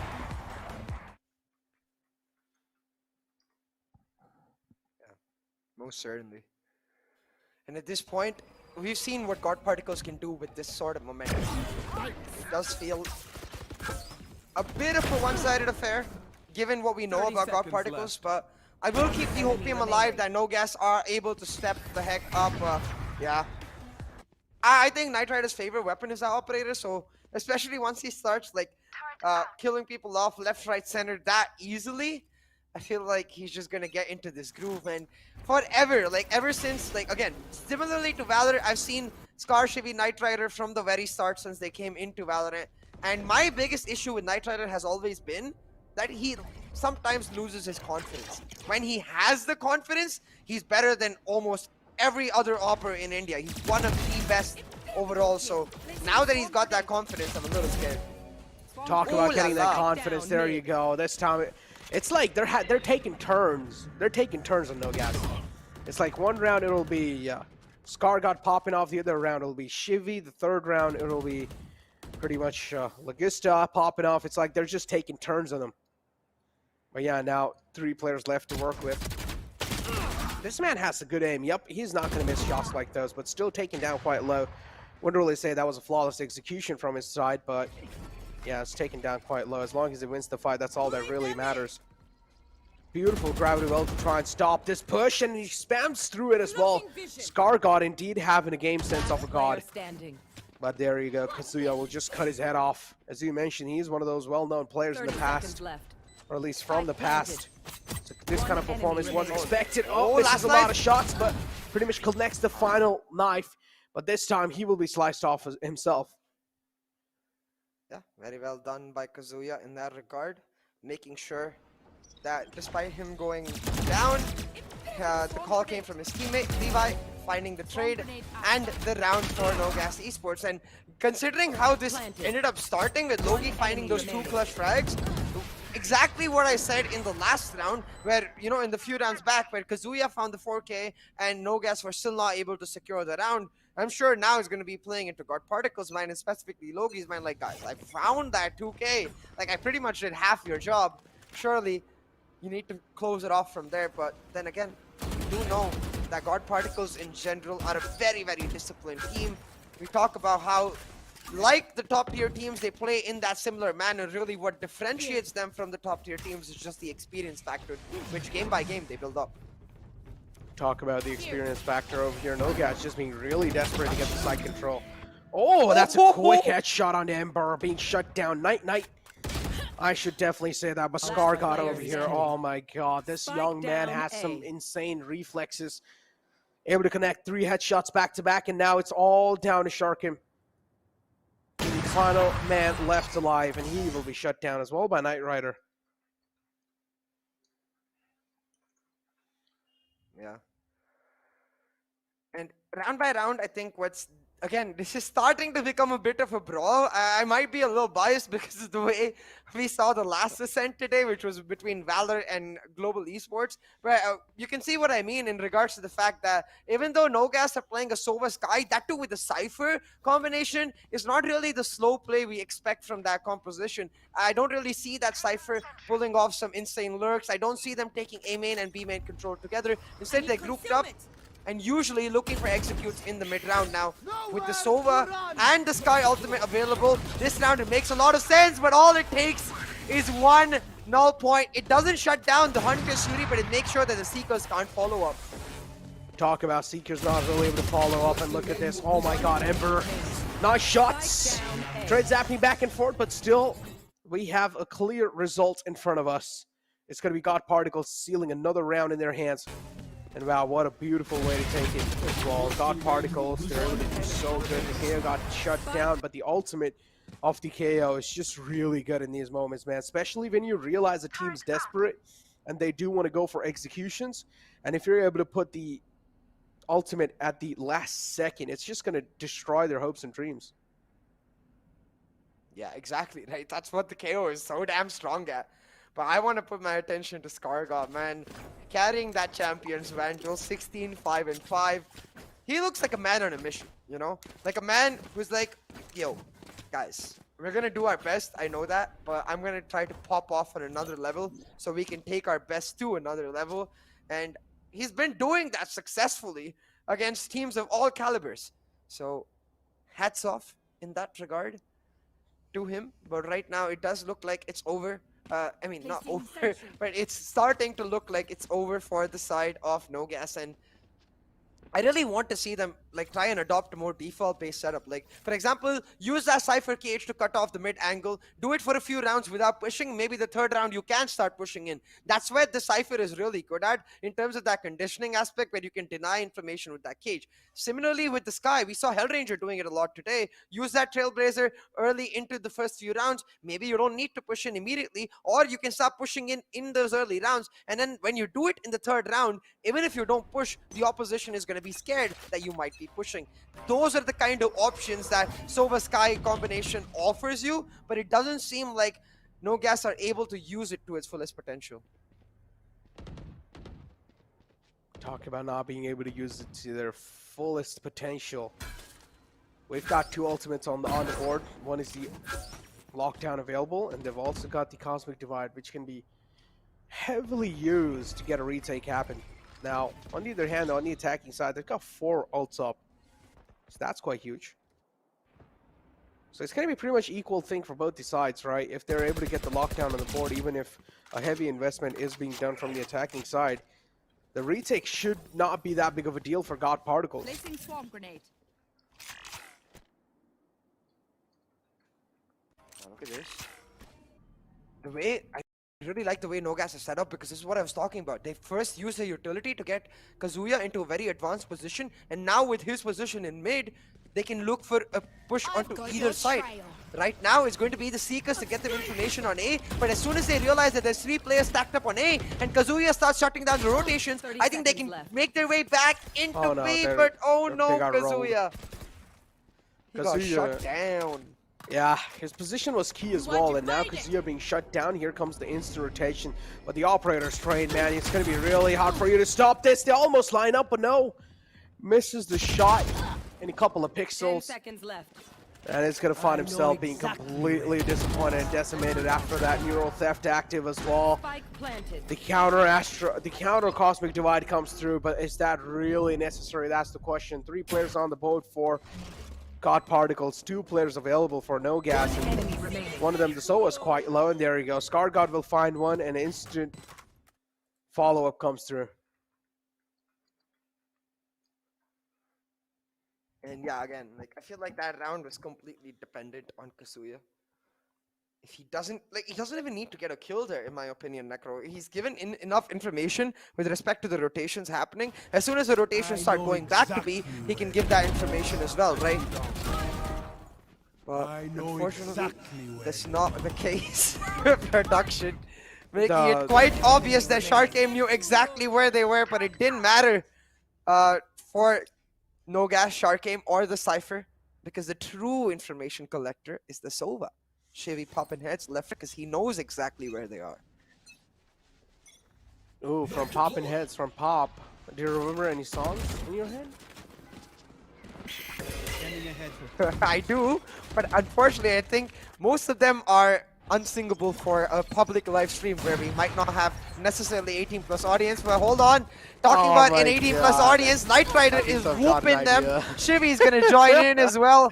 9-2 in the scoreline, might as well say that's 10-2 for now. Oh yeah, might as well just say that that's 10-2 for now. 1 enemy remaining. Yeah, they should be able to get this round on the board. There we go, final man left alive, and should be falling off. He's just trying to look for some exit frags at this point. Just gonna be hiding inside the smoke. He's also getting spammed out. No guess. Wow, nice shot through the smoke from Logista, and a flawless round to follow it up. And 10-2 on the scoreline. God Particles starting to run away with this map, and potentially this series, given what we know about their history on Breeze. But hold on, I'm just actually noticing Ember's background. Yo, that's some sick art. Guys, if you have some sick art like that, do post it publicly and do tag us. I love to see. Ooh. I think that's Jet 2, right? Like in the background, like with the flute or something like that. Yeah, that's kind of sick. Yeah, that's really cool. Love it. Looked kind of good. And there we go. 10-2 is the scoreline now. And Nogas just only having 2 rounds on the board. And there we go. God Particles having 10 rounds. That's quite huge lead. And to bounce back from this one, it's going to be really tough. I want to see what Nogas has got now, because this round's going to be really pivotal. The drone coming in, the dash set up, gen control being taken from Knight Rider, and he instantly realizes, yo, site's completely empty. Gonna try to push in and shut down, but maybe a bit of a mistake there. Though to be fair, he didn't really have much of an option because of the Nanostorm grenade. Now with Spike being taken down as well, they're suddenly stuck in an impossible situation, and this is why you really need that jet before the Spike gets planted. Nogas with a huge retake. Starting it all off was Levi, and finishing it off will be Kazuya. And hey, Valor almost came back from a 10-2 scoreline, Necro. I'm sure Nogas can too. Hey, look. That's a huge hopium right there, CA. Yep. It's gonna be really hard to hope on those. I'll hope on these kind of things. Like, don't you think so? A flawless round as well on the deck. So, yeah, I mean, 10-3 is the scoreline now. Maybe another round will be on their board, so it'll be 4 rounds. But still, after that, in the rifle round, I'm pretty sure Scar God's gonna just start giving them a lot of troubles, because Scar God is a star player. They need to start shutting down. Standing ahead. Absolutely, especially because he's got that lit up Vandal, the Champions Vandal, you know. And he's also playing the most toxic agents. Hey, don't call Astra toxic. The cutest, she's not toxic. Listen, she's cute toxic. She's it's like it's hard to take Astra toxic, okay? All right, dude. I'm ahead a and little call bit it biased. I confident. really like Astro, to be fair. So Me too, me too. Astra's cute. Astra's cute. But yeah, moving on, we have Levi over here holding this angle. So it's quite interesting, right? They didn't really opt out for a Cager. We've seen Cagers being played quite a lot. And this composition, up till now, I mean, I feel like this composition can be more effective, but just the problem is that Nogas isn't really able to use it to perfection against a team like God Particles. Scanning ahead. So a Sky combination from their side. Recon Dart instantly being shut down. A beautiful shock Ooh, dart that- followed up. Another one as well, but no. And look at this, he's just able to line him up. Levi as well was there in the back to try and give him a little bit more cover fire. There we go, another flawless round on the board from the side of Nogas, and maybe they should give them a little bit more confidence booster. What do you think? yeah, back-to-back flawless is definitely going to give them a confidence booster, and more importantly, maybe economy booster, because now they can play a pure bonus going into that next round, which is absolutely amazing. Any damage they do to God Particles' economy will be that much more efficient, and I was going to say maybe they can get the operator online a couple of rounds later for Kazuya because he's damn good on it, but they're actually going to end up investing into an operator and an Odin, the two most expensive guns in the game, in this round. So there goes the pure bonus, Necro. They found my wire. Yeah. The bonus gone, 10 to force the scoreline. Nice flash coming out as well, and there you go, Levi follows it up. Trades happening back and forth, Scar God as well doing the same thing on the Levi. Ember is able to follow it through as well. Oh no. Two players down, another one comes through, and there we go. Within a blink of an eye, we have the only man left alive. And it's Kazuya, having so much pressure on the back with the operator as well. It's quite a heavy gun to deal with itself, so he will have to carry that too on the back. So yeah, moving on forward, I'm pretty sure Kazuya is not even going to go for a save because giving away another round in the hands of God Particle means pretty much inviting your own death. Ooh, a nice shot though. Nice shot, Able yeah, to he's just damage gonna go that for- weapon to a certain extent. But you can see God Particles are on the hunt. They understand how important the operator is in the hands of Kazuya. This round, he didn't really get to do much. He didn't really get to have much of a say. That was his first shot, I believe, on Ember itself. So letting him have the operator, even though the rest of, like for example, that Odin gone has hurt the economy of Nogas to a certain extent, keeping the operator will allow him to play a full buy with his team in the next round, because three of them did carry on with the Spectres. But oh no, the stun coming in, they predicted his position. Nogas, well, that's all she wrote for the operator and Kazuya. Oh no. I think there was like 30 seconds left. I wish he dashed, updrafted something just to stay alive. One enemy remaining. Yeah, but it would have been still a little tough. In the end of the day, it was like kind of like a 1-on-4. Did get it down to 1-on-3, but still, not really enough, man. Not enough. 11-4 was the scoreline, and somewhere down line, God Particles they are looking really strong, and Nogas to stop God Particles at this point. Next to impossible, I would say. Already a lot of rounds given away, and we're seeing Bucky being pulled out. Okay, it's one of those weapons that we haven't really seen in action since a long time. Oh, look at this lineup. Look at this lineup, guys. You can try to use this. Interesting. I wish it got to see that cinematic thing. Yeah, that, some observers can show, but hold on. Oh A really God, nice pop Lloyd. flash from Levi. He finds one. And now looking to set up for his team. Look at Shark Game though. He just committed to holding on to side. Needed at least one frag because now suddenly Levi's efforts are in vain. It's still a 4v4 on site, and God Particles get to trade that 1-for-1 trade for the site itself. So they're very much happy with it. Spike planted. Kazuya with the Bucky, his position reveal coming on the late wrap. He's going to learn that there's no one in B main, and that's going to trigger the full retake for the side of Nogas. Indeed, it's going to trigger the full... Oh, and there we go. Another one to follow through. Kazuya finds one more on Logista. Scar God's able to find one on Kazuya, and there we go. His body's being stacked up, and still no gas. They have a little bit of gas in the tank. Yeah, most definitely. And I think that's where, right? I really do feel that from the side of God Particles, they needed to leave someone in B main. Again, these are some opinions. Like I was talking about Ascent A retake earlier today, where you shouldn't be playing on the retake, you should be playing on the choke points. Similarly, on the B retake, I think we face this all in competitive. When there is a player in B main, it's always so much harder because you have to clear that, then you have to clear first lane, then you have to clear stairs, then you have to clear site, and then you have to clear boathouse and hope you can defuse. So just that B main can delay things for so much longer, because now you can see as soon as there's no player in B main, Kazuya realizes this. He's just like, okay guys, I'm gonna rush first lane, you guys take stairs, and together we'll clear boathouse, and easy peasy, lemon squeezy, you pick up the round. Easy peasy indeed. 11-5 is the scoreline, as I mentioned. Already a huge lead from the side of God Particles. And now on the attacking side, a little bit of struggles being shown. And there you go. Not really able to find any connections, but still with that presence, at least he's able to shook him away. The gravity well was there. They were all stacked up in the middle for a second, so it came down to just timing. Feel a little bad for him. If he shot a few seconds earlier, he could have got it, but talking about timing, look at Levi. He's gonna pop one, get the Seekers online, and use that to get himself on out of there. But with the fragment thrown in his face, it's gonna be very difficult. But he still makes it work. Levi! Oh my god! Levi, calm down. What's going on? It's like this man's being unleashed right now. Hopium. It's like the IGL was just holding Levi down. He was like, all right, Levi, don't pop off. Just chill out. Just chill out right now. Okay, right now. Okay, it's now is the right moment. Okay, go ahead. Pop off, King. But yeah, that was a big brain play right there with the Seekers too, and then able to get those kind of shots. Oh, man. Yeah, just and the shots too, right? I mean, to be fair, they were flashed. I get that, but or like taking the point in Knight Rider's case, but just instantly locking onto heads, pretty clean, pretty freaking clean, Levi. But still, they need to pull off at least 5 more rounds to get to an equalized scoreline, and then a few more to find the win in itself. And you can see it's not going to be as easy.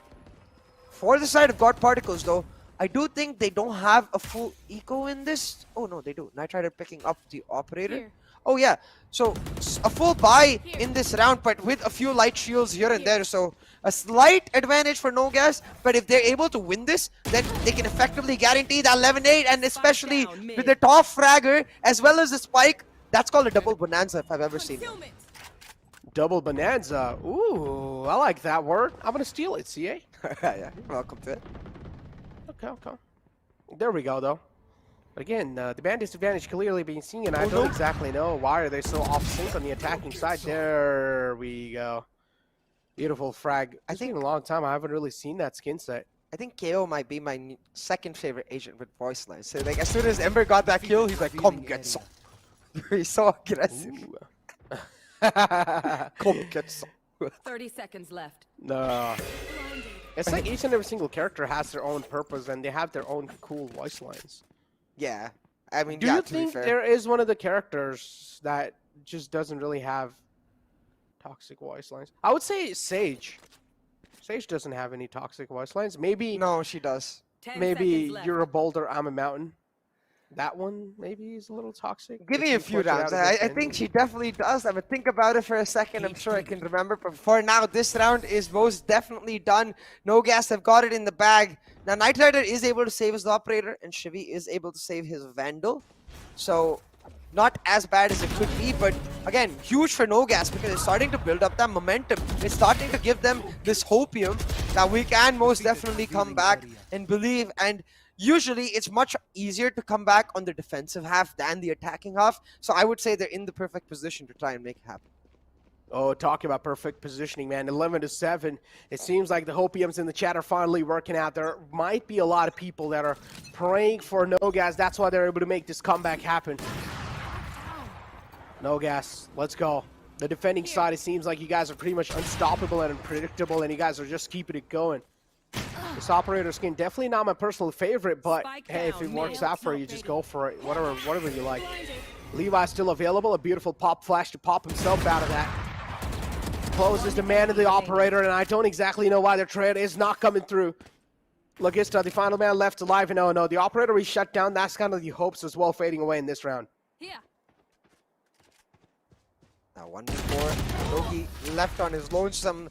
As you said, Levi does certainly feel like he's been left to go online by his IGL, and he is on an absolute tear.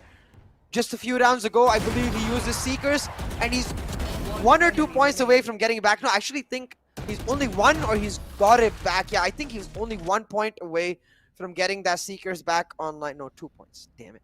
So close. Oh, 2 points. All right. But yeah, the eco, that was the eco for the side of God Particles. Now they've once again got the full buy, but not necessarily in the ideal way that God Particles would have wanted. And without their operator for Knight Rider, you have to wonder if Kazuya can pile on the pressure. He's suppressed, though. He can only shoot. He can't dash. But he'll still find 2 kills. His teammate's there for the backup with the Hunter's Fury. Like, what is going on? Talk about piling up, man. They're just piling up bodies on A-main over here. I'm not sure if you heard it, because I don't think he was so, I think he was so focused that he didn't realize he was suppressed. Because he tried to dash, like just out of instinct or habit, I guess. He looked in the back. No, like he tried to dash and the Jet's like, I can't dash. Like, no, I think she said I can't use that or something like that. Yeah, I can't use that. Something I think so. It's the same voice line. Yeah, I can't use that as a voice line if you are being suppressed, or either if you just don't have it available. Yeah. So there you go. Try to do damage and God Particles. They're being shut down on the attacking half over here. They need to find out a way to try and at least predict what Nogas are doing, because they have 11 rounds. All they need is 2 rounds, ladies and gentlemen.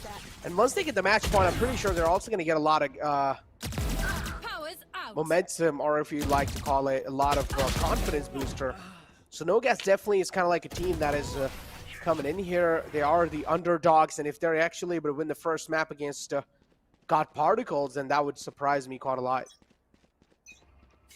Yeah, exactly. I mean, even look at the scoreline, right? I believe it was what? It was extremely one-sided on that defensive half, but since then, defensive half of God Particles, but since then, Nogas have fought back valiantly, now making 11-9 on the scoreline, once again, forcing an eco from the side of God Particles. 4v4 on the map though, and God Particles have managed to get sight. Now Knight Rider barely revealing himself, did not wait for that drone, and that could be the downfall, Necro, because that Blade Storm, even if he bought a little bit more time, could have ensured that his teammates got into great post plans. But look at what I'm noticing, which is B main. Ember Shark Game winning that fight, huge for the side of Nogas, and makes the retake so much easier.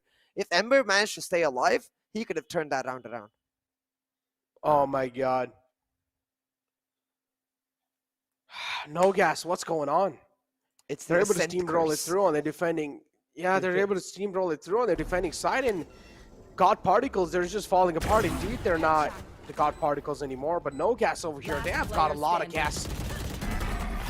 Oh, boy. How are they supposed to stop this momentum, this aggression that Nogas is able to keep up against them? And look at this, another peek out in the mid. This is going to be quite huge, because we do see 2 players, especially Shivy in the mid is available with the Recon Dart. And Levi as well, they're trying to hold off tiles. Interesting. Oh my god, if he connected that. Yeah, I'm definitely He did leg him. He did leg him. He's quite low. Look at it. He just has a sliver of HP, so. Did connect it. Did connect it. Yep, did connect, but it was just a little leg shot coming in. So now this is where the problems will start knocking their doors. The operator's down low for the side of God Particles, but still all he needs to do is connect 1 bullet. He can make it count, can he? Yeah, most definitely, especially considering the fact that now the lockdown has come through. They're trying to take B-main control, but this camera is so key. It's telling him exactly when they start moving in, which is just now. So with the lockdown completely done, Shark Game can give the information to his team. Hey, they've taken over the site. We need to start retaking. But Levi needs to make sure he stays alive. Oh my god. The guiding lights are clutch in the retake, especially since now the null command has been popped, and Nogas, well, they certainly seem to be powerless. Yeah, they seem to be powerless for sure, but again. Suppression as well from the KO, man. This is just adding a little bit more pressure on the players with Nogas. But yeah, there we go. Bodies lining up. Trades happening back and forth, and the Soa as well is able to do a lot of damage, but not enough. 12 rounds on the board, and God Particle seems like they're just pulling off a prank on us now.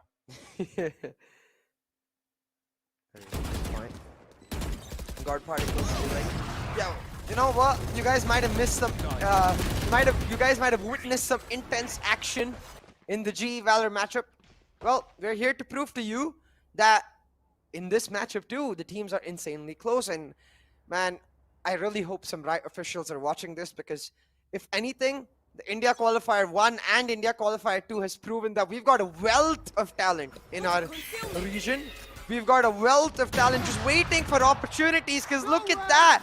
12-10 down. Kazuya still so damn confident, just waltzes into that flower pot area, finds that first pick, but unfortunately, Shivi is the hunter.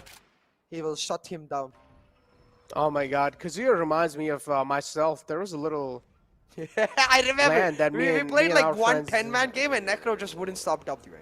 Just never. I wouldn't stop Wing. So the scoreline was pretty much like 11. The scoreline was like 11-10, and I peek out in the. And I think it was 12-10, and I peek out from the hookah on bind, and I get killed. And our IGL was so mad. He was like, "Why would you do that?" I was like, "I'm sorry, dude. You know, I just can't had a help little bit it." of itch on my fingers. I just can't help it."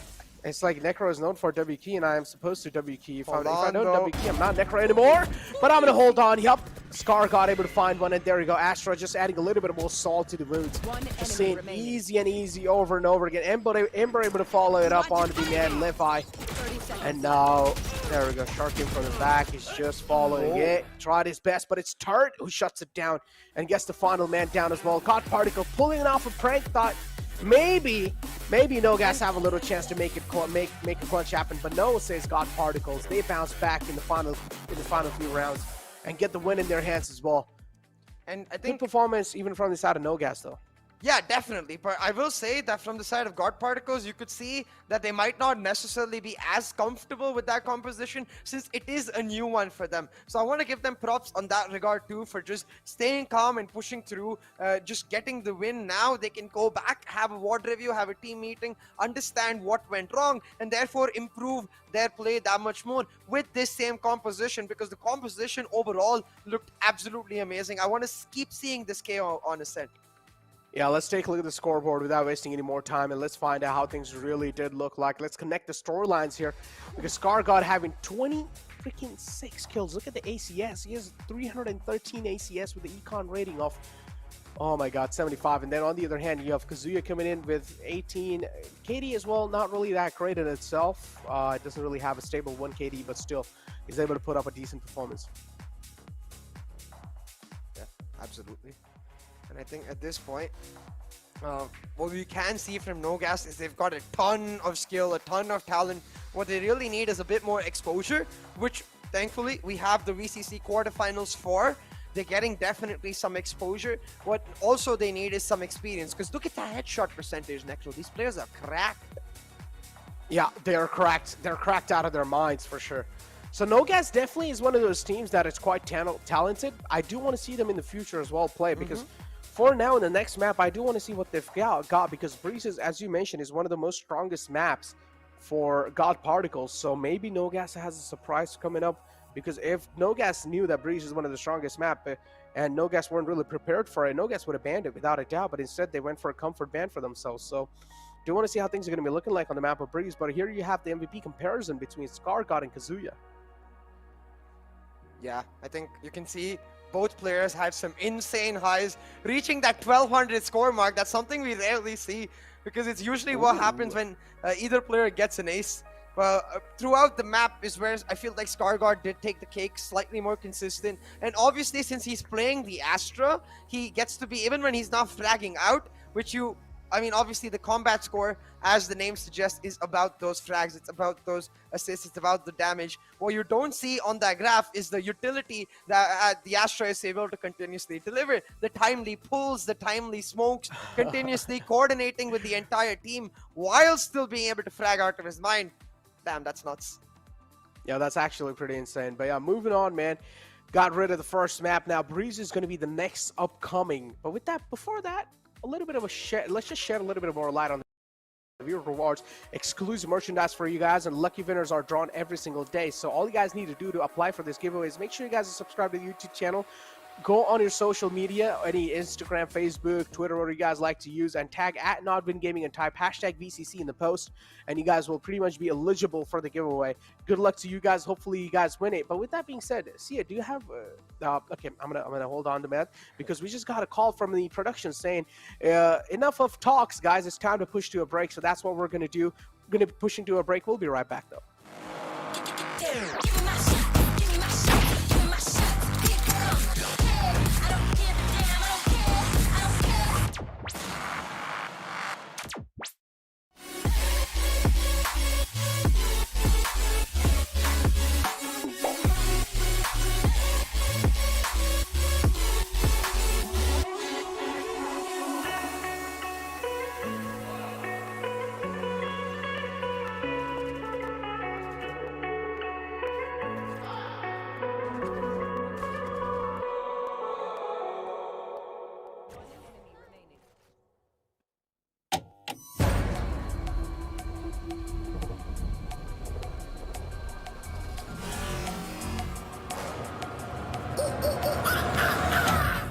There's a pyramid of power with eyes that can see it all. Cameras to capture your image at City Hall. Realize they listen whenever you make a call. If you want a revolution, I really give it to y'all. Life is the army that bands against bands of dead presidents, determining life of mankind. Of cancerous, how we breathe vapors. Green colors bleeding in streets like cheap paper. Assemble the masses, melt the plastic compound. Realign when the shit gets drastic. Lift the veil when the system's a mess. It's just another pyramid scheme, a government racket. Power with the power, we charge Jurassic. Nation T-Rex with covert tactics. Rise from the ashes, take back the atlas. Bring the madness.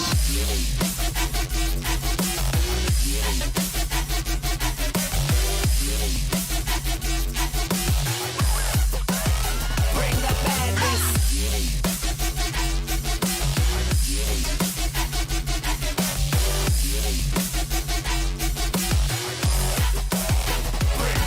There's a pyramid of power with eyes that can see it all. Cameras to capture your image at City Hall.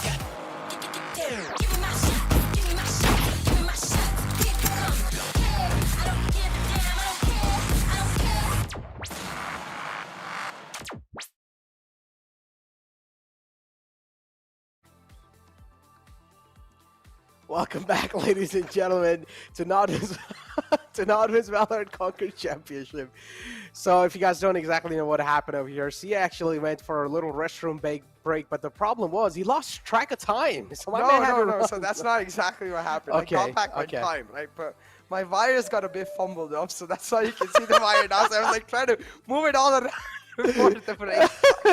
It's one of the it's like one of those movie scenes, right? Just trying to put it on. You're like, oh no, what exactly is happening? And you're just fumbling it even more when you're trying to just like get rid of the fumble. But yeah, overall, jokes aside, let's just move on. Let's just get our heads back in over here. And of course, we also need to get rid of one more thing. Is that this is with our grooming partner Gillette. You see how it's like well trimmed. I'm not really clean shaved right now, but I do use like the Gillette razor time to time. Even CA, if you guys do want to see a little example of that, if you guys want to see how people look when they use the Gillette razor, go ahead and see the India Q1. You guys will see CA complete clean shave, you know, just not even having a single hair on his face. But yeah, moving on inside the second map of Breeze, I do want to see what they've got. So as you mentioned, God Particles being really strong. So talk about their composition a little bit, and what do you think Nogas should do to try and counter them? It's very standard. It's not really the composition that makes them strong. They play, I believe they play the Silver Sky Cypher combination on the map of Breeze, and I think it just gives them a lot of information with which they want to approach the map itself. But what I feel like is really strong about the God Particles member going on to Breeze is, number one, I feel like the map really suits Knight Rider. He's very much a player that loves those long-range duels, loves the Operator, loves the Marshal, so it works out brilliantly for him in that regard. But moreover, also for players like Shivy, the IGL, where I think he loves the mind games, you know. He really likes to play around with the opposition's feelings and play around with their thoughts and how they think the map is going to turn out and just flip it around. And I think that's why he's so damn strong on Breeze. Indeed. Dude, I don't know. It's just really, it's like I'm looking at CA's face and I don't know, for some reason I just can't stop laughing, man. It's like his smile just makes me laugh too. It's just look at him. Just look at him. How can you not laugh at that, man? I'm not sure if you laughing at me is a bad thing or a good thing, but hey, No, I love positivity. it's a good thing. So. It's a good thing. It's a good thing. I'm laughing at you. That's a good thing. It's kind of like a wholesome way, you know. It's just like having laughs all the time. I just don't understand, because after those huge 2 technical breaks, I'm kind of in a huge emotional damage, not gonna lie. So it's hard for me to recover back. I don't know how you're still able to keep up that smile. I mean, yeah, it's just the esports, man. I love the community. I love the tournament. Oh, me too. And yeah, I've learned how to keep the emotional damage in check. Yeah, you know. Yeah, it makes a lot of sense. Yeah, Look at my having dimples. played League of Legends for a long time, you learn how to deal with trauma naturally. That game is quite traumatic in general. Talking about that game, League of Legends, I haven't really played any of the MOBA games ever in my life. Yeah, so. Don't? Okay. No, I mean, you do as should say. because they're amazing, but you should also not because they're traumatic. So you're saying they're more traumatic than a FPS game? Oh, they're more traumatic than 100%. Valo. Yes. See, Valo, it's like something happens to you in a round, you rage, it might affect your next 30 minutes. League is like something happens to you at the start of the game, and then you rage, and well, you still have to go through it for the next like 40-45 minutes, and even then when you're done after that, while Valo you can go, I don't know, play Spike Rush or something. Seasoned League players will know what I mean. You just end up queuing back up for rank, and then you're like, why did I do this to myself? But enough of that. Let's get back to Breeze. Let me be happy with Valorant right now, because of course right now Valorant is my main bay. But this composition is exactly what I was talking about, Necro. Those very standard Sova Sky Cypher combination. It's the mirror is what we're going to see for Nogas too. So it really does come down to IGL versus IGL. I want to see if Shivi is truly able to outshine his counterpart. Ooh, talk about outshining his counterpart. I mean, it did seem like Nogas slowly and steadily started to outshine God Particles in defense, because God Particles were just not able to breeze through their defense on the A side, not just A side, even B side in the starting couple of rounds. But then later on, they started getting the read. The KO ultimate as well came through, and that's where they just started finding the momentum, and Nogas just fell apart. But again, another round or another map to pretty much refill themselves and go in with full gas. Oh my god, I was like, wait, what? Isn't it Nogas? And then I realized she made a joke, and I'm just like, oh my god. Right. Wait, what? Come on, that wasn't even that lame, okay? So you just made it seem like it's lame. No, I just said, oh my, I didn't make, my point was I didn't realize it for a second. I'm like, oh my god. Oh, okay. Okay. Lagging. Okay. But 1000 ping, guys. 9 out of 10 jokes from you are lame, Necro. The only issue is that I laugh for every single one of them, so I can't help it. I just can't freaking help it. It's like they're so lame that at this point you just can't stop laughing, and you're like, how can someone be this dumb? And funny. Moving on though. Okay, back-to-back frags over here. Life? One on the attacker, one on the defender, and Knight Rider still having 33 HP, still peeks out. What is this confidence? Give me some of that, please. I need that while casting for sure. Yes, thank you. Yeah, now it's a 3-on-4 situation. Oh my god, through the smoke. Heeman just cutting off his lifeline. And now Shivy over here on the side trying to inflict a little bit more damage with the classic 3 HP in the hand, and Knight Rider still peeking out tall. He's able to connect some bullets, able to inflict a lot of pain. Cypher's down quite low, but now it seems like the rotation's coming through from their side. Cypher, if he's able to get his hands on the site, that would be huge. But he's not going towards the site. Oh my god, this is huge. Oh, even though he has less HP, he's still able to do so much damage. The trade-off doesn't come through, and this is where the man advantage shifted over to Nogas. God Particles members though. Knight Rider still on 3 HP. Finds the 3K. This man is a maniac now in a 2v2. Shivy needs to make sure he doesn't give away his position for free. Knight Rider, oh my god. Okay, just stop. This is disgusting. Because he might just find an ace on 3 HP. Gonna get spotted out, Knight Rider. The shots coming through from He-Man doesn't have any utility, so it has to come down to the duel. Now, Knight Rider, he's pushing in, and even though he's just on 3 HP, He-Man is not going to take the fight immediately. Knight Rider is certainly going for it, and I mean, yeah, he was on 3 HP, so all it took was one shot through the wall, gets taken down, but the confidence, dude. I mean, I don't even think he should be alive after that first pick, but right here, he goes for the second, loses 30 out of his 33 HP, and then proceeds to find 2 more kills on 3 HP. Talk about 3 HP, man. It's like the HP count doesn't matter. It's honestly, it's more kind of like if you don't really focus a lot on your HP count, especially when you're low. you can still have the same amount of confidence, but again, you might be shut down, and that's the case for what happens really with me. It's like I have a lot of confidence, even when I'm low HP, I'll still Camera W key, taken but out. I just get taken down. Okay, let's not talk about it. That's a sad story. Okay.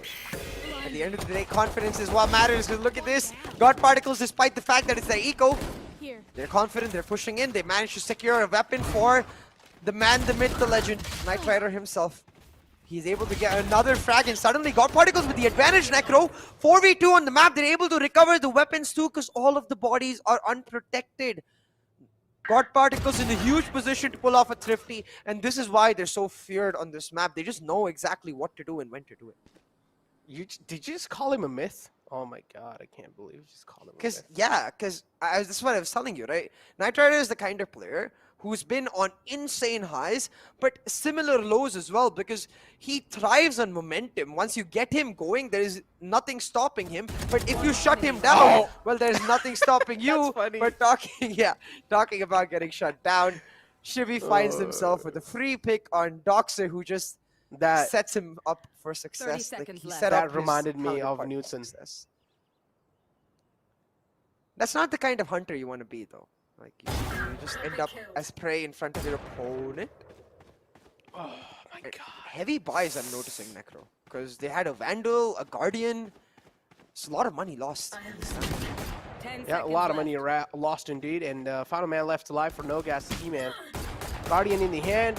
Peeks back, and oh no, missing a lot of shots. Not really able to control the recoil somewhere down line. But a thrifty round coming in from the side of God Particles really needed. 1-on-1. Both teams getting equal rounds on the board. Equal way to start to kick things off here, but still I would say God Particles doing a little better. One enemy remaining. Yeah, God Particles doing brilliantly, right? And we see this on Haven, we see this on like maps like Bind, for example, where teams on the anti-eco for the first 30 seconds, they don't push. They just sit back. But you can't do that on Breeze. Like on a massive map like Breeze, if you just give away free control, it doesn't matter if your opponents are on an eco or not. They're going to be able to utilize it. So it doesn't give you that same option to step back, which is why God Particles able to exploit that idea that they know in some part of the map, they're going to look to take map control. They push an elbow, they shut them down, they get the weapons, and they find the Thrifty.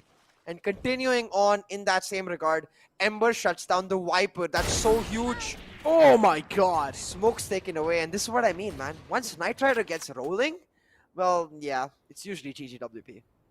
Yeah, it's just like the road roller in this game, right? Buried. Just rolling over anyone who's in his way. Another one being found, and Scar God's going to be able to follow it up. 1-on-1 is the scoreline for now.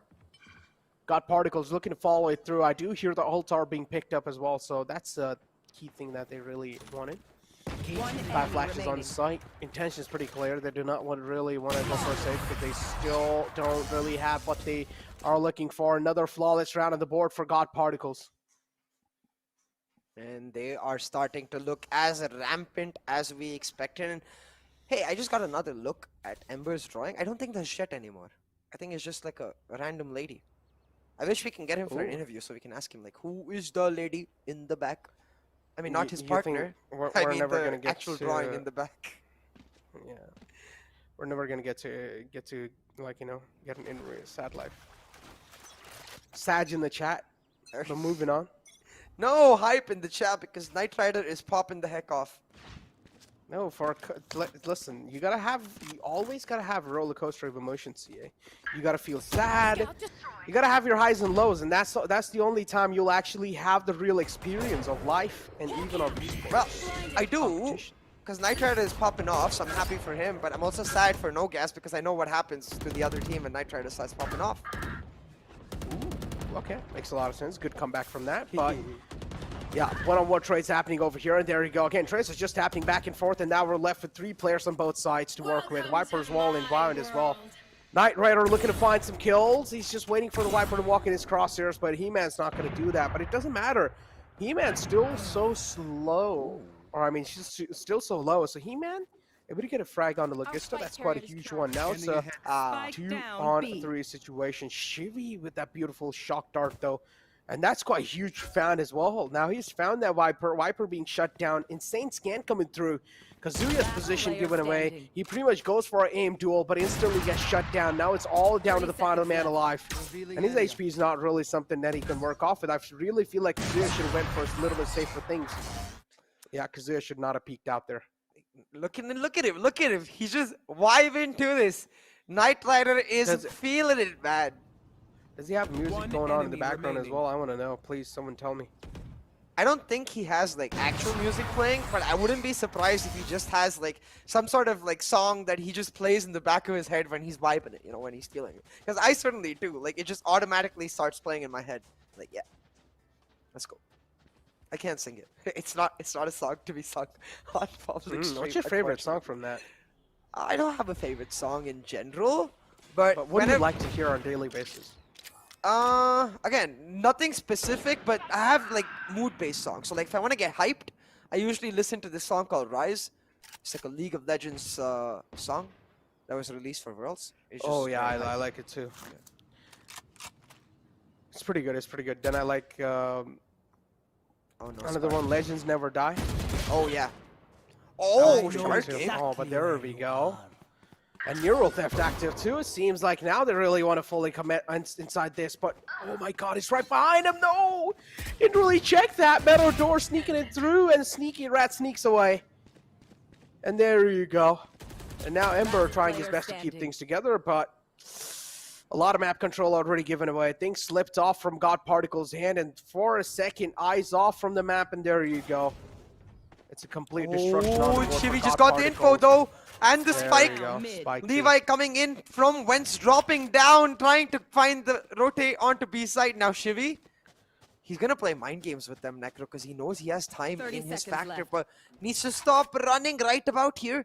Perfect, because now they're not going to hear his audio cues. Instead, he's going to find a free peek from Nest, expecting them to come back towards him, but instead, that cage is so key. Yeah, they're brilliant too. They're not just someone who's gonna let them have these kind of kills in their hands that easily. So yeah, the brilliant cage coming through, and now they exactly realize where Shivi was posted. Oh my god, that Guardian is actually able to do so much damage, and in this matchup, we're seeing a lot of Guardians being whipped out. Oh yeah, especially on the map of Breeze, I think it's a hella underrated weapon because of simply the recent change, right? Where the fire rate penalty on ADS, which used to be there, was completely removed. So it's the same fire rate. I always compare it to the 30-30 repeater from Apex. But like, yeah, in the sense that it's so damn good. It's even better than that one, you know? Because that one has a drop off. This one does not. It's just like straight boom, boom, boom, boom. That one also has a charge up. Oh yeah, true. You gotta charge up for extra damage, which this one you don't, so even better. But hey, talking about better, Knight Rider right now trying to get the better of Doxer, moving through the poison cloud. He thought he would have a sneaky off angle, but he does not. Might just be able to still surprise them though. Oh, it's not him. It is going to be his teammate instead. Look at that, though. The B-main aggressiveness from Scarguard is what I really like from a Sova Sky combination on any map, right? When you have two initiators, you need to be proactive, especially on a massive map like Breeze. Now that he's got that pick Scarguard, he knows that they're likely going to come for the late rotate from B-main. So going with his teammate to capture mid control, because then they've got A and mid in the bag, they can easily retake B with the numbers advantage. Talk about retaking B, man. 3-2 is the score line, and Ember finds another one on the board. Nogas taken out. Trailblazers out as well. Flashes to try and get the man's sights blinded. There you go. Beautiful flash to blind him out. Spike planted. 3-2 is the score line. Spike's being planted too. This one's getting too close, man. It's like Nogas was ready for the map of Breeze, and they're able to put on a lot of strats even from their side. But still, mostly it feels like we're not really seeing a lot of executions here. It's more kind of like mind games and aim duels. What do you think? Yeah, exactly. It's what we expected from the side of God Particles, right? And I feel like Nogas are trying to match them at their game, but it's easier said than done, because now you can see, this is what I was talking about. The retake is so simple when you've got mid and A in the bag. All you've got to do is clear off B main and it becomes a piece of cake. Now Shivi trying to defuse while they buy time for him. And they do exactly that.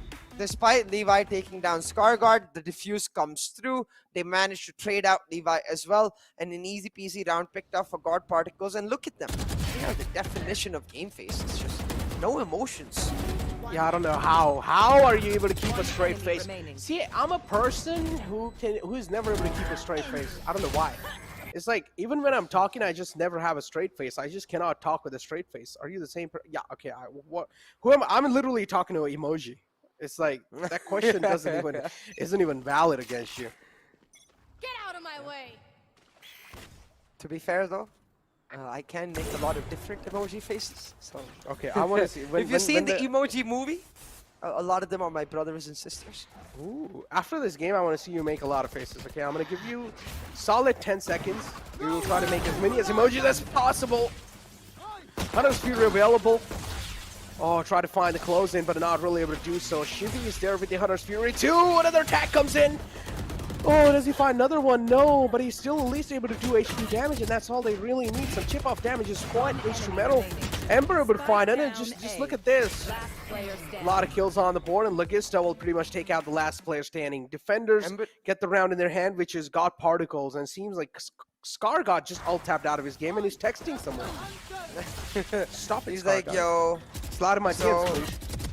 No, he's like, yo, so GE Valor went on too long. He's texting his date, you know, he's like, yeah, so GE Valor went on too long. I'm gonna try my best to get this over quick and come real quick.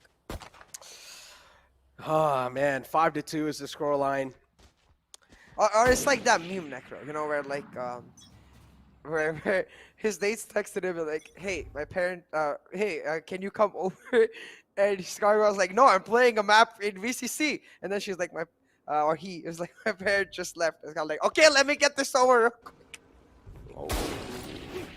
Or maybe his parents are just calling him for dinner. Yeah, probably. Yeah, that's so relatable. Like my mom, she wants me at the dining table. We don't really have a dining table. They just sit on the floor. Oh, hold on. Okay, I'm gonna hold on. Neural theft out. Yeah, there you go. A lot of info conveyed to CA. Intentions pretty much given away, and Logista is just gonna start to make it hurt. What was that? Talk about Apex Legends. Oh. But hey, let's not actually.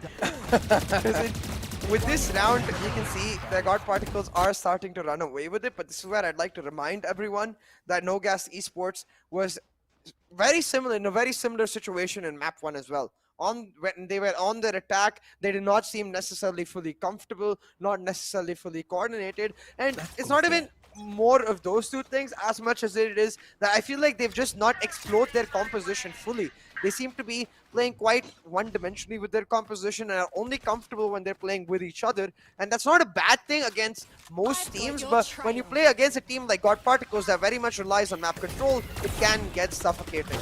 Having said that, with the Seekers now trying for and execute on to say A side, Kazuya's dashed in, but he's not able to find anyone just yet.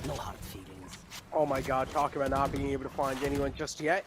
2 players already been found from either side, and we're left with a 4-on-3 situation. Make it 2 now. Just make it 1. Is he going to be 0 soon? Is this man's lifeline going to be cut off? Yes, it's just Knight Rider doing Knight Rider things. Just riding in the day in the map of Breeze. Yeah. Just chilling, he's feeling himself, and he's feeling absolutely thrilled. This is why I said, like, on the map of Breeze, 2 reasons I personally really like God Particles is 1, this man, Knight Rider, he feels so comfortable, and that quick scope right there, oh my god.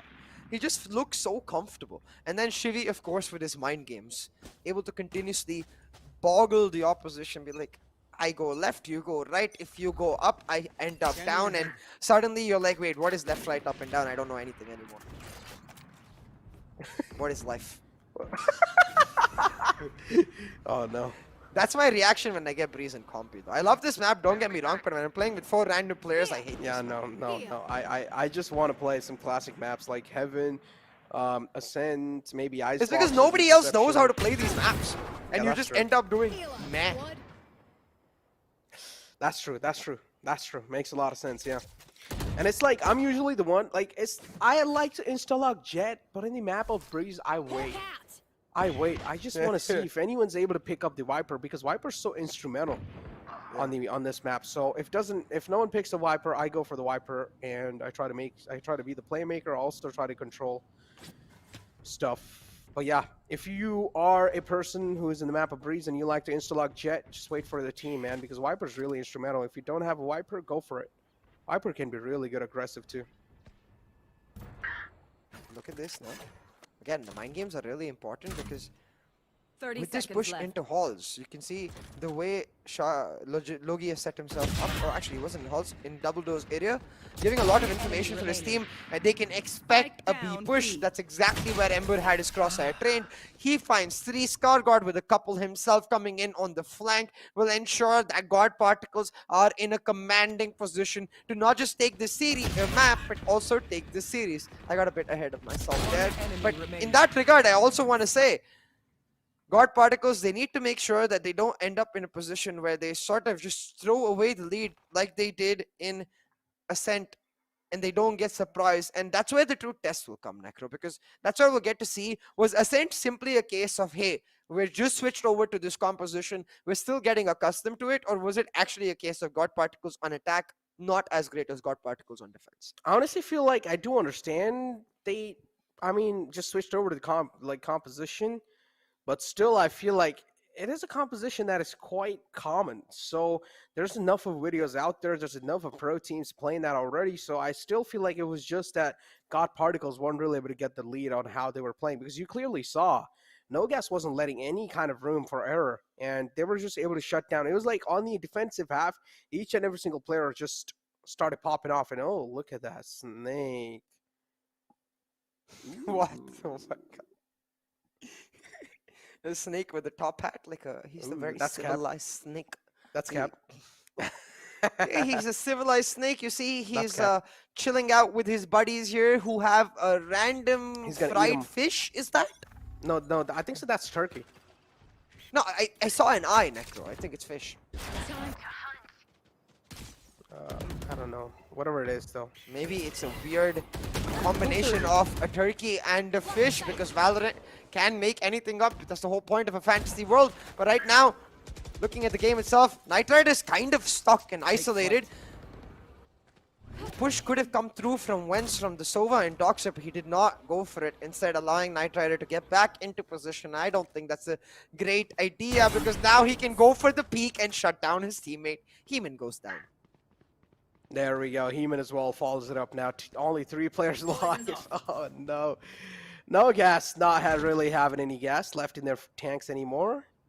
At least it seems like that. 8-2 is the scoreline, and they're not really able to get a read on the defense that God Particles is able to put up, because I'm loving how they're able to post up, utilizing that Cypher perfectly on the A side. Then you have the Viper to deal with on the B side. So defense is pretty much looking undefeatable to crack open. But wow, beautiful 30 seconds expectation left. coming in from the side of Knight Rider. A close shot with the operator, making it look like a shotgun. Not really. Yeah, nice flick coming through on the Hey, Cypher. in that regard, the 30-30 is quite nice with shadow caps, Before I think we need to stop talking about that game, because I love my job. No, I know what you're thinking, and it's not an issue in that regard. But about the map itself, you can see Logi and Guard Particles are just dominant, man. Look at the amount of control they've got from the start of the round to the end of the round. Because often what you see on Breeze is that some teams may be proactive at the start. Oh, nice shot from Doxer. But what I was saying is that most teams end up being proactive at the start, but they inherently just walk away and give back control of that area to the attackers. And that's where Guard Particles are very, very keen and very dedicated to the way they want to play the map, where they have an anchor on the A side that Cypher is rarely getting out of position. Instead, it's left to playmakers like Scarguard and Shivy to decide where they want to make moves, where they want to take control with proactive utility.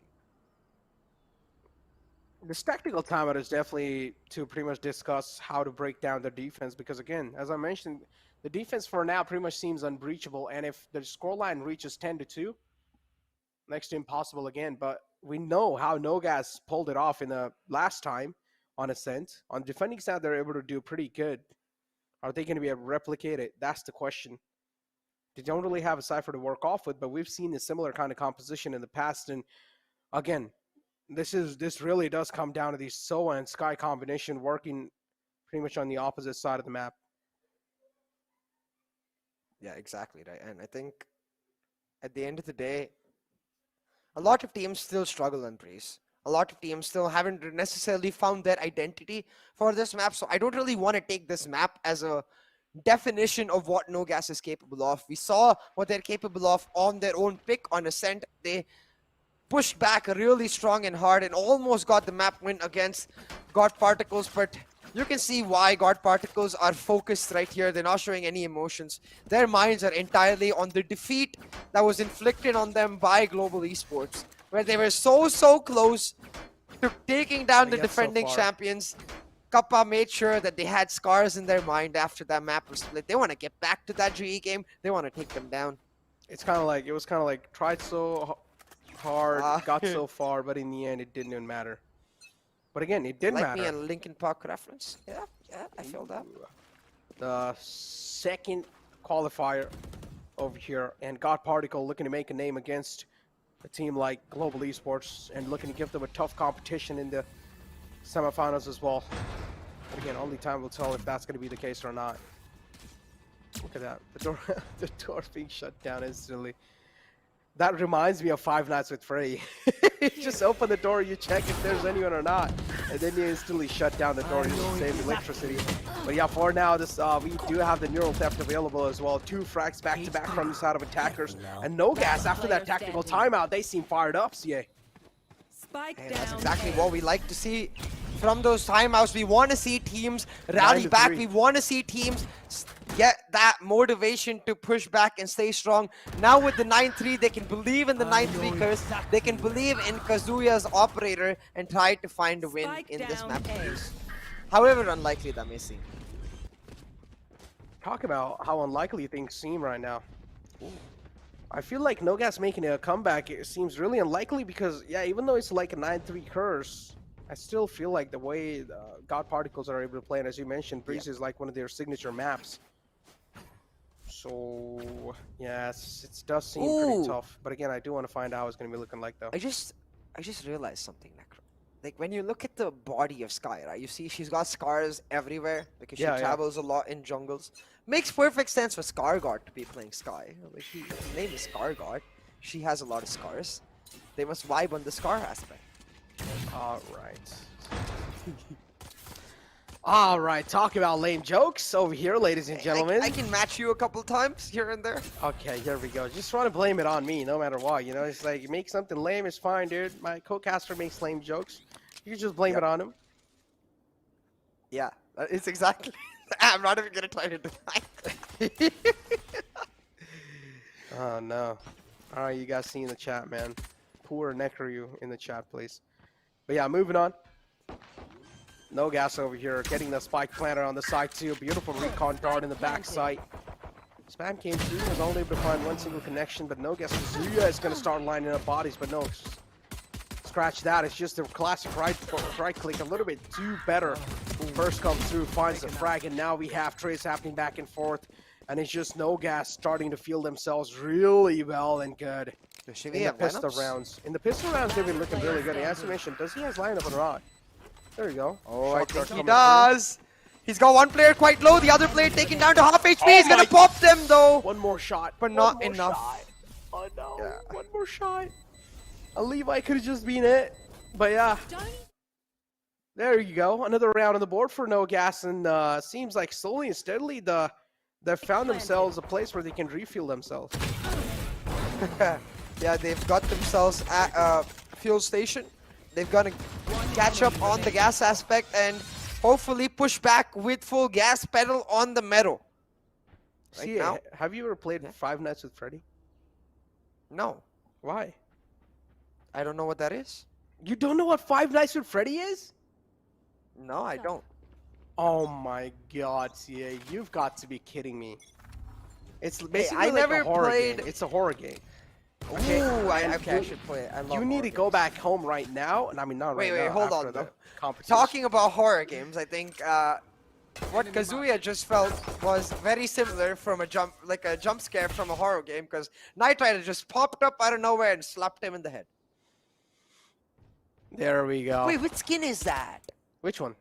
The Knight Rider Right one. here. I need to look at it back again. Maybe I do have an answer for that. But yeah, the spy can coming through from Cypher. Just try. I don't exactly know. Just looking around in the site just to get a little bit of more like a third person's perspective over here. There you go. Levi starts to find one. Man, Nogas just look really flawless on the defending side. And again, they're able to replicate it even though on the map of Breeze. What's up? That skin, did you see? Which one is it? This is You Prime didn't see. Spectre.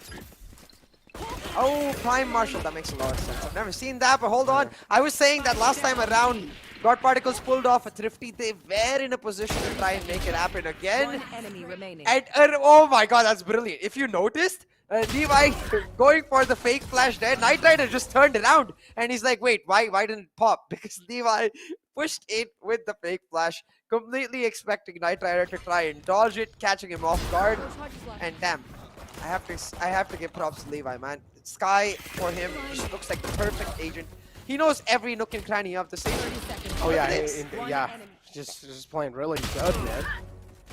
Lagista as well tried his best to kind of like hold things off for his team as Cypher has the threads like the trap. From talking about threads, you remember Cypher says to Breach, I just stole a string for my trap wires from your arms. Please don't be mad. There's like a voice line that Cypher says to Breach. If you remember. Do you? I'm not sure. I think might remember it when we see Cypher and Breach maybe on a later map on Haven. But for now, the hard rush coming in. But look at Viper. Look at Ember's position slowly coming in through that Hall's area. He's going to open the door now and distract all of these players towards him while his team tries to get it planted. Now, Ember has been taken down, but he's almost done his job. He's created the time and space for his team to set up the plant and now get into their post plants.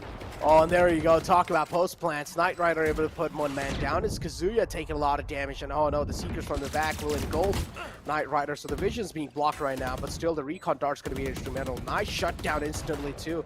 So Knight Rider's position still uncompromised. And he's left pretty much unknown. There you go. Knight Rider strikes in from the close. No one really expected him to be there. But Levi now has no other choice left rather than back out. And that's what exactly going to do. And there you go. God Particles having 10 rounds on the board and also a 5 rounds lead. Yeah, and quite different from what we saw in Ascent itself, where they weren't able to necessarily fight back on their attacking side. This time you can see much stronger. The hard execute coming in and very basic execute on top of that, in the sense that they take Hall's control slowly, they hard aggress onto side using that A-wall. So very much so fundamental, not really showing up with something special, but doing that fundamental thing to perfection. Having said that though, I do believe, oh, it was not a full bonus from Nogas. You can see a couple of their players are able to afford the Vandals, but not every single one of them. So this is where that damage in the economy that God Particles was able to inflict is really starting to reward them. And 10-5 is the scoreline. Nogas pretty much over here, looking pretty good. The pressure is going to start to build because the double numbers, if you talk about, is finally on the board. The double digits, Yeah. This is what you really start to get scared. And I mean, I do feel, when I say double digits and when I talk about mental pressure, the real mental pressure is actually on when you do see that double digit for the enemy side on the table. Exactly. Especially when you're stuck on an eco, but not for Kazuya. Finds one. A 1-for-1 trade, not so bad, because as soon as God Particles leave this area, the rest of his team can go try to recover that weapon. Equal amount of mental life, 4-on-4 situation for over here. 10-5 is the scoreline, as I mentioned. Decent amount of utilities even on the hands of attackers. But oh no, he does not really check mid, but unfortunately misses a lot of shots, and Scar God will turn around and slap him. A huge one, Give him dude. some scars. Yeah, just He's giving gonna him some remember scars. that, like, oh no. It's going to be hard for him to recover from that. Spike plant Like, coming through, 50 seconds left in the clock. that's the kind of round after which in the next map I start using a ghost instead of Sheriff. Oh, okay. There we go. Sheriff to follow it up with another one. Makes a lot of sense, man. And sure, in Ghost you can have a lot of room for error, but in Ghost you can have a lot of room for error. But in One Sheriff, enemy remaining. it's kind of like you either Oh! okay, through the smoke. All right, even through the smoke, the vision is clear for this man. Has some inhuman vision, without a doubt. Man at the front, Soa being spotted, just misses that flick. Unfortunately, and Shiva peeks out. A little pixel peek coming in. And an easy round picked up for the side of God Particles, and this next round might as well be the match point round, Necro, because for the side of Nogas Esports, this is going to be the full buy. I really hope Kazuya is able to afford that operator, because right here, right now, they need to make their stand. If they lose that full buy, suddenly it will all start crumbling and collapsing, because God Particles will get to match point, series point with an economic advantage. Kazuya on the hey, buy shields, Kazuya. Wait, what? He has 1,000 credits. He's like, Bro. hey, my shield, hey, Yeah, like he had 1,000 credits. Why did he buy shields? Hey, Kazuya, why didn't you buy a shield, man? Just reply to us back, quick. Eyes down. All right, we hopefully Yeah, I guess Hinda it didn't Desk asked matter. him in the interview. Why didn't you buy that? But yeah, Levi with a nice Martial shot on the Knight Rider. That was an insane shot. Now he's being put down in the grave. Talk about emotional damage. That's one of those. And 11-5 is the scoreline now. As I mentioned, Logista pretty much moving in from the back. Finds a nice flick onto Kazuya. Neural theft as well just give a lot of intentions away. And the problem comes here. Wow. God Particles, the momentum now finally seems stopped. It's like the adaptive nature takes a little bit of time for God Particle to kicking, but once they do, Eyes down. it's hard to stop the momentum. Yeah, it's really the presence they're able to capture all over the map. Again, Enemy remaining. this execute very similar to the one we saw in A, where there's a 4-man unit rushing in onto site. The 3 of them looking to clear off the side while Knight continues to push forward and create more space and capture a deep point for the post point. At the same time, you can see one player on the late floor, Kalogi in this case, coming in through from elbow, able to surprise them and ensure that B tunnels, the B mid area, is just completely cut off now. Talking about cut off, Nogas have committed that Viper split onto that A area, and I'm a little confused about that, because you can see they're playing double anchor on A. It's almost like a read. They're expecting them to push in. Kazuya fails his dash, fails his flash, but fails his dash, fails his updraft, but thankfully for him, Loki also failed his spray. And watching that, I failed my brain. Okay. But yeah, one more round needed for God Particles to actually make their mark in the India Qualifiers to semifinals, and it seems like the vision as well is getting a little clearer and clearer. AB God Particles will go ahead and fight Global Esports again, and still was blinded, and he still hits that. This man's inhuman Knight Rider indeed showing why he deserves to play the Jet over here. Enemy remaining. And oh my god, still Human's down alive though. He's A. trying his best to hold it off, but Shivi will cut him off. But there you go, Logista from the back will strike in. The final man shut down. Congratulations, God Particle. You guys have made yourself a slot against Global Esports in the semifinals of India Qualifiers 2. And God Particles, hopefully this time you guys have got a lot much more to showcase against Global Esports, because currently Global Esports momentum is not looking that great in the BCC. Oh yeah, currently Global Esports, they have been tested a lot, but you know what, I think what GE did prove today is GE fighting, and what God P proved today is that they are a strong damn team on Breeze. So I'm expecting that Breeze man to definitely come through on semifinals. Oh, Breeze, man, I'm expecting that too, but again, we still don't exactly know, man. This is... look, I feel like Global Esports as well is one of those teams that is pretty good on Breeze, so it's like that, they wouldn't really mind playing on Breeze. They'll be like, all right, it's fine if you guys want to go for Breeze. So again, this really does make me think, are Global Esports going to go for comfort bans, or maybe they're going to go for target bans? Because I feel like they both can be rewarded heavily for Global Esports. But again, comfort ban can be a little bit of high risk, high reward kind of thing. If they do go for comfort bans, they will of course be rewarded pretty huge if they're able to play it to perfection. But on the other hand, we have the MVP, of course, Knight Rider, able to do so many things happen, able to make so many things happen. An average scale combat score of 276. Yeah, Knight Rider having a pop-off game right here. And I think you could really see, like I was talking about, once this player gets going, once he feels the confidence, he just starts to push forward on another level altogether. But I want to give props to Shivy and Scar as well, because they played phenomenally across not just this map, both of the maps, and then finally Ember and Logi, because we have to remind everyone, these are the newer players to the squad, right? Scar, Shivy, Knight, they've been playing Valorant ever since the start, but Ember and Logi just recently shifted over 6 or 7 months back, and they have been phenomenal in their growth, like just exponentially growing every single map. Ooh, talk about growing though. Numbers as well from the side of God Particles this time, and the damage side growing.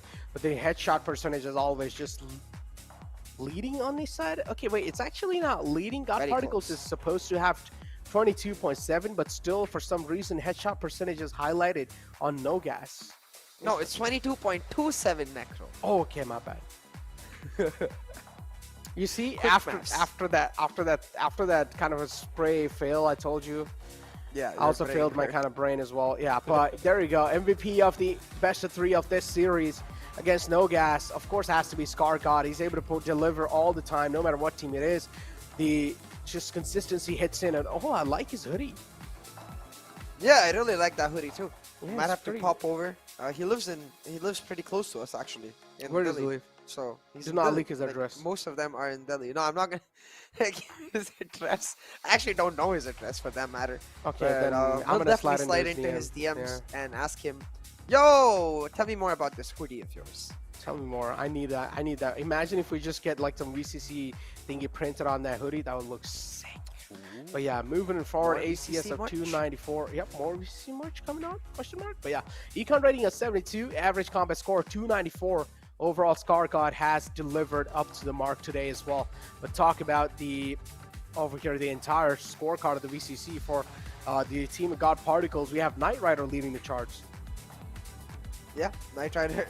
He is that star player, the jet player for the team, leading the charts on that regard. 187, 135.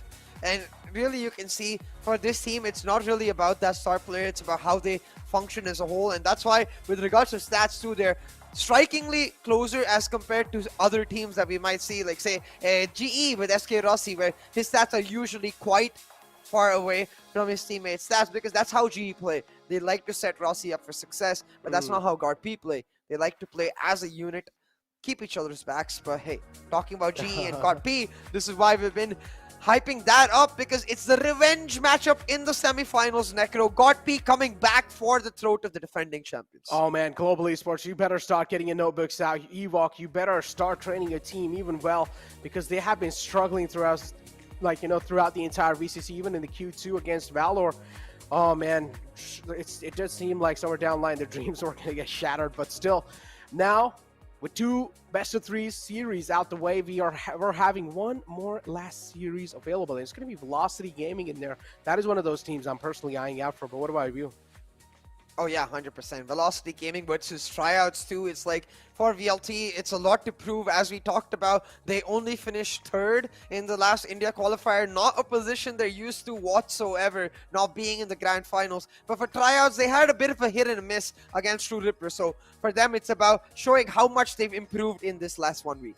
Oh yeah, this is really pretty much to show how much Velocity has improved, because again, they have gone a decent amount of time. VCC, from the last time we saw, is they have gone 1 year of time to pretty much try and bounce back, get their mental state back in, and also get a lot of preparation through. So even though in Q1, I do understand weren't really able to do that well, but as you mentioned, they had, even after Q1, they had a decent amount of time to get their pretty much mental back in the game. They have the skills, they have the executions. All they need is confidence and a little bit of more pressuring skills, because we have seen them in the past, somewhere down line later on, once they do start getting dominated by teams, we do feel like Velocity is playing a little too scared and a little too composed. Yeah, definitely. We have seen from both of those teams in that regard. Tryouts too, it just feel like they run out of gas quite quick, so I want to see them really fix that real quick. But talking about gas, no gas, I would just want to throw them a shout out, because they did a phenomenal job on Ascent. Sure.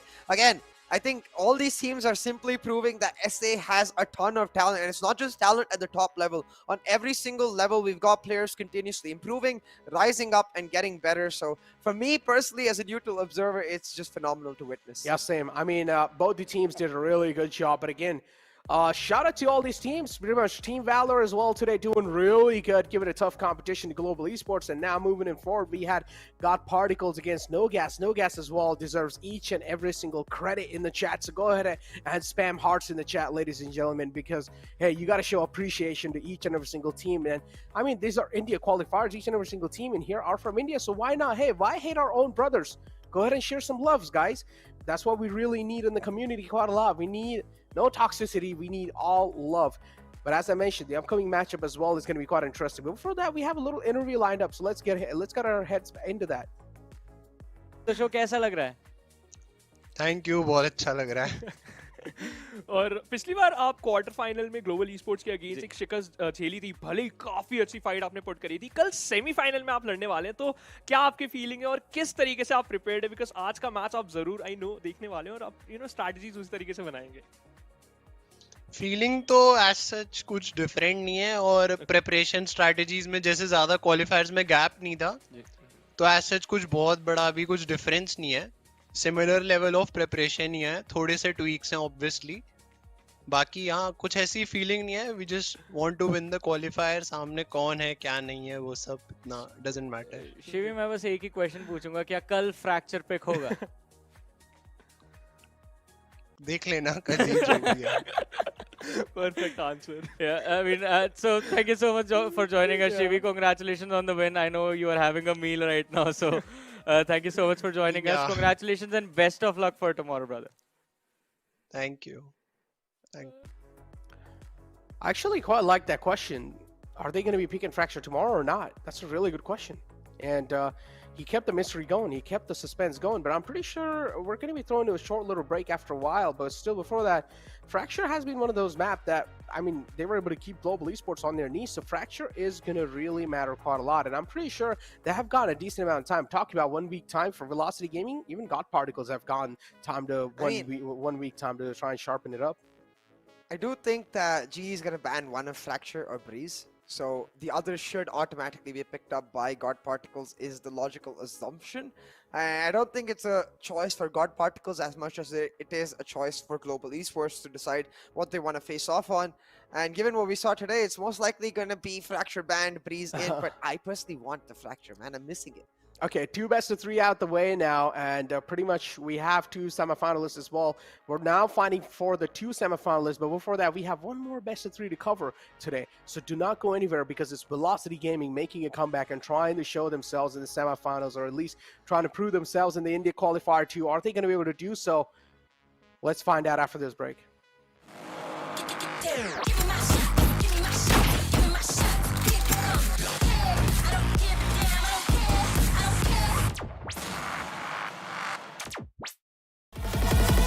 I drop bombs.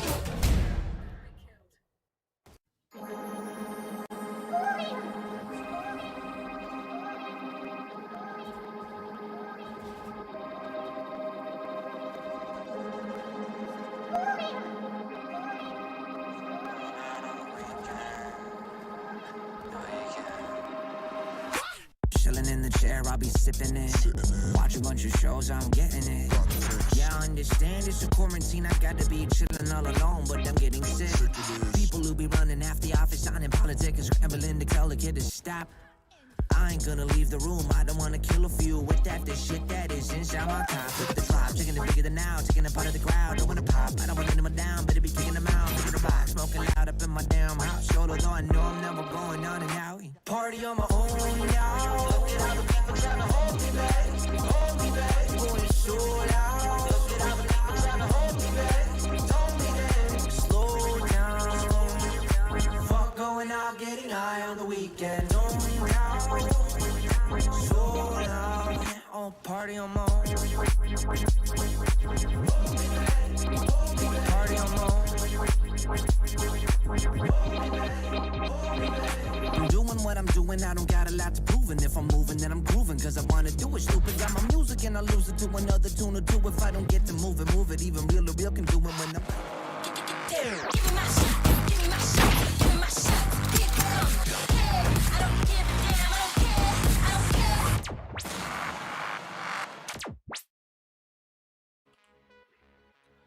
Welcome back, ladies and gentlemen, to the final best of 3 of the day. And let's find out, are Velocity Gaming going to be able to make it in the forward, or are Tryouts going to surprise all of us and pretty much book their slot in the semifinals? That's going to be interesting, man, because again, we're just going to be covering 3 best of 3 here. Tomorrow as well, we're going to be covering 3 best of 3. So tomorrow we'll be finding out who are going to be moving in forward in the semifinals.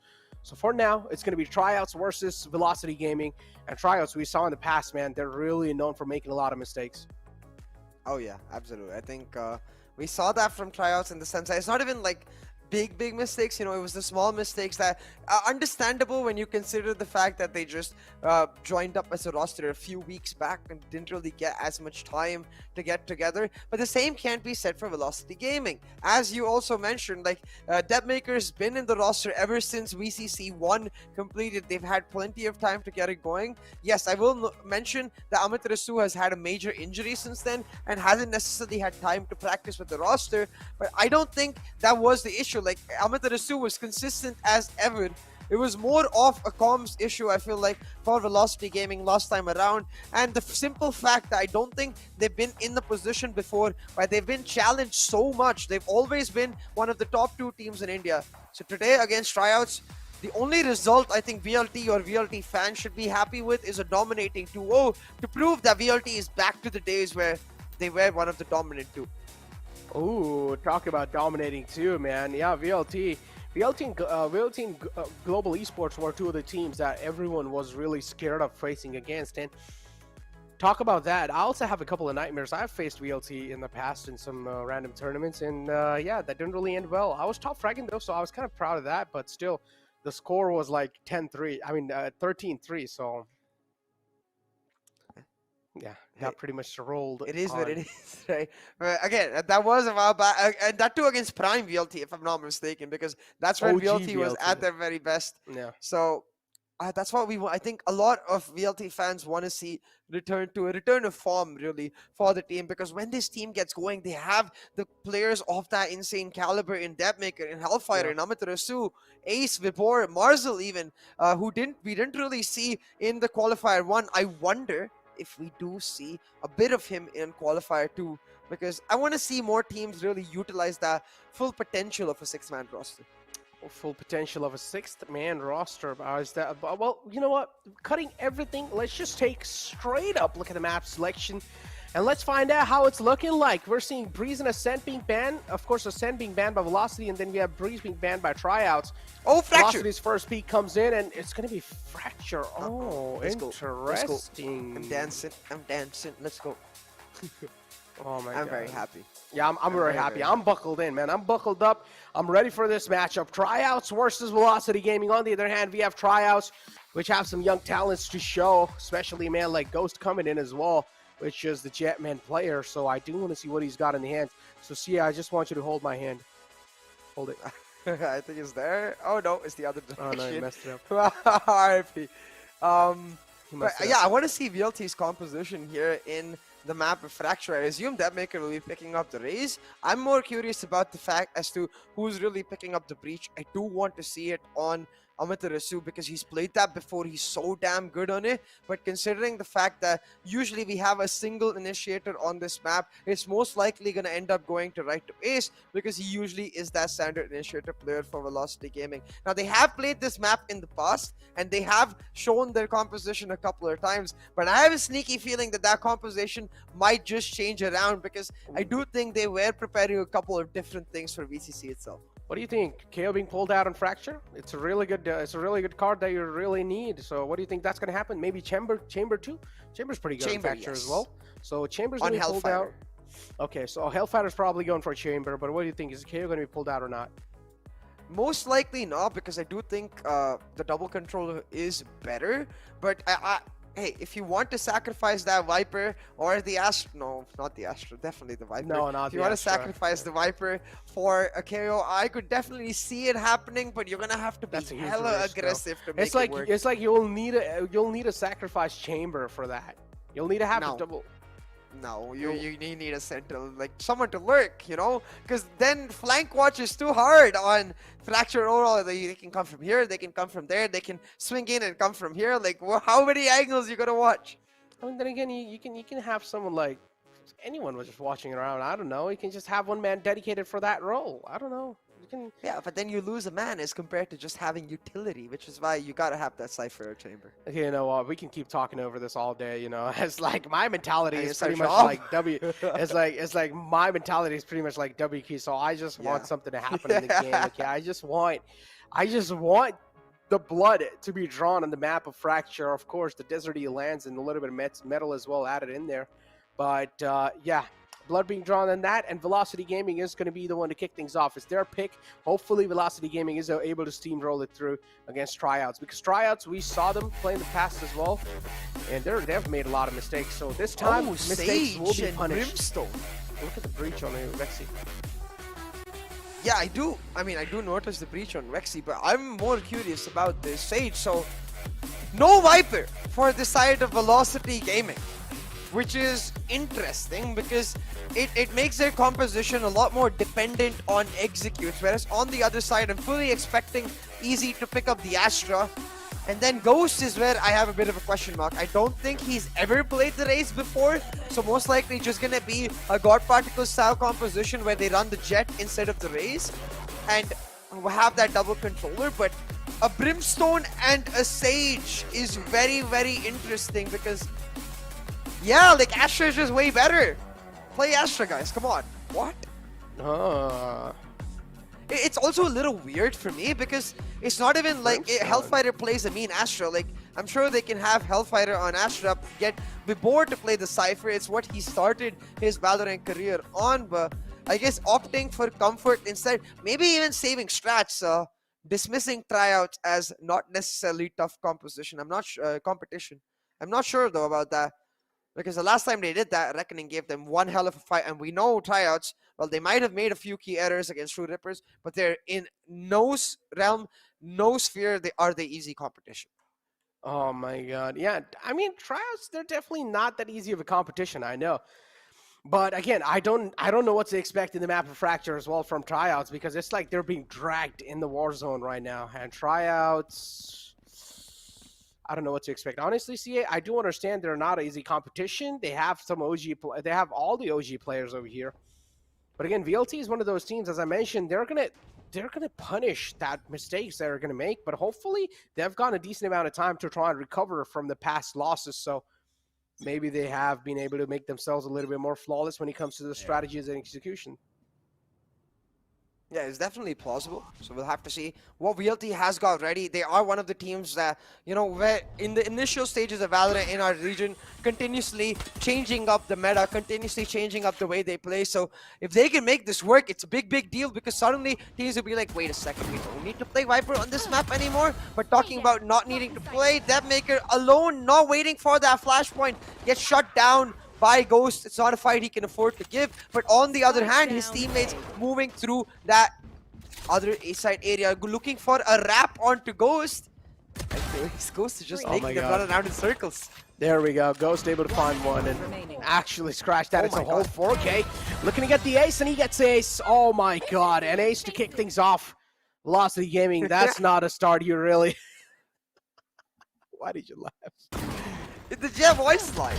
You're like, ha, you should have seen your faces. I'm sure like Velocity's faces were not like pleasing to see after they got this. So. Yeah. Oh my god, this is not the start Velocity Gaming really wants, especially not really having a good time in VCC in itself and now getting started off like that. But still, maybe I'm just a little too quick to make assumptions, and we still have a lot of rounds to go forward. So Velocity Gaming, that pistol round maybe will just not hurt them a lot. But look at the economy that Ghost has now. Yeah, Ghost does have, like, I mean, for him, it just becomes a simple fact that he gets that operator online that much sooner. And it ensures that for his team, they can rely on that anchor from the Jet operator, because that's really what you miss onto the Jet versus Raze pick. The Raze gives you a lot more defensive utility that is instrumental on the map of Fracture. But if you've got that Jet operator and it can compensate almost for that Raze utility, especially if the player is as good as Ghost, then hey, you make it work. And again, you can see each and every single player over here, even though they won that previous round flawlessly, Still taking things quite slow. Don't really want to go VLT. for over-aggression. And it's like, this is where the paranoia starts hitting them, right? They know they're going against VLT.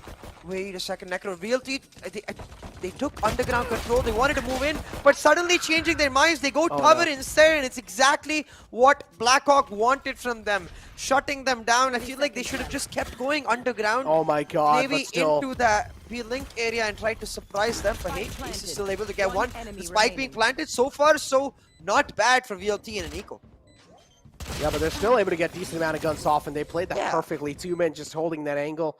There's no way he's going to be able to fall back, and there you go. Tryouts playing really good in the first two rounds, but still, we saw Tryouts playing a little too passive, even though they won the pistol round. So I don't exactly know. It's just maybe the paranoia setting in because you're going against VLT.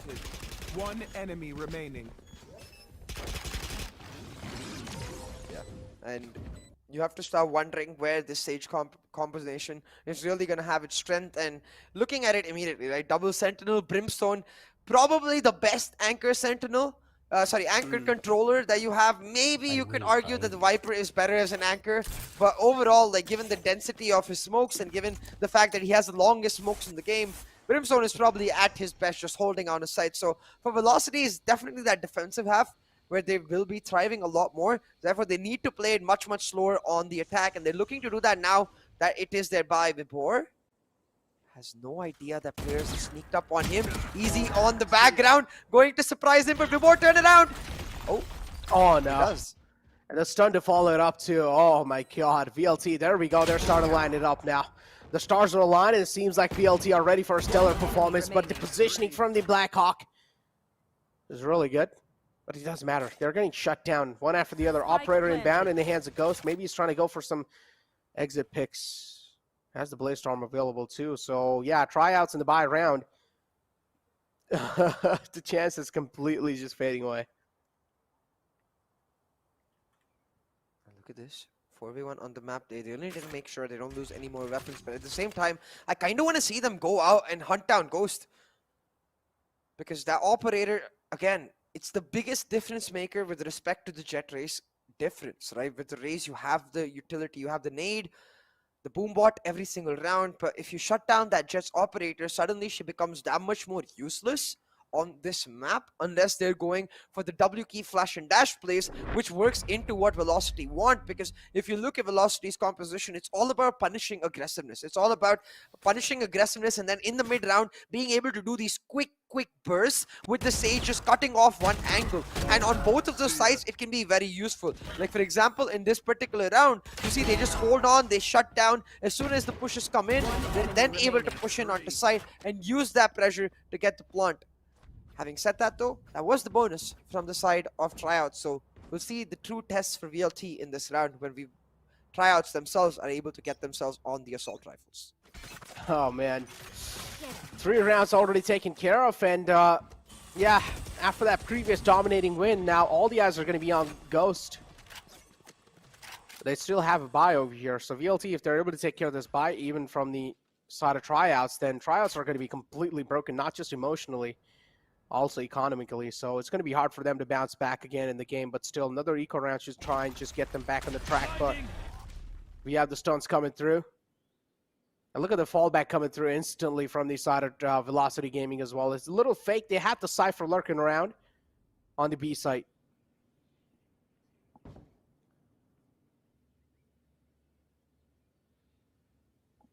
Look at the position that Hellfighter has taken for himself, right? Again, the underground control is so key. And if Hellfighter is slowly able to utilize his position to keep moving in there and surprise the opposition coming in through maybe something like an arcade, it would be extremely huge for the team. But for now, they're just going for a hard execute. They use the orbital strike on tower to cut off the angle. Deathmaker now starting to move in there. Has made sure the Blackhawk is stuck on site, but he gets a bit of information using his spy camera. Wind coming through for the backup, but the site has been cleared up. The plant will be taken down, and just like that, VLT take over. Again, this is so important for them because the slow style is all they can do. So the fact that they're able to pull it off, absolutely phenomenal. Oh, talk about phenomenal. Easy over here. Goes pretty much insane mode and making it look easy. No. Oh, no, Easy. Should have just got a little bit of run boost as well to try and get the paint shell as far as possible. A little too... okay. All right. Moving on. Another round in the favor of VLT. And Easy, yeah, not making it look kind of easy with the couple of fracks that he started off, but Deathmaker's just doing Deathmaker things, making his enemies' death happen. Yeah, absolutely. That maker popping the heck off, because of which he's now that much closer to his showstopper coming online. But with that orbital strike down, they've got one more key ultimate. I think that's something we failed to talk about with respect to VLT's composition. Every single one of their players, with maybe the sole exception of Viper, has a high-profile ultimate. The orbital strike you just saw in action. Now with the Rolling Thunder, they can do exactly this. Play very defensively for now and then go for the push mid-round with that ultimate. And I think it's what the call has been made. Ready to go onto that ace side, the double satchel to clear up space. They've got it for themselves. And now this is the strength of that wall, Necro, where we used to see this on the older days when Bind was just coming up, like the initial stages of Valorant. It's why Sage used to be so strong even then. Cutting a site in half always gives you a huge benefit. Oh yeah, indeed it does. Stim beacon here. It's not more kind of like the wall will be easily cut off. It just really means that how much you're able to create a funnel pathway. Yeah. So when you do take down a Sage wall, you're not going to be able to take down a complete Sage wall. You're just going to be taking out one portion. And when you do take out that one portion, that means a little funnel is being created. And it's way easier for a team to focus on a funnel rather than focusing on a complete open site. But yeah, another round in the bag of VLT. They're just able to steamroll it through right now. Yeah, absolutely. And I think what's especially important for VLT is the number of rounds they're able to get on this attack, because you look at their composition, you look at the strength they have on the defense itself. With that round, was the eco for Tryouts. They once again got the buy. Ghost his on the operator. But another reason you don't really see the Jet as being as prolific on this map, it's just too much of a guessing game trying to figure out where they're going to come from. But right now, his guess is on point. All of VLT towards this ace site, and Ghost's operator is here as well. The fall line comes out, it'll deny him one position, the boom bot for another, and the Jet's just not having a great day. Hellfire coming in from a door, he'll shut him down, and Deathmaker will take a top as well. Just like that, Ball Cypher is online, Necro, and he knows exactly where they are. Oh, Ball Cypher knows exactly where each and every single player is present. 2-3 is the scoreline, and now here we go. Right to H, just looking around. VLT having a clear man advantage, but it's just one man advantage. That's not really quite a lot. VLT also has a resurrection available. So even if they do equalize man advantage, that's going to be quite huge. Rolling Thunder being invested from the side of defenders and not really working out quite well. Deathmaker able to find one. Oh, look at Is he going to be able to follow it up? And there you go. LFF does that. LFF makes that possible. Showstopper was utilized, so that's quite a hefty investment already being made. Right to is the final man alive, and he's pretty much the right to clutch, but he's taking a lot of damage from the snake fight, and also a lot of time being bought off, and he just has nothing, nowhere to go. Unfortunate. That retake was really good, though. I really wanted to see right to ace back up actually as soon. Like, he tried to go for the heal on Vibor. Rather than that, he could have backed up, gone for the revive on Hellfighter, who you can see is near the B tower angle right. Could have worked out for them, or at least gone to B tower and then dropped down and tried to deny the plant from that angle, because he was in that solo B main position for a little too long. Screens, I believe, is what pro players call it. But hey, that made sure that the retake coming online for the side of Tryouts, and not much invested on it too. Just a couple of ultimates, and they're able to pull it back. Now, VLT, I think this is where they need to make sure they change it up. Don't take Hellfighter onto site, rather leave him for the ultimate late lurk coming on the late wrap. Like, imagine if he could come through on that A drop angle, or even deny Easy from coming through on that A drop angle. For now, the Wimp gonna shut down A site with just one ultimate. That Viper Spit so key. And again, this is something that Velocity don't have access to, which is what makes us wonder, why not Viper? Why Brimstone? Why not Astro? Why not? No idea. Why not? Okay, I'm just kidding. But yeah, moving in. The scoreline has pretty much been equalized after that previous retake, so this game's looking really close. I expected this fracture map to be pretty much a VLT-sided domination, but even Tryouts, they're able to give a tough competition, and Tryouts definitely have improved quite a lot. They have been able to fill a lot of voids. And this is what I like to see, improvement from teams, and pretty much leads to a lot of succession in the future. But Rolling Thunder's out, and this is where the go call's being made. Each and every single player on the aggressive page, but he's holding the close angle. LFF should shoulder peek this, but no, he just goes for a straight peek. It doesn't matter. Able to rack up bodies, but talk about racking up bodies. It's Matarasu's time to shut him down. He's looking to use the fall line to clear off tower, but he doesn't have time. Needs to go for the plant ASAP. Has no idea that both of the players are on opposite sides of him. Now with the plant, they're going to start to try and close in on him. No, he cancels in the last moment. Okay. Did he? I don't think so. He did that. Yeah, he canceled the plant in the last moment. Okay, so he did that on purpose. I'm not sure. But I don't think so he did that on purpose. There's no way. Like, he needed just like, I don't even know how many milliseconds, but he definitely did not need a whole second to keep the spike down. Yeah, it was like 10 milliseconds. But again, like this round showing you, right? As soon as Amaterasu pops the Rolling Thunder, someone should be moving into site to take advantage. Someone should already be in tower, for example, the way Hellfighter was trying to go for it. But he reached tower way later, like way basically after the stun was hit and done. Like they weren't stunned when he went for the fight. So a little bit of miscoordination showing you that these teams, they're still new to this map. They still need to figure out the exact timings with which they need to get moving. And because of that, a lot of individual plays do end up coming in. A lot of factors where a single player can carry an entire round. Single player carrying an entire round? Ooh, I like this skin for the Bulldog. Yeah, yeah, it looks pretty sick, yeah. It doesn't look like it's going to fire bullet. It actually looks like it's going to fire like a beam water. There. Water? I was thinking more like a laser beam necro, but now I can't get like, it's like you use it in Holy. I forgot what the name for it is. Like a water peak. It's like, you know how in, yeah. Launching smoke. It's like, you know how in Holy you have like those water guns out there? Looks yeah, like water gun. Yeah. But yeah, VLT's forward now, moving it forward, and he's able to connect the skull. Not really able to follow it through though. That's fine. And now VLT, they pretty much doing over the man present in the close. He's being isolated. The resurrection coming into play. VLT pretty much lighting up the kill feed now. Ghost available on the left side as well. He's not really able to create a funnel, but a beautiful angle from Ghost. And boy, he peeked. Oh, okay. Necro's brain has been hurt once again. Talk about mistakes and tryouts. Old relationship right there. I think that was... oh no. I'm on the ropes with that play. Not something you want to see from your side player, but that's the most annoying part about those mid ropes. It's like once you commit to them, you can't exactly go back. It's a one-way street. And I like how he was like trying to control the pace as well, but then later on he just saw the little glimpse and he was like, all right, you know what, there's no way out, so I might as well try and do something with it. He's trying to like shoot it normally, try to ADS, it's still yeah.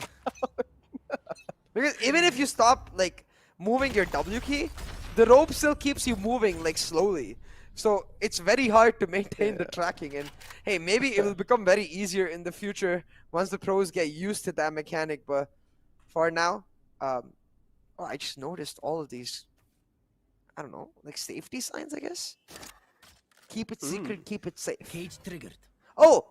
Okay, maybe if we get a technical break, I'll get into the lore of this map. But for now, as you can see, VLT once again going for the hard B A execute. But what is this wall? A massive gap left, but I have a feeling they left it on purpose almost. Oh yeah, probably to create a funnel way through, right? We talked about the funnel way and how important it can be for a team. So yeah, funnel pathways indeed. I just like how easy he was throwing that satchel. No, I think Necro. So I think the reason they left that gap is so that the player on a drop can't really jump onto the wall. He has to jump onto the ground. Because when they, in a few rounds before, when they were using the straight wall, Easy would just jump onto the wall and it would be a pain and a nuisance for them to deal with it. Oh, that's actually quite huge. So now Easy will have to cover a certain amount of distance in the mid-air, and this is where they might just try and shut it down. We'll talk about that. Ghost, the young prodigy, is just able to keep a lot of things alive for his team. Wow. Yeah, he dashed through the orbital strike, picked up that first kill, and then ended up making it 4. Look, right there. Finds that 2K onto Vibor. And if he dies to that orbital strike, suddenly Amaterasu freed up, Ace is freed up, and that retake becomes almost impossible for the side of Tryouts, but oh my god, that's a huge round. Not only was it a thrifty Necro, but VLT invested the Orbital Strike, they invested the Rolling Thunder, huge ultimates being invested for a round loss. That's going to hurt their economy as well as their utility a huge bunch. 5-4 being the scoreline, and now... Oh, nice tag, a quick tag as well.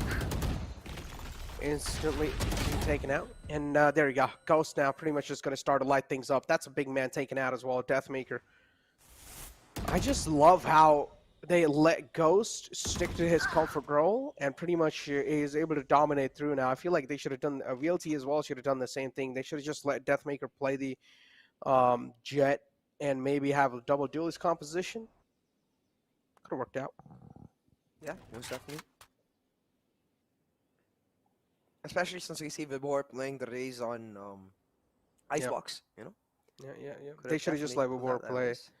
Yeah, they could have pulled out that Raze, maybe went with Viper as well. Viper Breach. Could have been a nice thingy because, of course, Fracture Sights, if you would like to talk about it, Fracture Sights are not that huge, so Viper Wall can pretty much just do it. And if you just need an extra bit of more cushion, you also got the Viper Smoke. I guess that's why they have that Sage, right? To compensate for the lack of that Viper. Wall, yeah. But 30 seconds left. I don't know. I can't think of a single reason why I would prefer Brimstone over Astra. I can think of reasons why I would prefer Omen over Astra even because of his movability. But Brimstone, I'm not so sure. But right now they're making it work.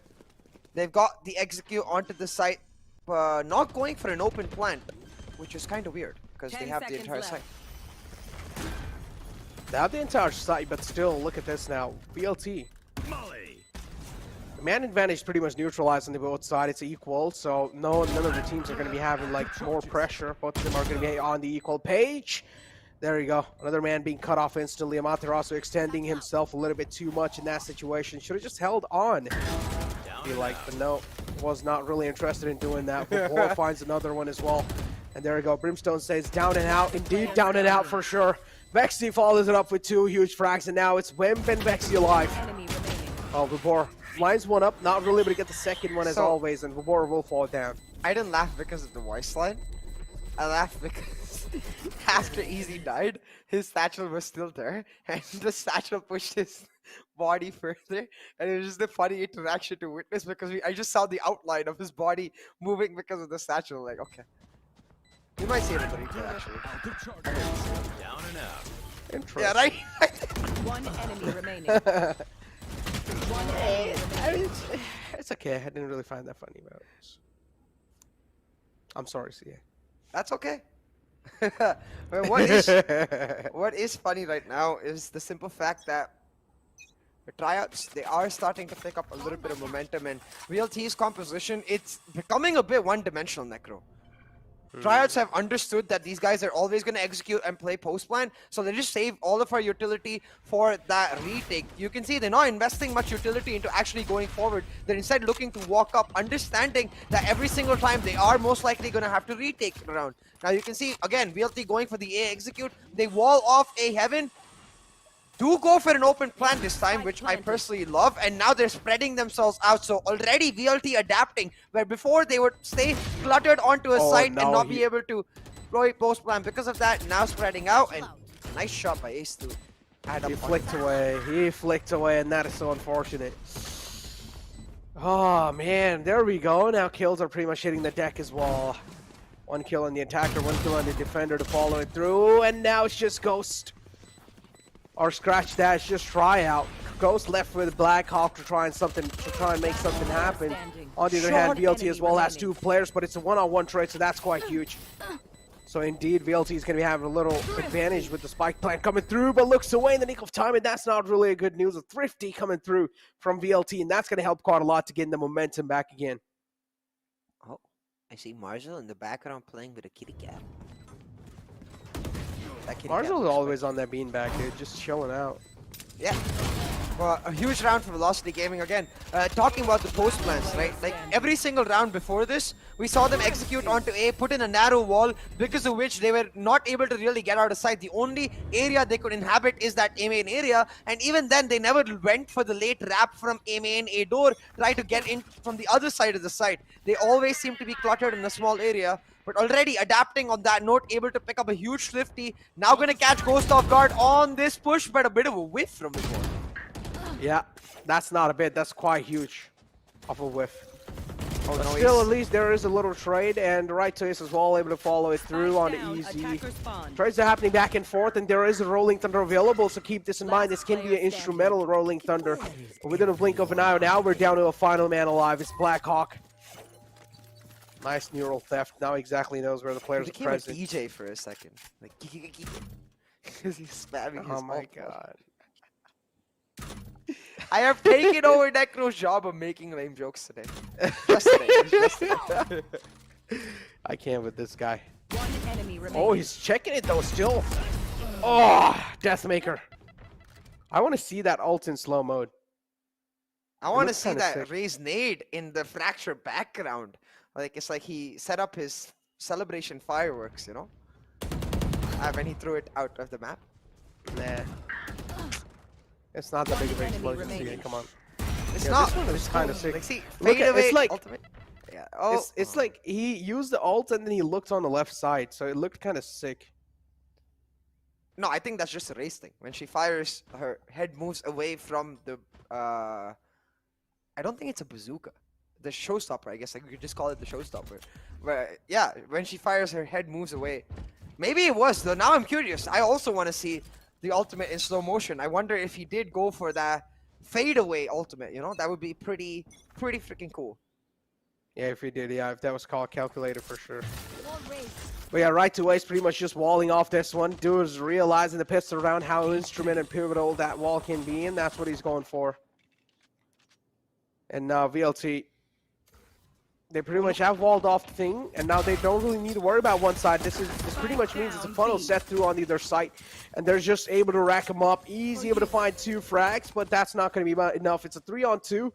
VLT need to play a little bit more cautiously because they do have the man advantage, but not a lot. Ghost to get turned tables instantly, but no. Ghost being cut off now. Blackhawk's the only man alive. Wants to get the Ghost in the hand. No. Just peeks out. Just peek out. Peek out. Just get it. There you go. Gets it. And now he's ready to connect some long-range heads. Yeah, but as soon as he peeks out this time, the fault line's gonna come on him. He can't really go there. The spike is left stranded. And a bit of a weird round from the side of Tryouts. They sat in that B bench area for so long. Just did not move forward. It's almost like they were scared of what's gonna come in front of them.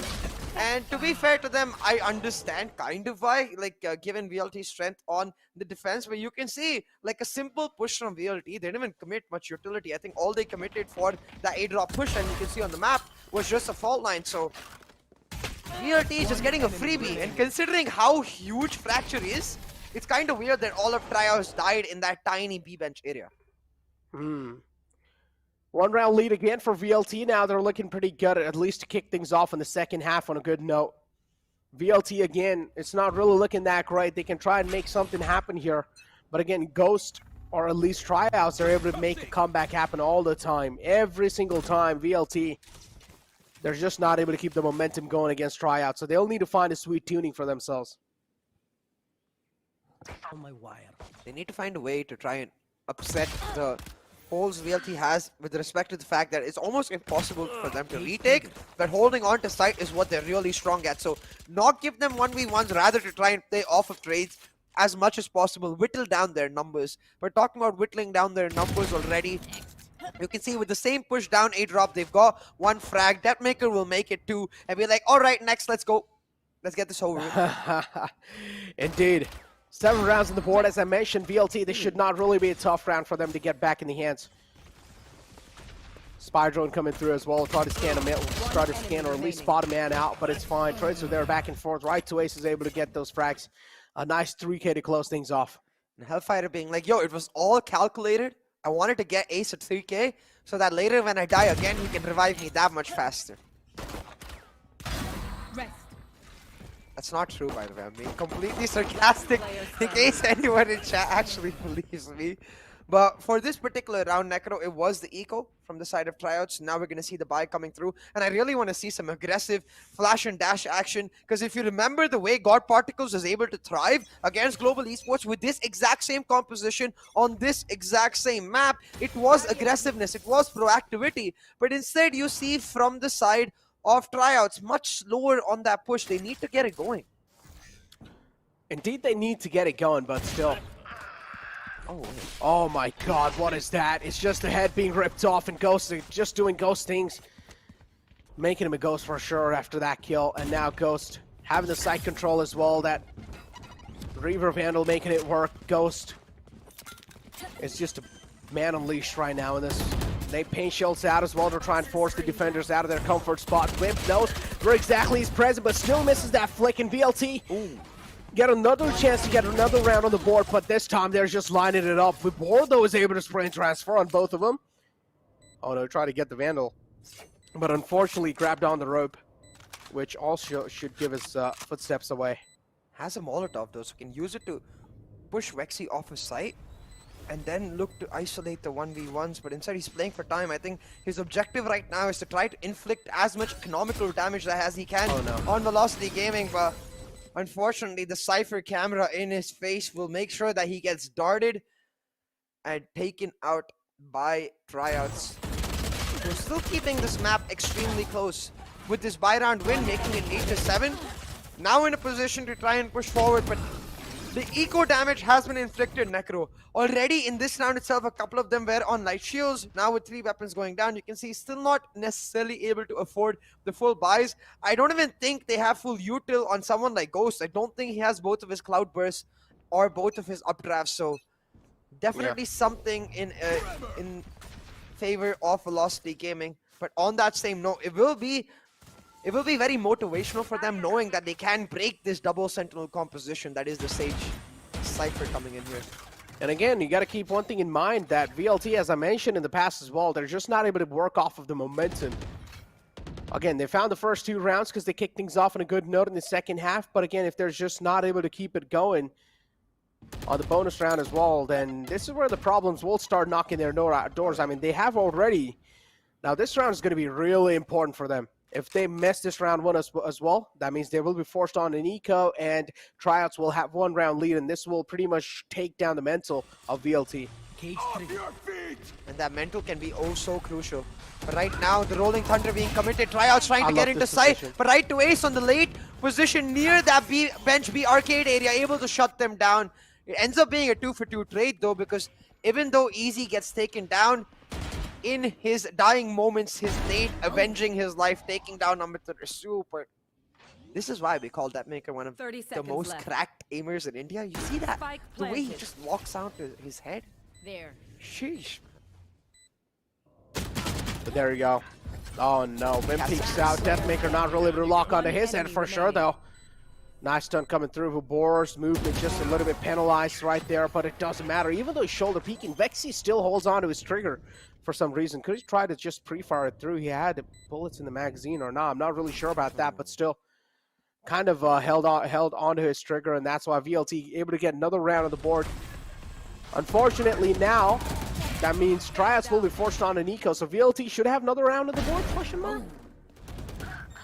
Yeah, that's what we assume because of the eco factor, but we have seen both teams be quite damn good on their ecos. We've seen a couple of thrifties already come out, so I wouldn't count anything out just yet, especially since Ghost is only 1 point away from his Bladestorm. So if his team can pick up 1 out of 4 ultimate orbs, like if there was ever a map to get that Bladestorm online for sure in this round, it's Fracture, like surely, right?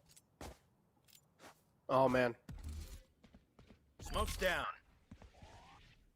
There we go. Fortnite is pretty much a setup coming in for the execution. Oh yeah, Stinger. It's been a long time I've really seen that weapon in action, but yeah, it's going to be interesting to see how it's going to work out. In close ranges, yeah, it's devastating, but still, most of the fights in Valor do happen in mid ranges. I wonder if he's going for the operator save, because he had the Vandal. I think he had the money too. Like, I'm just very confused as to why he'd opt for a Stinger. We'll find out in the next round only about the operator save, but for now, maybe it's like, I know they're going to be on an eco and he likes the Stinger for short ranges. Oh, look at that ult. Just right onto his face to shut him down. VLT now. Just trying to stack up this B site.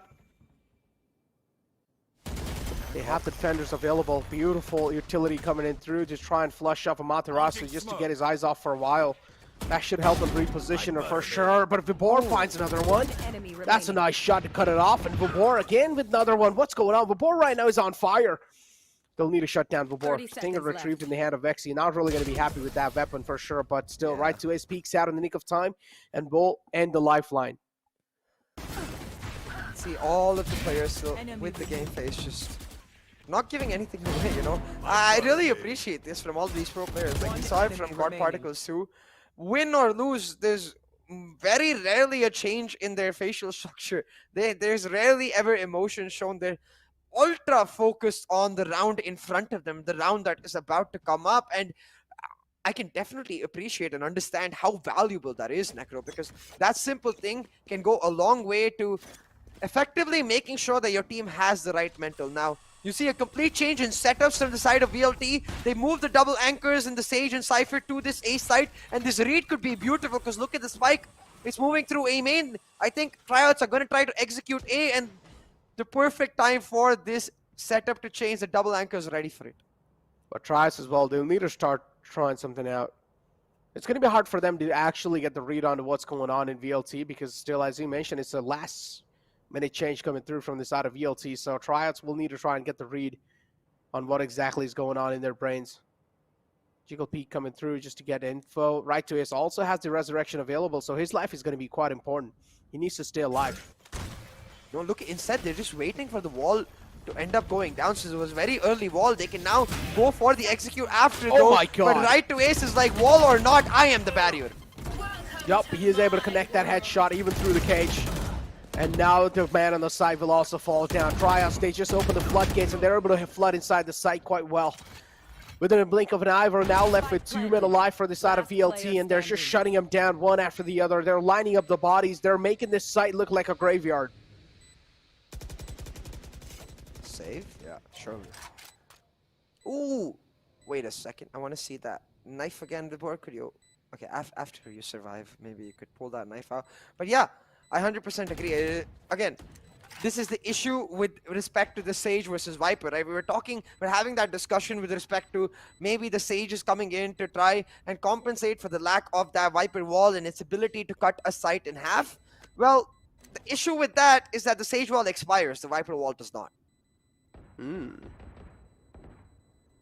it does turn off when the toxins are low, but it gets refreshed. But it also cannot block bullets, yeah. It also cannot block bullets, so when you're actually giving footsteps, and when there is someone available in the close, they can just try to spam you out through just hearing to the footsteps. Oh yeah, definitely. But at the same time, that's where it's like they have their pros and cons, but still I feel like Viper's better because she offers a little bit of more utility.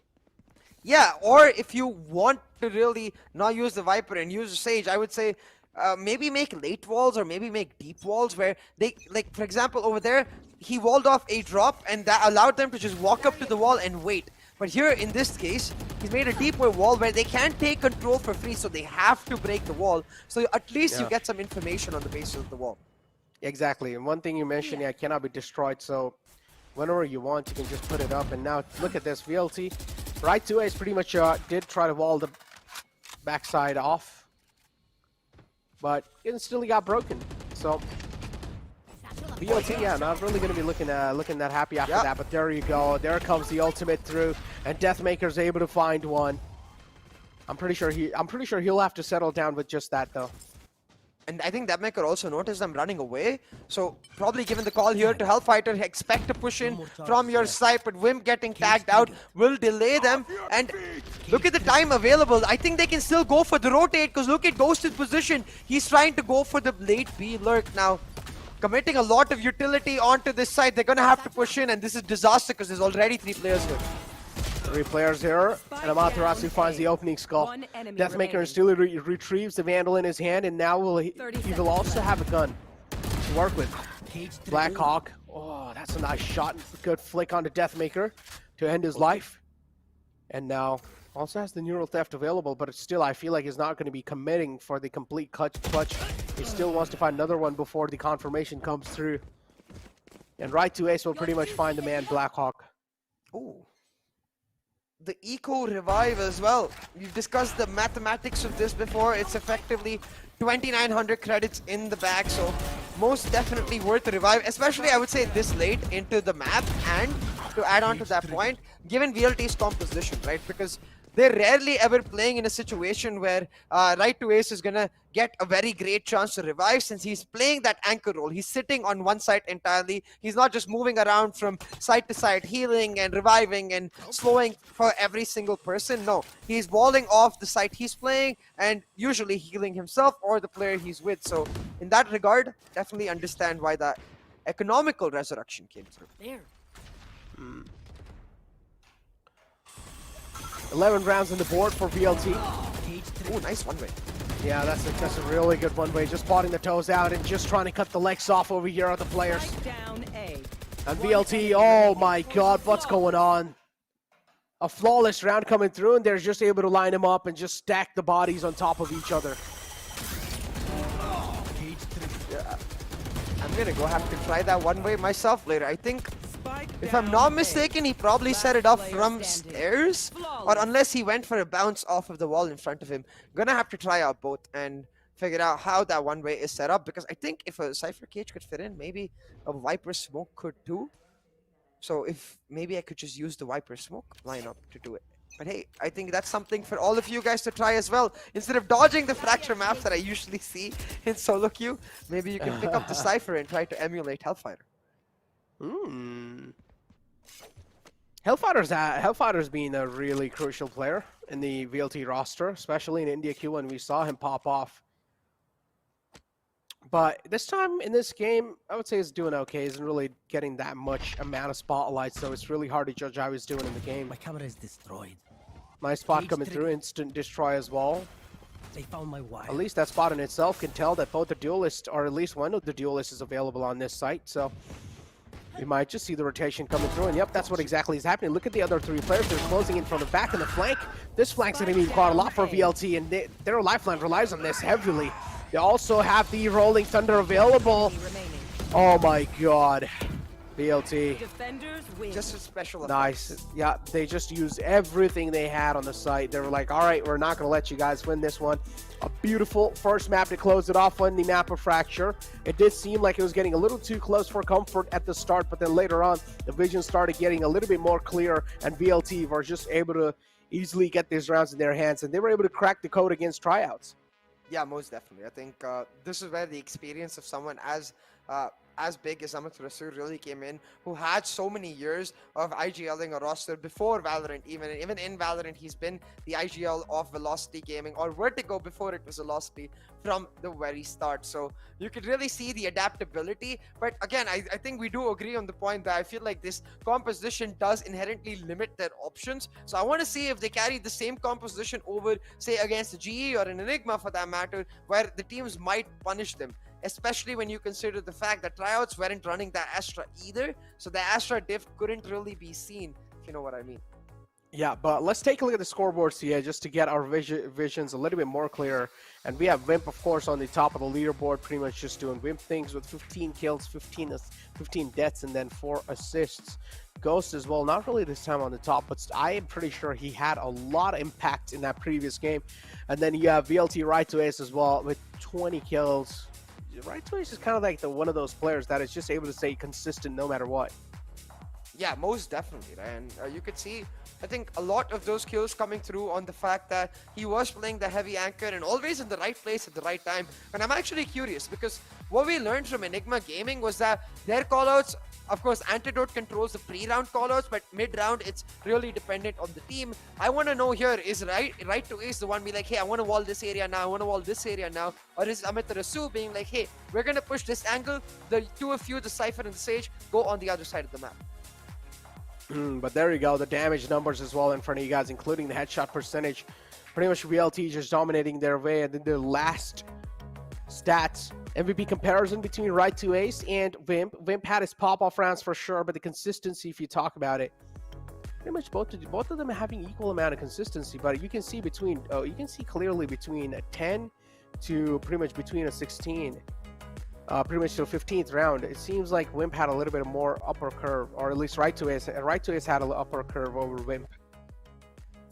Yeah, both of the players with their ups and downs, but the consistency factor was what clutched the deal for Velocity. Not just Right to Ace, but the entire team really stepping up. We bore with a few key rounds. Debmaker as well finding some key shots. And then, of course, Amit Rasu, the IGL, just completely phenomenal. Topped off with Hellfire and his nifty one-ways VLT.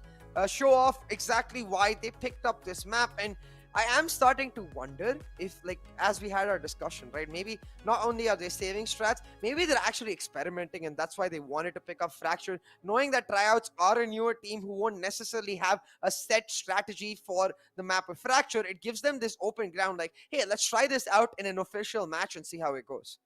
Yeah, exactly. That would be really interesting, just to throw off a newer team, as you mentioned. But let's take a look at the viewer rewards as well. We have something to give back to you guys, and it's the exclusive merchandise of NODWIN's Valorant Conquerors Championship. All you guys need to do to claim this is not just claim, to actually apply for the giveaway. I mean, we're going to be drawing one single winner every single day. So go ahead on your social medias, make a tweet, make a post on Instagram saying #VCC and also tag at NODWIN Gaming and get a little creative with those posts, maybe just to add on a little bit more chances for you guys to win and just for NODWIN Gaming to notice it. But with that being said, giveaway out the way as well, and also the first map, Fracture, out the way. We're going to move it on to the second map soon, but before that, just wait for a little break here.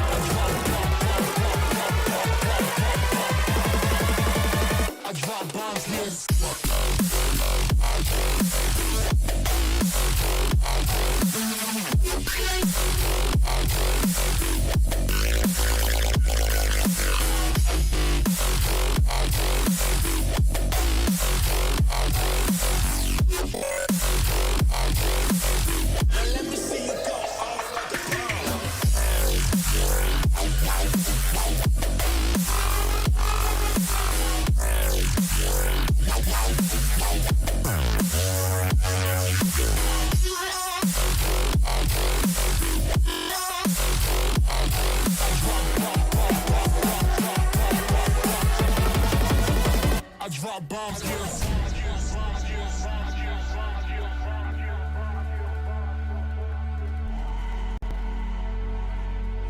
Now let me see you go off like a bomb.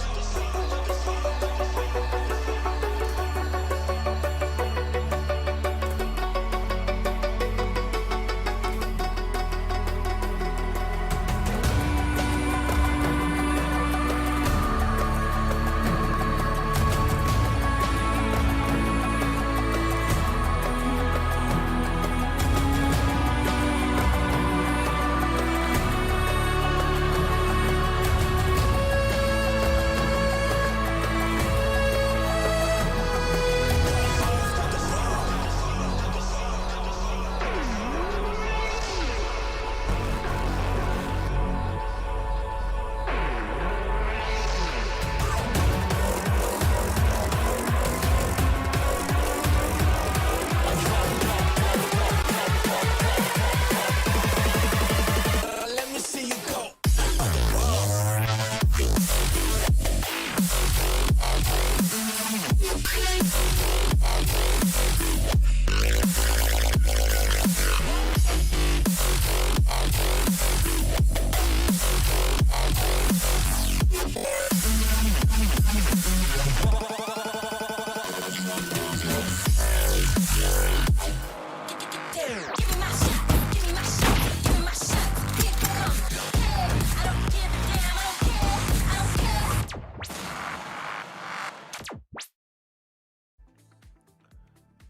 Welcome back, ladies and gentlemen, to NODWIN's Valorant Conquerors Championship. Now, we are in the India Qualifiers 1, of course, and we are on the third match of the quarterfinals, or at least third best of 3 series in the quarterfinals. And currently, we're watching Velocity versus Tryouts. Now, first map, I would really say that close okay. Later on, it seemed like VLT just started reading what Tryout exactly are doing, and later on, it seemed like VLT were actually starting to get the grip on the game as well. So, hopefully, moving on to the map ahead, do you think the momentum is going to be carried over, or? Yeah, I definitely do think the momentum will be a big factor coming in to Velocity Gaming as a team overall, but it will also matter the fact that this map now that we're going into is the pick of Tryouts. So I think they themselves will be a lot more comfortable on it, which does mean it should balance out. But then again, there's the history attached to Haven. This once used to be the best map of VLT period. So I want to see if they can bring back some of that into this map. Haven is one of those OG maps, man. I really feel like Haven at this point is one of those map that if you're OG team, you're pretty much really well known to Haven, and you should also have the team synergy and team comms up. So it's just one of those like comfort picks for all the teams. So Haven coming in, Tryouts. I think so. If I'm not wrong, it's Tryouts pick too. So it's going to be interesting to see what Tryouts have got to deliver, because as you mentioned, VLT as well, they're pretty strong. So Haven being the Tryouts pick, I feel like it's kind of like a comfort pick over here. Oh yeah, definitely. I think it's just a simple matter of, hey, you know what, comms are much simpler. The idea of what we want to do for the IGL to call is much simpler. And even for the players to follow those calls, it gets that much easier because they understand the logic with which he's calling it. Because as you said, it's one of the OG maps that every single, OG Valorant player has played a ton of times. It's something I personally enjoy playing in Compy because it's the exact opposite of Breeze in that regard, where it's still big enough to be enjoyable, but actually everyone knows what they're doing. Unlike Breeze, nobody. Yeah, it's like everyone just knows what they're doing, because at this point the Haven's been out for a really long time, and it does make a lot of sense, even though it has 3 sites. And still, I mean, it is an OG map, so it makes a lot of sense. All these teams do exactly know. But again, we do know the most main thing in Haven is having that garage control as an attacker. If you do want to go ahead and target on the C site, if you do have the garage control, it's like 70% of the map is pretty much in your hand. You're controlled it, and I feel like somewhere down line, if VLT they start second guessing themselves, I'm pretty sure they're not going to be aggressive in attackers, or at least they're going to let a lot of time slip by for Tryouts to try and think what they really need to do. Yeah, I really want to see what composition VLT brings about too, because last time around we didn't see them playing the OG composition they used to play before VCC, which is the Breach Sky itself, and that composition enabled a lot of aggressiveness. It enabled them to keep moving forward, take proactive control. So I want to see them try and go back to that, and maybe then they'll be able to get back into a much more comfortable groove. And exactly, we also talked about now Deathmaker is pretty much going to be on his comfort peak, which is the Jet. Now, this is where we're probably going to be seeing Deathmaker at his prime time. So are you expecting some like solo Deathmaker plays, or do you think Ghost as well is going to give him like a tough fight? Because we've seen Ghost, and Ghost, he has his like on days and off days. Looking at the first game, it seemed like Ghost is completely on, but again, moving inside the second game, you never know, man. Maybe the switch will be turned off. You never know. Yeah, you never know what's going to happen. But in that regard, like the one thing we do know for sure is already earlier today, we've seen a 40+ frag game from Buster. Oh, yeah, Buster. The only other person to have popped off like that in SA history is Deathmaker against VLT way back when they used to play as VLT versus God Squad, and Deathmaker used to play with Hellranger and Gang actually, and he popped the heck off on this particular map on Haven. I think he picked up like 44 kills or something like that. Yeah. After that, it's only been Buster who's gotten that close. Oh man, yeah, Buster just actually not even performing against like a mediocre team or something. He performed against the defending champions themselves, like Global Esports. He was making it look like that was way too easy for them. He was just lining them up. He was easily able to get those frags on the board, and it seemed like he was just smurfing on the first game. But the later on, it seemed like he just gave all it had. Like he just gave it all it had. You know, the later on in the next game, he wasn't really able to do that great, but still an okayish performance. But later on, now moving in here, this is what exactly I said. Inconsistency might just hit Ghost, because we've seen in the past, even last time we saw Ghost playing, somewhere down the line, even Ghost wasn't really able to do that great. And you did explain it pretty well why that happens.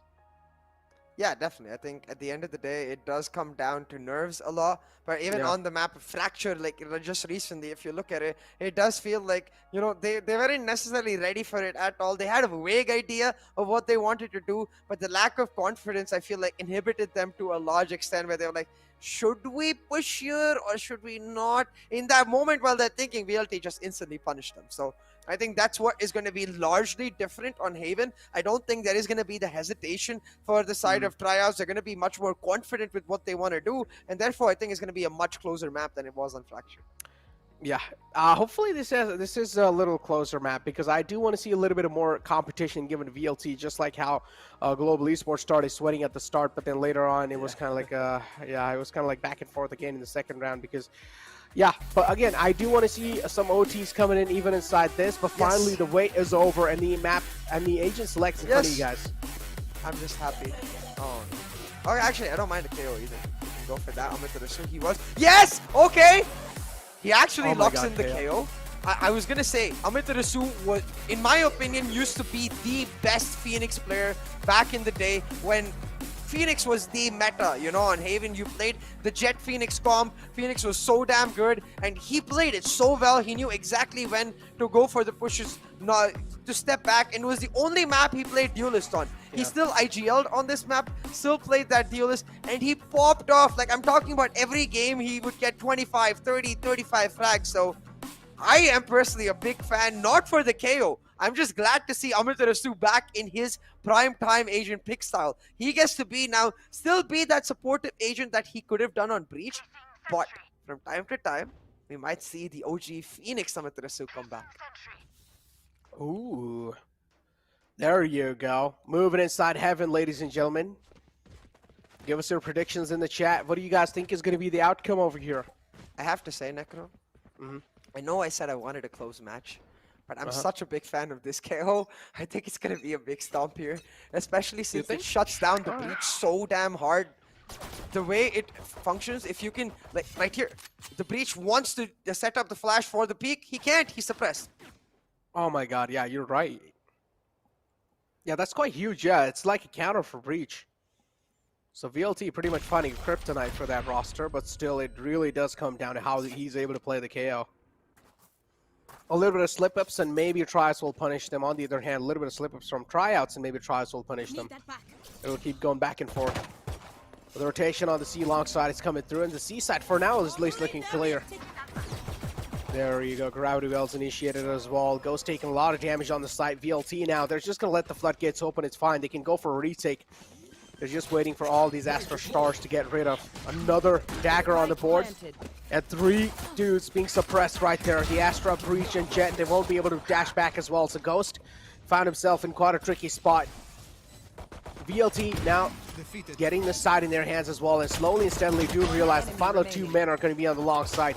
Amaterasu is also able to shut it down. This 3 is frags what for 3K for Amaterasu. Yep, the dagger is going to be a little problematic. Or not just dagger, the entire KO is going to be problematic.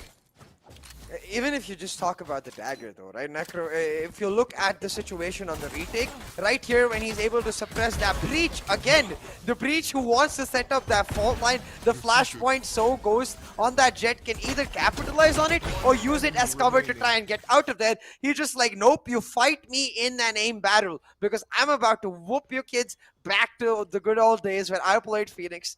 Amaterasu already popping off though, to be fair, that was the pistol, and because Tryouts got the plant, Necro. Look at this, they're going for the force buy.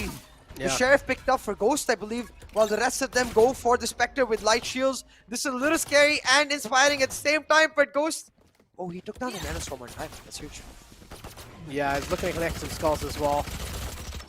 And look at how aggressive VLT are being. Again, I cannot really call this a proactive nature because they're being caught off guard. Yep, Roar goes down, so that proactive nature isn't really actually that proactive indeed, but VLT... Here you go, right to aces, spray transfer is going to be on point. He just keeps on spraying on the target and the prey just follow it. Oh! Nice shot from Deathmaker to shut down Vimp. But there you go. Flick coming in from Blackhawk as well with shut down HellFF. Another round on the board. The force buy being shut down and also the bonus gets taken care of. And Hellfighter is going to be so mad after this. He's like, that's not fair. He connected a headshot, I connected a headshot, I'm dead and he's alive. Well, buddy, that's the difference between a Spectre and a Sheriff.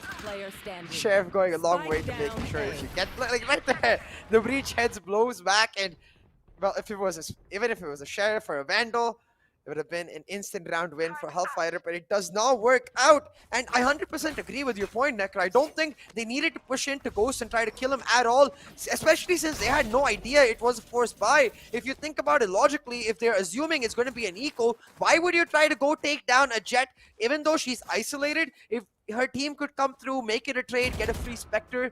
I don't know about that push at all from VLT because it left them in a very bad position for when the execute did happen. And now look at this, a beautiful flash again. Oh my god. Left with no other choice rather than back out, and that's what he exactly does. A nice shot to follow it up though. That's gonna make up for the dash back. 2 players already being found. 2 kills for Ghost inside this round on the board. But only 40 HP. He should not give the Vandal away because he's the only man who has the Vandal in his hand if I'm not wrong. So yeah, there you go. Easy finds another man being aggressive in the mid. VLT just not really able to get off anything with the aggressive pushes coming in. Now look at the way they're gonna go try to recover a weapon, I believe, and look to set up Hellfighter here, but instead he gets shut down, and Deathmaker now Easy has an exact idea of where he is because he knows he wants that Vandal back, which is Ghost's Vandal, since this is where Ghost got shut down. Deathmaker just tried to get rid of it, and he's gonna do exactly that. A smart play because now that damage is secured, 2,900 credits down the drain. Oh man, there we go.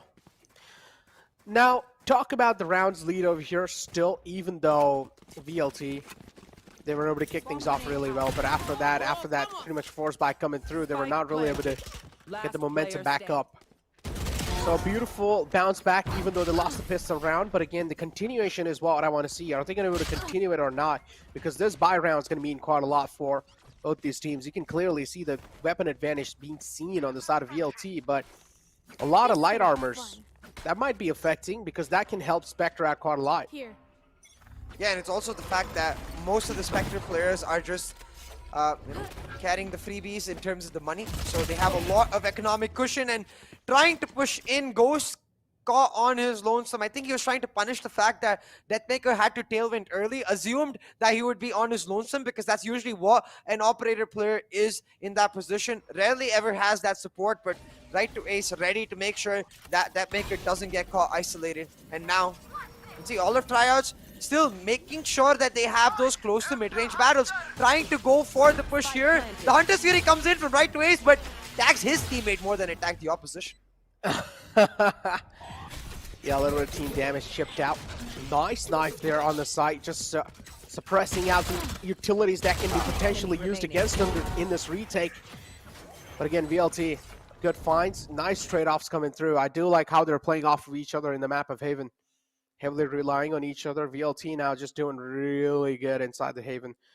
But still, they have a little bit of sign of worries, which makes a lot of sense because Tryouts can strike back anytime. This was the crucial frag that was being found. I don't exactly know, even though, yeah, he did realize he wanted to punish, but we've seen these kind of mistakes being made in the past as well by Ghost, if you remember, against True Rippers. Oh yeah, definitely. I think we did talk about how he probably takes a bit too much pressure onto his shoulders about being that hero player, being that star player. But hey, you know what? If that pressure was ever to result in something positive, it has to be this round because they're going for the buy once again, reliant on the fact that Ghost has his Bladestorm online now. Once again, trying to take mid control and go for that B push, but this time with the null command available for Velocity Gaming, B retake would be so easy because you can't even rely on that Killjoy post-plant utility. The KO just suppresses her and makes sure it can't be done. There we go. This is the calm before the storm. Feel it, ladies and gentlemen. The lockdown's on the board now. B side's in taking. But is Amaterasu going to let that happen? Nice Molotov at the last second, but is he going to be able to make it back? Yes, he is. Has more than enough amount of time. And look at the shock darts as well to follow through. Spam as well out. Rolling Thunder's on the board too. Oh, well, he goes for the null command too. Oh no. So much trouble and pain. They can't do anything. They also have the utilities. They got the Nano Swarm, but they just can't do anything to work off of it. But yeah, they do got the aim though. That's all they really need, and that's what they're able to use to perfection. Last man alive is right to Ace, and he's trying his best to run away. Now trying to punish Ghost. The Ghost wants that operator in his hand, and wow, what a shot. Wings being clipped, and Ghost, the bird being taken out. Yeah, it drops that bird like a fly. Right away, showing off. Be like, I might play Sova all the time, but I still got that aim, you know? Oh, catch the curse there. But is going to be able to hold on to that operator. But okay, talking about that retake, right? What I didn't like is as soon as that null command was popped, it felt like the entire team decided that we also don't have any utilities. There's no recon coming out. I'm not sure if he even had it, but even if there is a recon, there's no utility usage from the Astra combining with that null command. It came down to aim, as you said it, and it's effectively handing Tryouts a get out of jail free card. Like, okay, you don't have utility, we also don't use utility. Let's play aim game and hope we win. Well, that hope gets shattered into pieces because, as you said too, Necro, they might not have had their abilities there, but they most certainly had their crosshairs on point, shutting down Velocity Gaming, taking a key ultimate off the table, as well as breaking their economy. Now, the operator was safe, so Deathmaker's gonna have to be that X factor, but he's getting shut down again and again. First the recon, then the drone coming in, just not able to find an actual dry peak. So in that regard, I'd like to applaud the discipline of Tryouts, just not giving Deathmaker that initial peak, effectively minimizing the impact of that operator. Deathmaker's kind of playing that. He's kind of like running the marathon over here on one side to the other. He's just sprinting across. He has the operator, and he knows his role is quite instrumental, so he needs to stop, or at least find the opening frag on any kind of push. That's what his job is, just to find the opening engagement.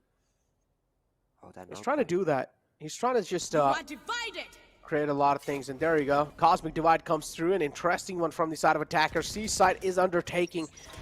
Deathmaker still just trying to hold off the Garage. Trying to look for the flank as well, and now Garage being held again. I'm pretty sure Ghost's going to be caught off guard. But the C site, it'll still be a little tough for them to take because VLT, each and every single player is just available. Nice recon coming through. Right to Ace, able to strike in with some skull shots, and he's able to shut him down. Last man alive for this squad.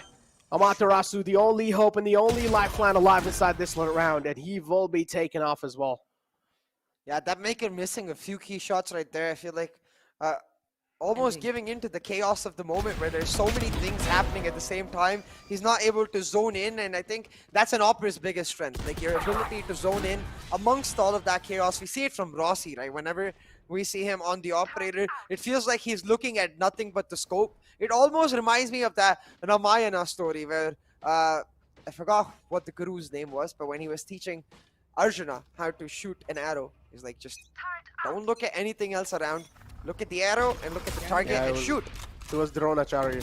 Dronacharya, yeah, that's exactly. Dronacharya, yeah. He was asking each and every single student that, what do you Yeah. see? And then everyone said, I see the bird around, like, surrounding. But then Arjun just replied saying, I just see the eye. Yep. So that's the sign of a good student. Just look Also at the a eye. sign of I'm good kidding. Focus. Yep. And now, Here. if you're able to get your focus on the game, that's going to mean quite a lot. Deathmaker definitely having the focus, though. He's got his sights locked. Now, look at this For now. position that Tryouts have created for themselves. A lot of presence towards A long as well as A short, but you could always see that their intention was never to go on to A side. It was to look for a decision mid-round. And Amit Rasu's read into this. He's read them like a book, fully expecting them to either go towards the B or C side. Sends the Killjoy over to C to double stack there, and is now ready to back up the turret here to hold on to the B side. Meanwhile, Deathmaker pushing in aggressively, shuts down the Astra, and it's all going bad for Tryouts. Oh no. Yeah, and if I'm not wrong, you said that's right. That's actually Mahabharata as well, so. Oh, jeez, yeah. Yeah, that's No, a huge wait. mistake. Oh, yeah, wait. Yeah, that is Yeah. Mahabharata. Yeah, that is. Hey. The Pandavas, the Kauravas. Yep. But yeah, that's my bad. moving in. We're not here for a history class. 10 seconds Well, left. Vexy able to shut down Vibor. That's quite a instrumental man being cut off. That means a lot of utilities now not really on the board, but it's fine. They have also a shock dart available, and right to Ace's aim will be a really good factor in the game. VLT getting another round on the board, and it seems like they finally got the grip on the game. One enemy remaining. There is a lot of One history, though, enemy involved remaining. in this game with Amit Rasu on that KO. But yeah, I can't believe I mixed up the great epics. Hey, it Yeah, is man. what it is. I haven't read them in Listen, a while. you might be good at studies, but I'm good at history. Indian Isn't history. history a part of studies? I mean, like other Yeah, kind I of get studies. I you. mean, come on. I'm messing with you, Necro. But yeah, again, like you can see from the side of Tryouts, their economy is not looking great because every single round is going down to the wire, Necro. Every single round, most of the weapons that they buy are being taken away. So even though they'd won a couple of rounds back to back, they never actually got to build up their economy, and now that's starting to hurt them a lot. Now look at the setters from BLT. While they have Deathmaker, the KO, and right to ace again on the A side, this time on C, they're expecting a heavy C execute. So the nanoswarms and turret set up to just deny the entry for that jet. And again, I feel like this is a call almost from Amit Rasu. He's like, I think it's going to be C this time, guys. Just set up for that. And he's read them like a book. That's exactly where they're going. Oh man, there we go. Just dashes on the site. The smoke dash coming through. Ghost finds the opening. The site's still not clear though. The threat's available, but the threat's finally being silenced, and that's quite a huge threat being taken care of on the site. Look at Ghost. He's able to sneak through so many of them. Oh no, unfortunately did not really find that. Deathmaker able to flick onto his head and cut his lifeline. Another one to follow through, and Blackhawk now left on a 1v3. And even though those nanoswarms didn't do much damage, Ghost, using a nifty mechanic, you know, he jumped before he dashed, so he was able to avoid a lot of the damage coming in from the nanoswarms and then shut down the Killjoy immediately to take off the turret as well. And even though all Hellfire got is a 1-for-1, you notice as soon as the spike is planted on the fringes of the site, VLT are ready for the retake because of the amount of time that nanoswarm as well as Hellfighter playing that platform angle is able to buy. So very clear cut from the side of Velocity Gaming, how they wanted to approach that round. And this is what reminds me of the old VLT. With Phoenix, they would be exactly like this, where they're like, hey, we're going to try to take proactive control of, say, something like A or something like mid. We're going to play heavy anchor on the other side. And if they do rush you, you have two options. Either you get the heck out of sight, or you delay them for long enough so that a retake becomes a piece of cake. Oh my god, look at Deathmaker's just jumping on this box. I'm pretty sure Ghost heard that upper draft, so he's probably going to be looking out there. Oh, instantly strays back to the corner. Ghost still is looking for that duel. I don't know what kind of nerves this man has, but indeed a nerves of steel for sure. Blackhawk able to shut down HellFF. Now VLT somewhere down line. The controller is out the game now. They do really need the controller to try and hold the enemies off at bay. But if they just don't have the controller, that's going to be a little issue. Losing the Astra early can hurt the team quite a lot right now. Trying to compensate for it with this aggressive push they've got on. Look at this. They've effectively managed to cut off rotations entirely. And if that maker can win this initial duel, it wins them the round. Notices that lockdown coming in, the gravity well, the aftershock, all invested to clear off this angle, and Nanoswarm will come into, and finally he's been forced to move away. He's trying to push in so he can take down the lockdown, but all he's got is 1 kill. Oh my god, just able to get away with 1 kill. Blackhawk 2 follows it up with another one. And there we go, Matarasu. Spike down A. Oh my god, what's going on? This is just like a battle of aim duel. It's like an aim duel. It's like a 2v2 fight going on right now. Oh! Oh, another one being found. What's going on? He's able to clean them up just like that without any efforts. Yeah, 7 seconds left on the clock, and the spike. Amaterasu just knew. It's just a brilliant man. Calculated play coming out. Also a calculated risk being taken from the side of Amaterasu. Another round on the board for VLT. Just playing that perfectly. And this is the difference between the Breach and the KO, where even if the KO is isolated, he can function as that semi-duelist, especially in the hands of someone like Amaterasu. Uses those 0 point as soon as it comes up to perfection. Because of that, he's able to shut down Blackhawk's utility. Otherwise, Blackhawk would have just flashed him and tried to take him out immediately, allowing his teammate in Vexy to come pick up the spike and go for the plant. But since he couldn't do that, combined with a beautiful headshot through the wall, Amaterasu shuts them down. And now Velocity Gaming, as you said, Necro, they seem to have settled into their groove. They seem to have found themselves at the right end of some comfort, and finally they seem to be on a win streak. But hold on for a second. So again, a very similar strategy. It doesn't seem like Tryouts have anything else in the book. They keep trying to take A long and A short. They tried rotating in the last few rounds. Since that didn't work out, now they're just going to try to hard execute. But look at that. A proactive null command means they can't even use their abilities to hard execute. Yeah, no, they cannot. They'll need to just flood back now, and this is where they're going to start punishing them. But at least the aim from the side of Tryouts is kind of saving their, is being their saving grace over here in this map. Cosmic Divide coming through, but this time it's from the side of VLT, so it's going to be quite huge. Ace has the Hunter's Fury to try and deny the plant. I think they're trying to just play on time once again. Easy coming through with the plant, but Ace moved into heaven, so not an ideal position, but he still manages to deny the spike. Plant, how? Wait, what? Yeah, that's quite huge too. It's a 3-on-2 situation now, so it does have the ultimate available too. Hunter's Fury on the board as well, able to find a single attack, not really able to follow it up. That's the problem. But still, a decent amount of HP damage done. That's all they really need. Those chip damage can mean quite a lot later on. But again, the man advantage favoring Tryouts. This is where the problems will start knocking the doors. Right to Ace finds a quick kill on a Ghost. Oh no, Wimp don't peek. You can see Vexy is trying to play on the Hunter's Fury for the post plant, but if Wimp peeks too early, it's a piece of cake against a Sova that's that far away. Now Hellfighter with the diffuse, the... Okay. Oh my god. Wimp, you should peek. Just perfect with those headshots. Combined with the Hunter's Fury, they pick up a casual round for themselves. Keep it equalized, and we talked about this, Necro. Expecting this map to be much closer, given Tryouts. Given the fact that this is the pick of Tryouts, and they seem to be extremely comfortable with it. It did look really comfortable, and this Hunter's Fury as well was quite pivotal. But in the end, yeah, they were at least able to stop the defuse. Now 5-5 is the scoreline. As I mentioned, VLT were looking really good at the start. But then later on, now Tryouts are able to close it off pretty well. Able to pretty much equalize the man number over here, and also equalize the round lead. And right there, you can see a bit of that economy issue really starting to pan out, because if they lose this round, VLT, no Ace, went to his drone at the worst possible That was kind of like moment. a dab, but that was a dab in front of them. It was like, yep, there we go. It's a dab. Dab before I die. Yeah, dab. I'll die in style. But yeah, there you go.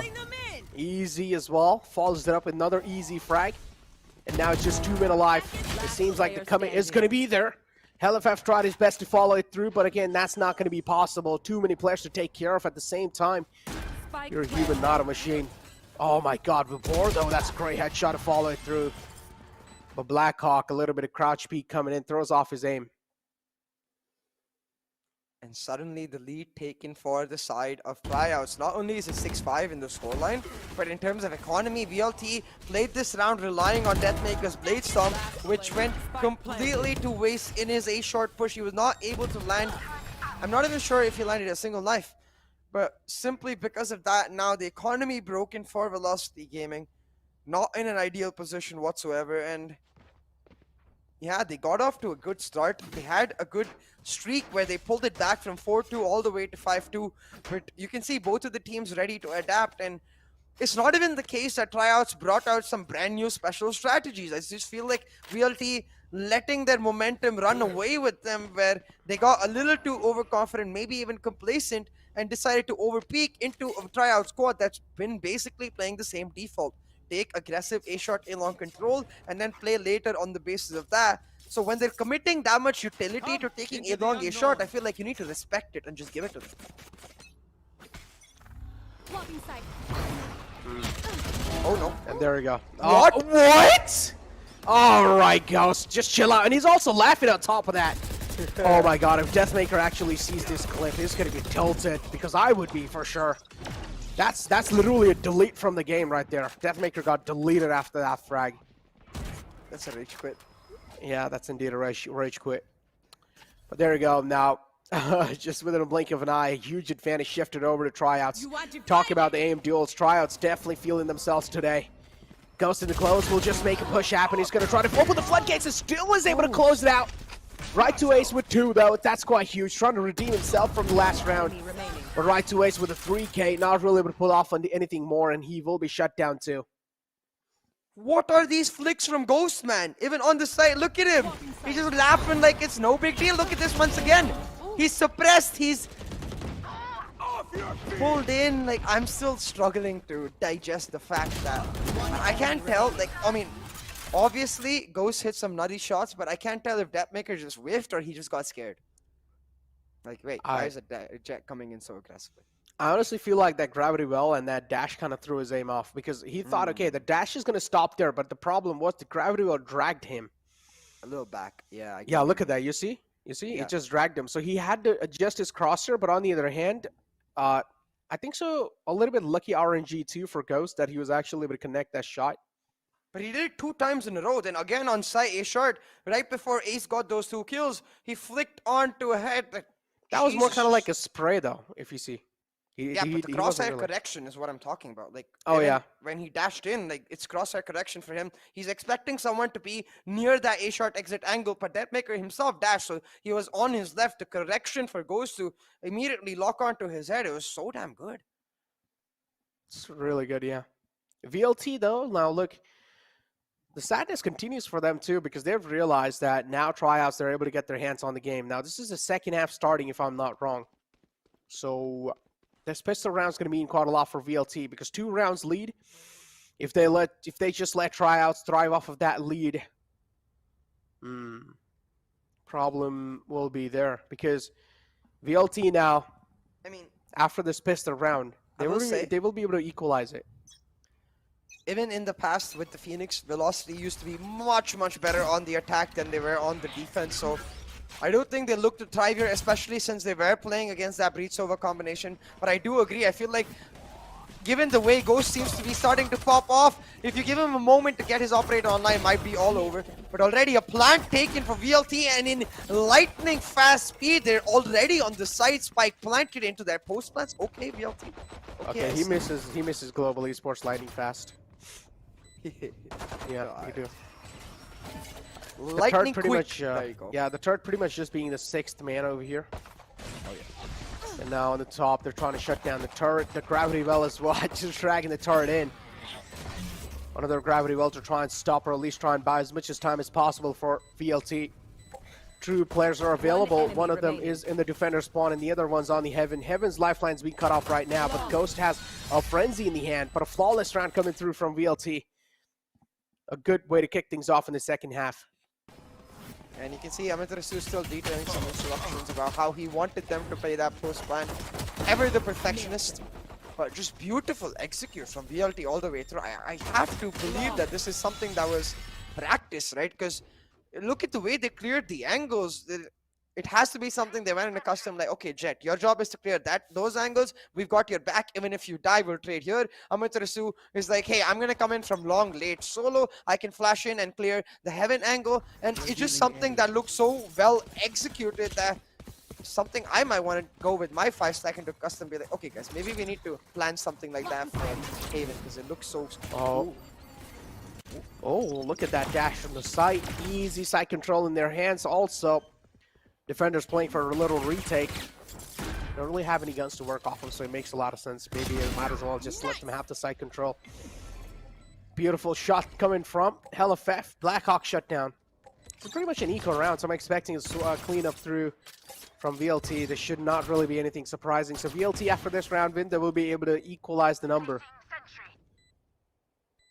He's got his 0 point back on 9, so if the contact does come through for Hellfighter, Amitresu can play off of that contact and look to shut them down. But actually a shot fired towards him tells Hellfighter there's still a couple more players on the flank. He shuts down easy, but I don't think he has an idea. The Wimp is right on his left. The classic burst. At least able to do a little bit of damage. The classic burst is kind of like the Dragon's Breath. So always got to watch out from that. It's just like the Dragon Breath's around, dude. I mean, we've been talking about that classic burst being so damn good ever since last VCC and before, to be honest. It got nerfed a couple of times, but it's still so damn good. Actually, and it's still really good. That's what a couple is, Necro. Oh, a couple. I know what a couple is, I'll tell you. We're a couple. Oh no, I knew that was coming. I knew that was coming. But hey, talking about knowing what's coming, Tryouts have to expect that this is going to be a full bonus from the side of VLT. That maker just W-keying through there to try and find some entry, but all it ends up meaning is Wimp gets 2 kills in the bag and 2 points to make that 3. And just how good that A execute was from VLT. That's how miscoordinated this bonus execute was. Oh, nice shot from right to ace though. Oh my god. 4K from Wimp. What's going on? Nice round from Tryouts. Now they'll again have the lead back. And now keep this in mind, this was just a bonus for them. So again, VLT will be able to get the guns on the board. So I do want to see what's going to be the outcome in the next game, or at least in the next round. Yeah, we'll have to see how VLT is able to fare in their buy round, because so far, that bonus, I am not a big fan of that execute, because it just, like, it felt like Amitresu was like, okay guys, it's our bonus, we're gonna just hard W, try to do some damage, try to get some trades, maybe get into sight, and Deathmaker took that quite literally, because he went before the rest of his teammates could even react, and they all ended up dying one by one to Wimp, but this time they will be able to punish him. Talk about getting late for a party or getting late for a date. Seems like Deathmaker's definitely getting a little too late. Man, his date's waiting in the restaurant. Someone please let him go. He's so aggressive in these rounds, and I love it, honestly. Yeah. Keep waiting, please. Because Deathmaker's putting on a show over here. He's making some clips for his Instagram Reels. Talking about Instagram Reels, please tag us to Deathmaker. Give us a little bit more fame. But yeah, stop being that. But yeah, Deathmaker with a nice 3K, and also a spot coming in onto Vexy, so Vexy will need to back off and try and save this Phantom, which is going to be probably the eco save coming through. Because after this, again, I don't exactly know how the eco is going to be looking like for them. I'm expecting some broken buys coming through. Yeah, they're not going to be able to afford a full buy. They have to go for semi-buys, especially since now Vexy has been shut down. It's almost like Deathmaker took what I said quite literally. And he's like, CA, you want to see my actual W gameplay with a real gun? All right, man, let's see. Let me show you what I got. I'll even add some background music towards the end, since that's what's going to come through on those reels. You know, some nice montage music. And Zed providing us with that finisher. But as we were talking about, the economy for the side of Tryouts is broken, Necro. Ghost still able to... Wait, no, he's not able to. He's actually just going for a Hero Phantom. Okay, Ghost, wait, what? I'm not a big fan of this, because it will mean his operator gets that much more delayed. Bomb grenade out. Oh, man. 8-8. Scoreline pretty much tied up again. Oh, this is just back and forth. This is so intense, CA. VLT pretty much trying to fight to prove that they are one of the best teams in India. On the other hand, Tryouts trying to fight to prove that they're one of the underdogs that have a lot of potential. Last time they fought with another roster, but this is a little mix-up of 2 underground teams. Or underdog teams, my bad.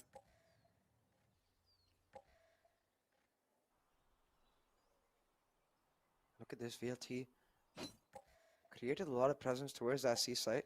And you can see the pings coming in from the defenders. They're fully expecting that Seaside execute to come in. There's no rotate from VLT, and only now the smoke's being set up. The 0 point revealing that there's no one on site. They can go for a very easy, simple plant. Flash is coming through. Deathmaker's position is revealed, but it doesn't matter. They make it a mow-down showdown. Oh, I like that word, mow-down showdown. And talk about showdown. Blackhawk is over here to pretty much put a show. Nice shock dart again. Blackhawk tagged quite a lot. Only left with 70 HP to work with.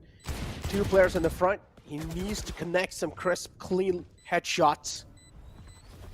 Is he going to be able to do so? That's the question. If he finds the kill over here, he'll also get his Rolling Thunder available, which will help him maybe secure this round win. But again, that'll be a lot of time invested, so I highly doubt he's going to be having a lot of time to work with. Discussion coming out, but not enough. Yeah, simply not enough in that position.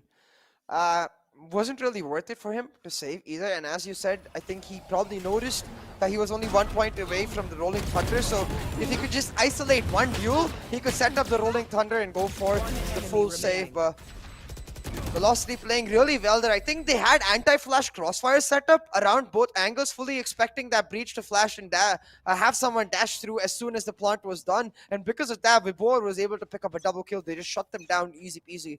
So again, these small things for VLT, I don't know if it's just a case of them being better than Tryouts on the attack. I personally feel that it's a lot to do with Amaterasu being on an agent, that he can control how these pushes go and he can accompany them on these rushes rather than playing a breach where he just has to support. Indeed has a support. And now just moving on the side too. They're suppressed. And VLT looking pretty healthy. Each and every single player is not even tacked up, so that's quite good. Deathmaker has a little bit of off angle, but he's being spotted, so that's a little issue. Recon. Oh, no, there's just, it's pretty much done. But yeah, Rolling Thunder as well being shut down. Quite a crucial positioning Vibor found himself in. Vexy's, he's show. Okay, even though he knew that he's just trapped in that little angle, Vexy still looks at the left while he could, even if he did want him to go to left, he could have just pressed A on his keyboard. Yeah, that's the case of a bit of a panic moment. You know the panic meme? Picnic. Like not picnic. That's what you call a picnic moment, guys. Unfortunate. But yeah, talking about unfortunate. Again, that Hero Phantom, I'm not a big fan of for Ghost, because now finally I think he's saving for the operator, but it's something I feel like could have helped them like a long time ago, considering that Velocity are just going for hard rushes. Usually the operator with the initial peak, even if he managed to shut one down, it's huge against these hard rushes because it just stalls them for a moment and causes disconnect in the attackers, and that's really all you need to help secure a round. Ooh. Look at the Aldro to clear this out. If the shorty does get spotted, this can be huge still. Hasn't cleared out the left, and there you go. Finally spots it out. Amaterasu will clip the bird's wing, and the birds will fall down from the sky. 2 flashes still available for Amaterasu, so he'll need to play off of those. And keep this in mind. Again, look at the 4-on-4 situation. He's pushing to C-Long aggressively, has C-Lobby control, now waiting for this exact rotation, but all he has is a Sheriff. That's not what I want in a flank. Okay, maybe that's what he wants. Well, indeed, that's what he wants. 2 frags back-to-back, and that's quite huge. 3-on-2 situation. VLT just having 2 players to work off of it. Keep this in mind. This could be a thrifty for, oh my god, another frag to line it up too.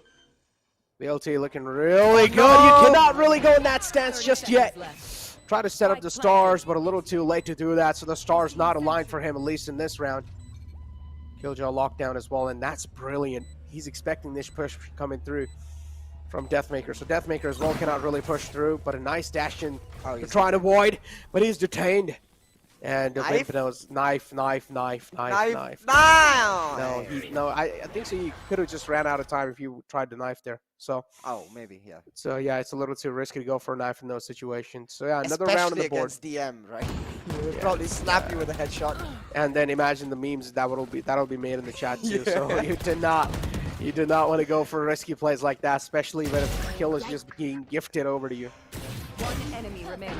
And talking about it being gifted, I really wish. I mean, it's not really Hellfighter's fault there. He's trying to set up the utility, but I really wish like maybe they'd been together on site instead of Hellfighter going for the lurk, because in that 2v2, all they really needed to do was make sure they stayed together and played for trades, since the rest of Tryouts didn't necessarily have the best weapons or armor.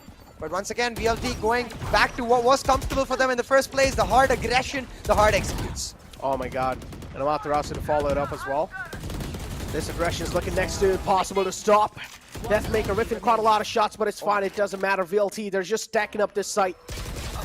The seaside indeed is looking like the third side right now because it looks like a graveyard. Yeah, you can see a couple of smiles coming online for Velocity Gaming. The game faces now turning into my faces. I really do think they practice these hard bursts on a custom, where like just to get not even practice, more like just remind themselves, hey, this is how we used to do it with the Phoenix. These are the small things we're gonna change with this KO. Like you get the suppression here. I'll tell you the information of who's there and where, and we can just simply go for the hard executes on the basis of that. And again, very simple calling. This gravity well is huge, but does he know there's a shorty there? Oh no! There we go. Welcomes him with open arms. You see his reaction. And a free gun. Yeah, just too easy. Deathmaker, man, I do understand you're getting late for a date, but oh my god, sometimes you gotta wait, man. Sometimes you do gotta wait. 100 feet right out. A nice flash as well. And Vabor finds that crucial frag, and I feel like they should just open a floodgate, just go inside the site. That's what exactly happens. Vabor! Oh, the champions are truly being forced, and Vabor is able to line him up as well. Vabor behind you is the man. Final man alive. 46 HP for Amaterasu to work off with. Has the spike in the hand too. A minute to work out. A lot of time, CA. A lot of time. Is Ghost going to think that Amaterasu is finally... Oh, okay, Ghost peeks out. But Amaterasu, aim is a little too trained.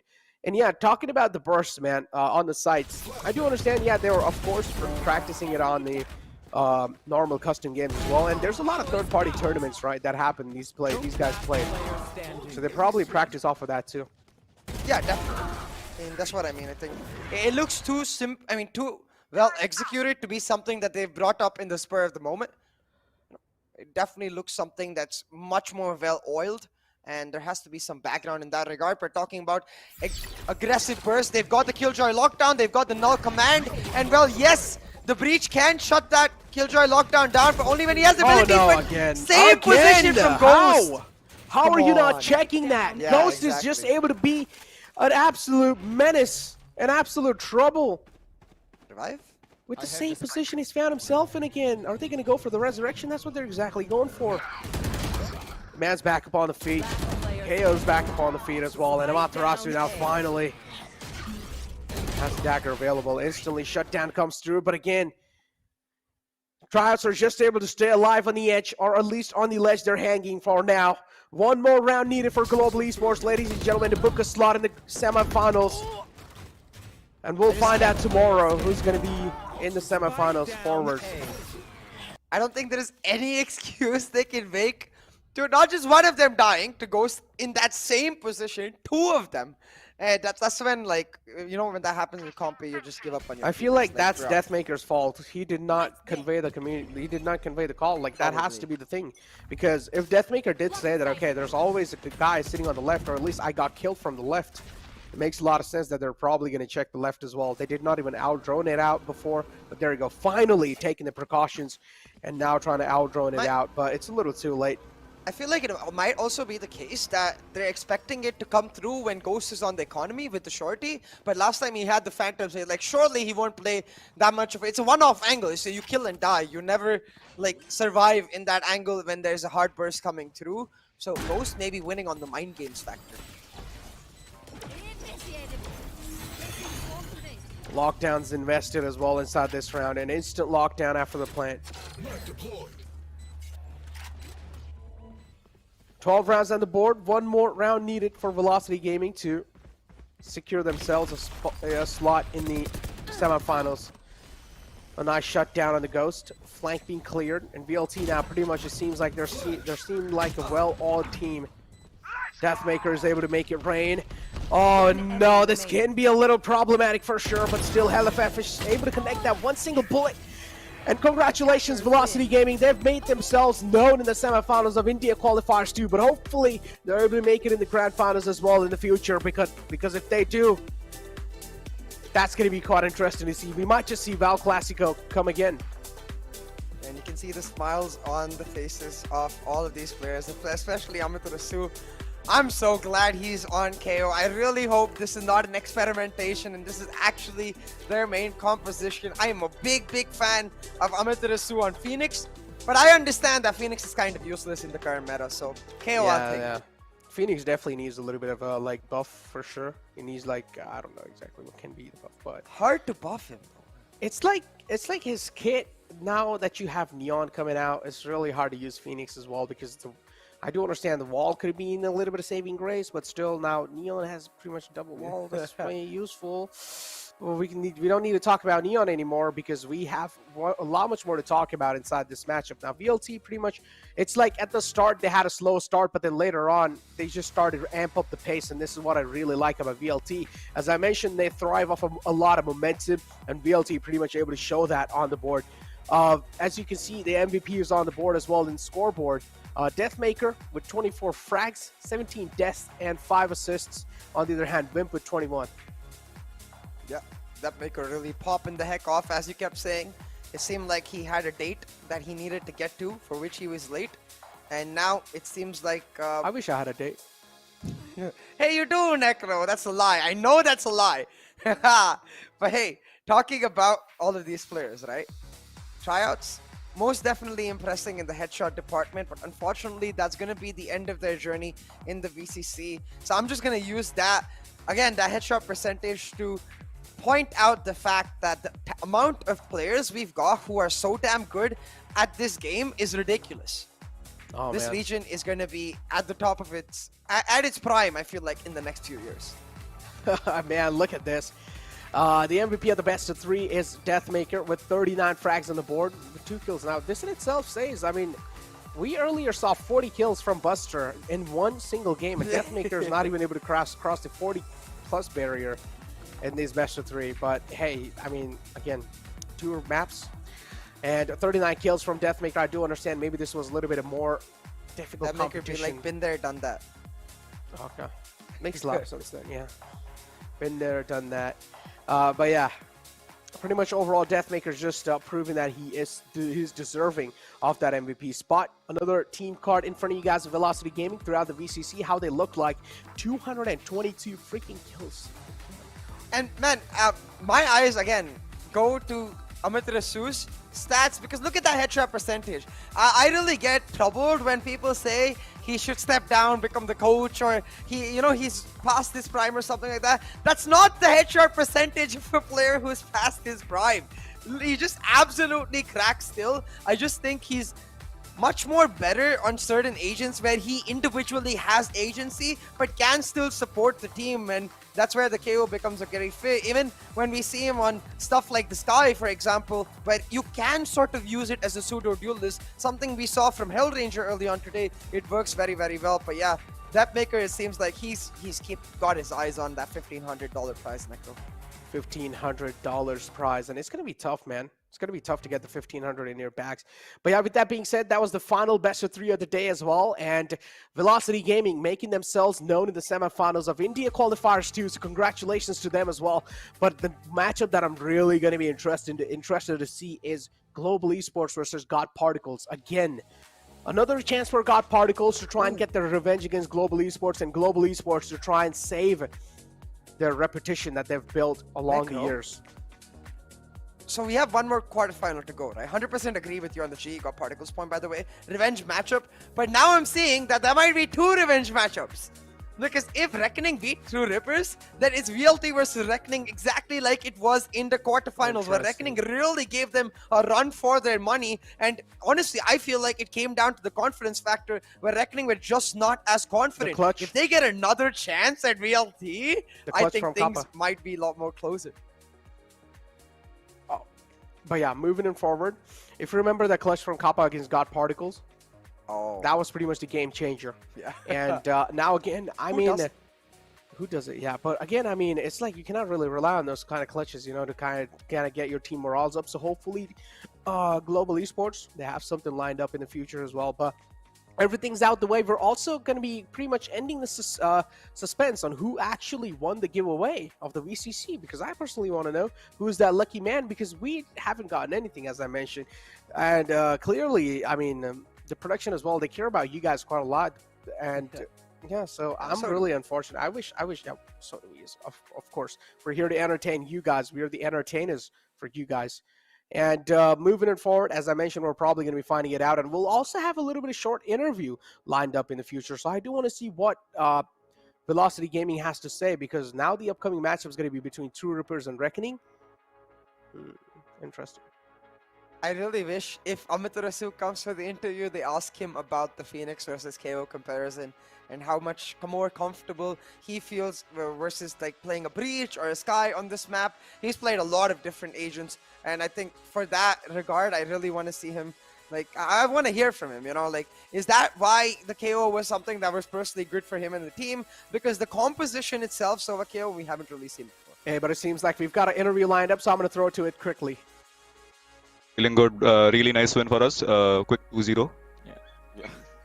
That's actually nice. You know, but मेरा एक सवाल रहेगा, which might just be, you know, a bit harsh as well, क्योंकि last time देखा semi-finals में definitely, you know, थोड़ी बहुत गलतियां हुई थी. कल के दिन के लिए आपका preparation कैसे रहेगा? Knowing the fact कि इस बार भी, you know, आपको पता नहीं कि अभी तक आपकी competition कौन सी, so quick strats बनाना एकदम से कल के दिन ये सब चीजें हुई, जब कल के दिन का पहला match जो True Rippers का होगा and Reckoning का होगा. So what mindset are you just, you know, bringing in tomorrow with the team? We're going with the same mindset that we just don't want to repeat the same mistakes that we did in the semi-finals in the qualifier one, and just try to play our own game and try to close out the maps which we struggled to last time, and not throw away leads easily. And I think I have a question about this match itself, Vibhor, क्योंकि Haven पे starting का जो phase था आपकी team का, आप काफी सोच समझ के खेल रही थी पूरी की पूरी velocity की team, then all of a sudden एक time out होता है and you guys just pick up the pace and run with it. क्या था उस time out के अंदर? What would discuss? कोई ऐसा वो था नहीं, हम लोग ने like we were just discussing that we'll just do what we have practiced and we don't care what the score is. We were like down 2 rounds and we threw a lot of rounds on the CT side that we could have won. So we were having a lot of miscommunication in the CT side, so we just discussed that let's keep our comms clean and let's just do what we have practiced and let's just focus on that and forget about the first half. That was it. And you know, coming down on fracture, आज हमने आपकी तरफ से ना fracture का play देखा जरूर. So fracture के ऊपर यही चीज था कि कभी you know आपके opponents का हाथ थोड़ा सा भारी होता था, कभी आपका हाथ भारी होता था. So what is it जो आपको लगता है कि actually you know अभी भी थोड़ी बहुत चीजें जो refine करनी पड़ सकती हैं fracture में, ताकि you know एक one sided एक बहुत अच्छा एक one sided देखने को हमें swaps वगैरह मिल सके, क्योंकि इस बार भी अगर हम लोग बात करें fracture was 6-6 swap, इस बार की बात करें 5-7 swap. So what do you think कि fracture में what are the missing links for VLT right now? I think we lack clarity on few of our calls that we had made, because we haven't practiced fracture a lot. So we're just trying out new things in fracture. This was like the 3rd or 4th time that we were playing fracture. So yeah, we're just trying out new things, and maybe with a few tweaks and with more comms, we can fix the mistakes that we did on fracture also. Well, Vibhor, thank you so much for joining us right now. जैसा ocean ने बताया, अभी भी आप लोगों के जो opponents है कल के, वो हम लोगों को भी नहीं पता है, कल ही पता चलेगा. And thank you so much for joining us for the interview. Congratulations on this win, and we'll see you guys hopefully tomorrow after your match of the set.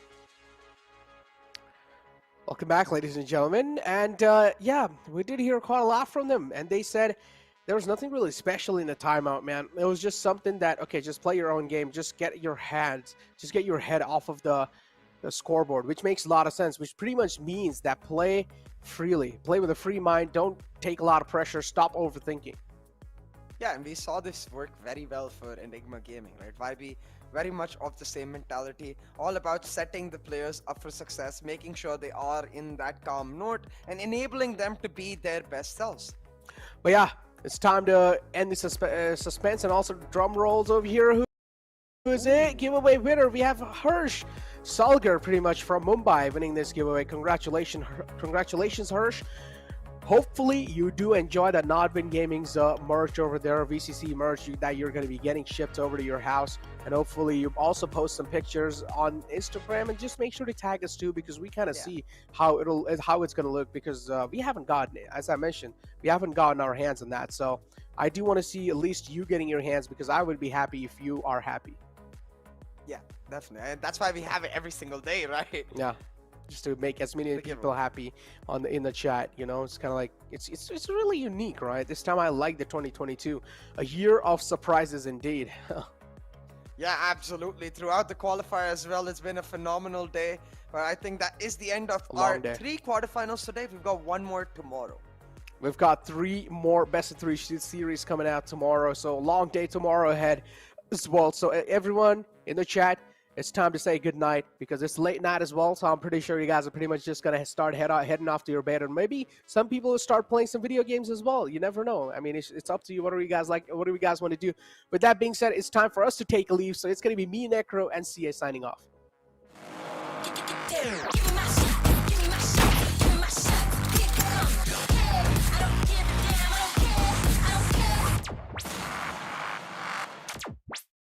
Half the office signing politics and scrambling to tell the kid to stop. I ain't gonna leave the room. I don't wanna kill a few with that. This shit that is inside my cop. Look at the drop, taking it bigger than now, taking it part of the crowd. Don't wanna pop. I don't want anyone down. Better be kicking them out. Look at the box, smoking loud up in my damn house. Solo though I know I'm never going on and out. Party on my own, y'all. Look at all the people trying to hold me back. Hold me back. Going so loud. Look at all the people trying to hold me back. Hold me back. Slow down. Fuck going out, getting high on the weekend. So loud, oh, party on my own. Party on my own. I'm doing what I'm doing, I don't got a lot to prove. And if I'm moving, then I'm grooving, cause I wanna do it. Stupid, got my music and I lose it to another tune or two. If I don't get to move it. Even real can do it when I'm cooking. And you know I'm cooking bacon. You don't wanna check under the apron. Vacuum the whole room naked, facing windows so people who out getting the greatness. Telling me better to hate this, really though it ain't shit when you could compare to what the other people facing. So what I am drinking, still half full is true when comparing to the nation. Look at all the people trying to hold me back, going so loud. Look at all the people trying to hold me back, slow down. Fuck going out, getting high on the weekend. So loud, oh, party on my own. Party on my own.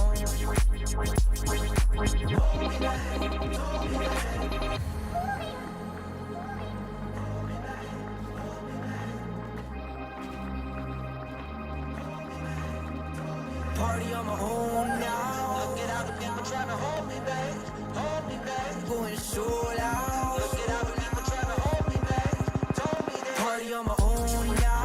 Look at all the people trying to hold me back, going so loud. Look at all the people trying to hold me back, slow down. Fuck going out, getting high on the weekend. So loud, oh, party on my own. Party on my own.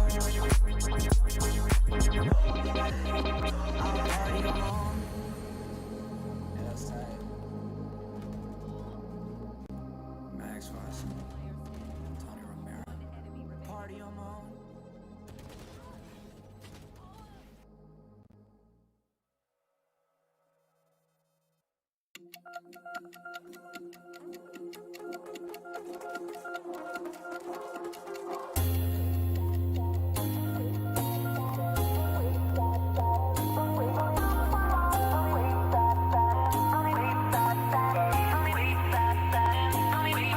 You're the superstar above me when the sun goes down. The one and only who could light this town. And when you're feeling like you're burning out, I will remind you that you're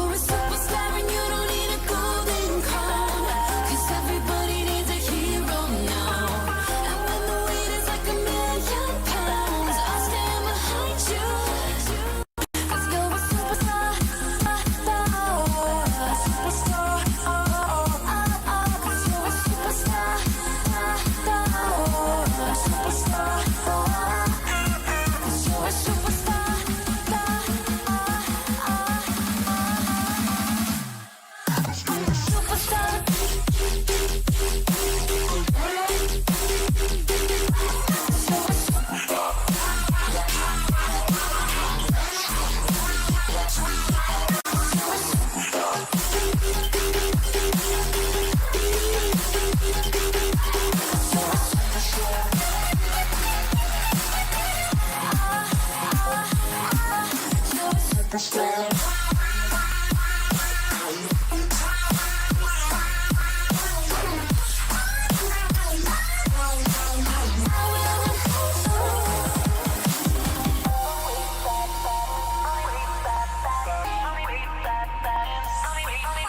the superstar and you don't need a golden crown, 'cause everybody needs a hero now. And when the weight is like £1,000,000, I'll stand behind you, 'cause you're a superstar, a superstar, 'cause you're a superstar, a superstar. You're a superstar.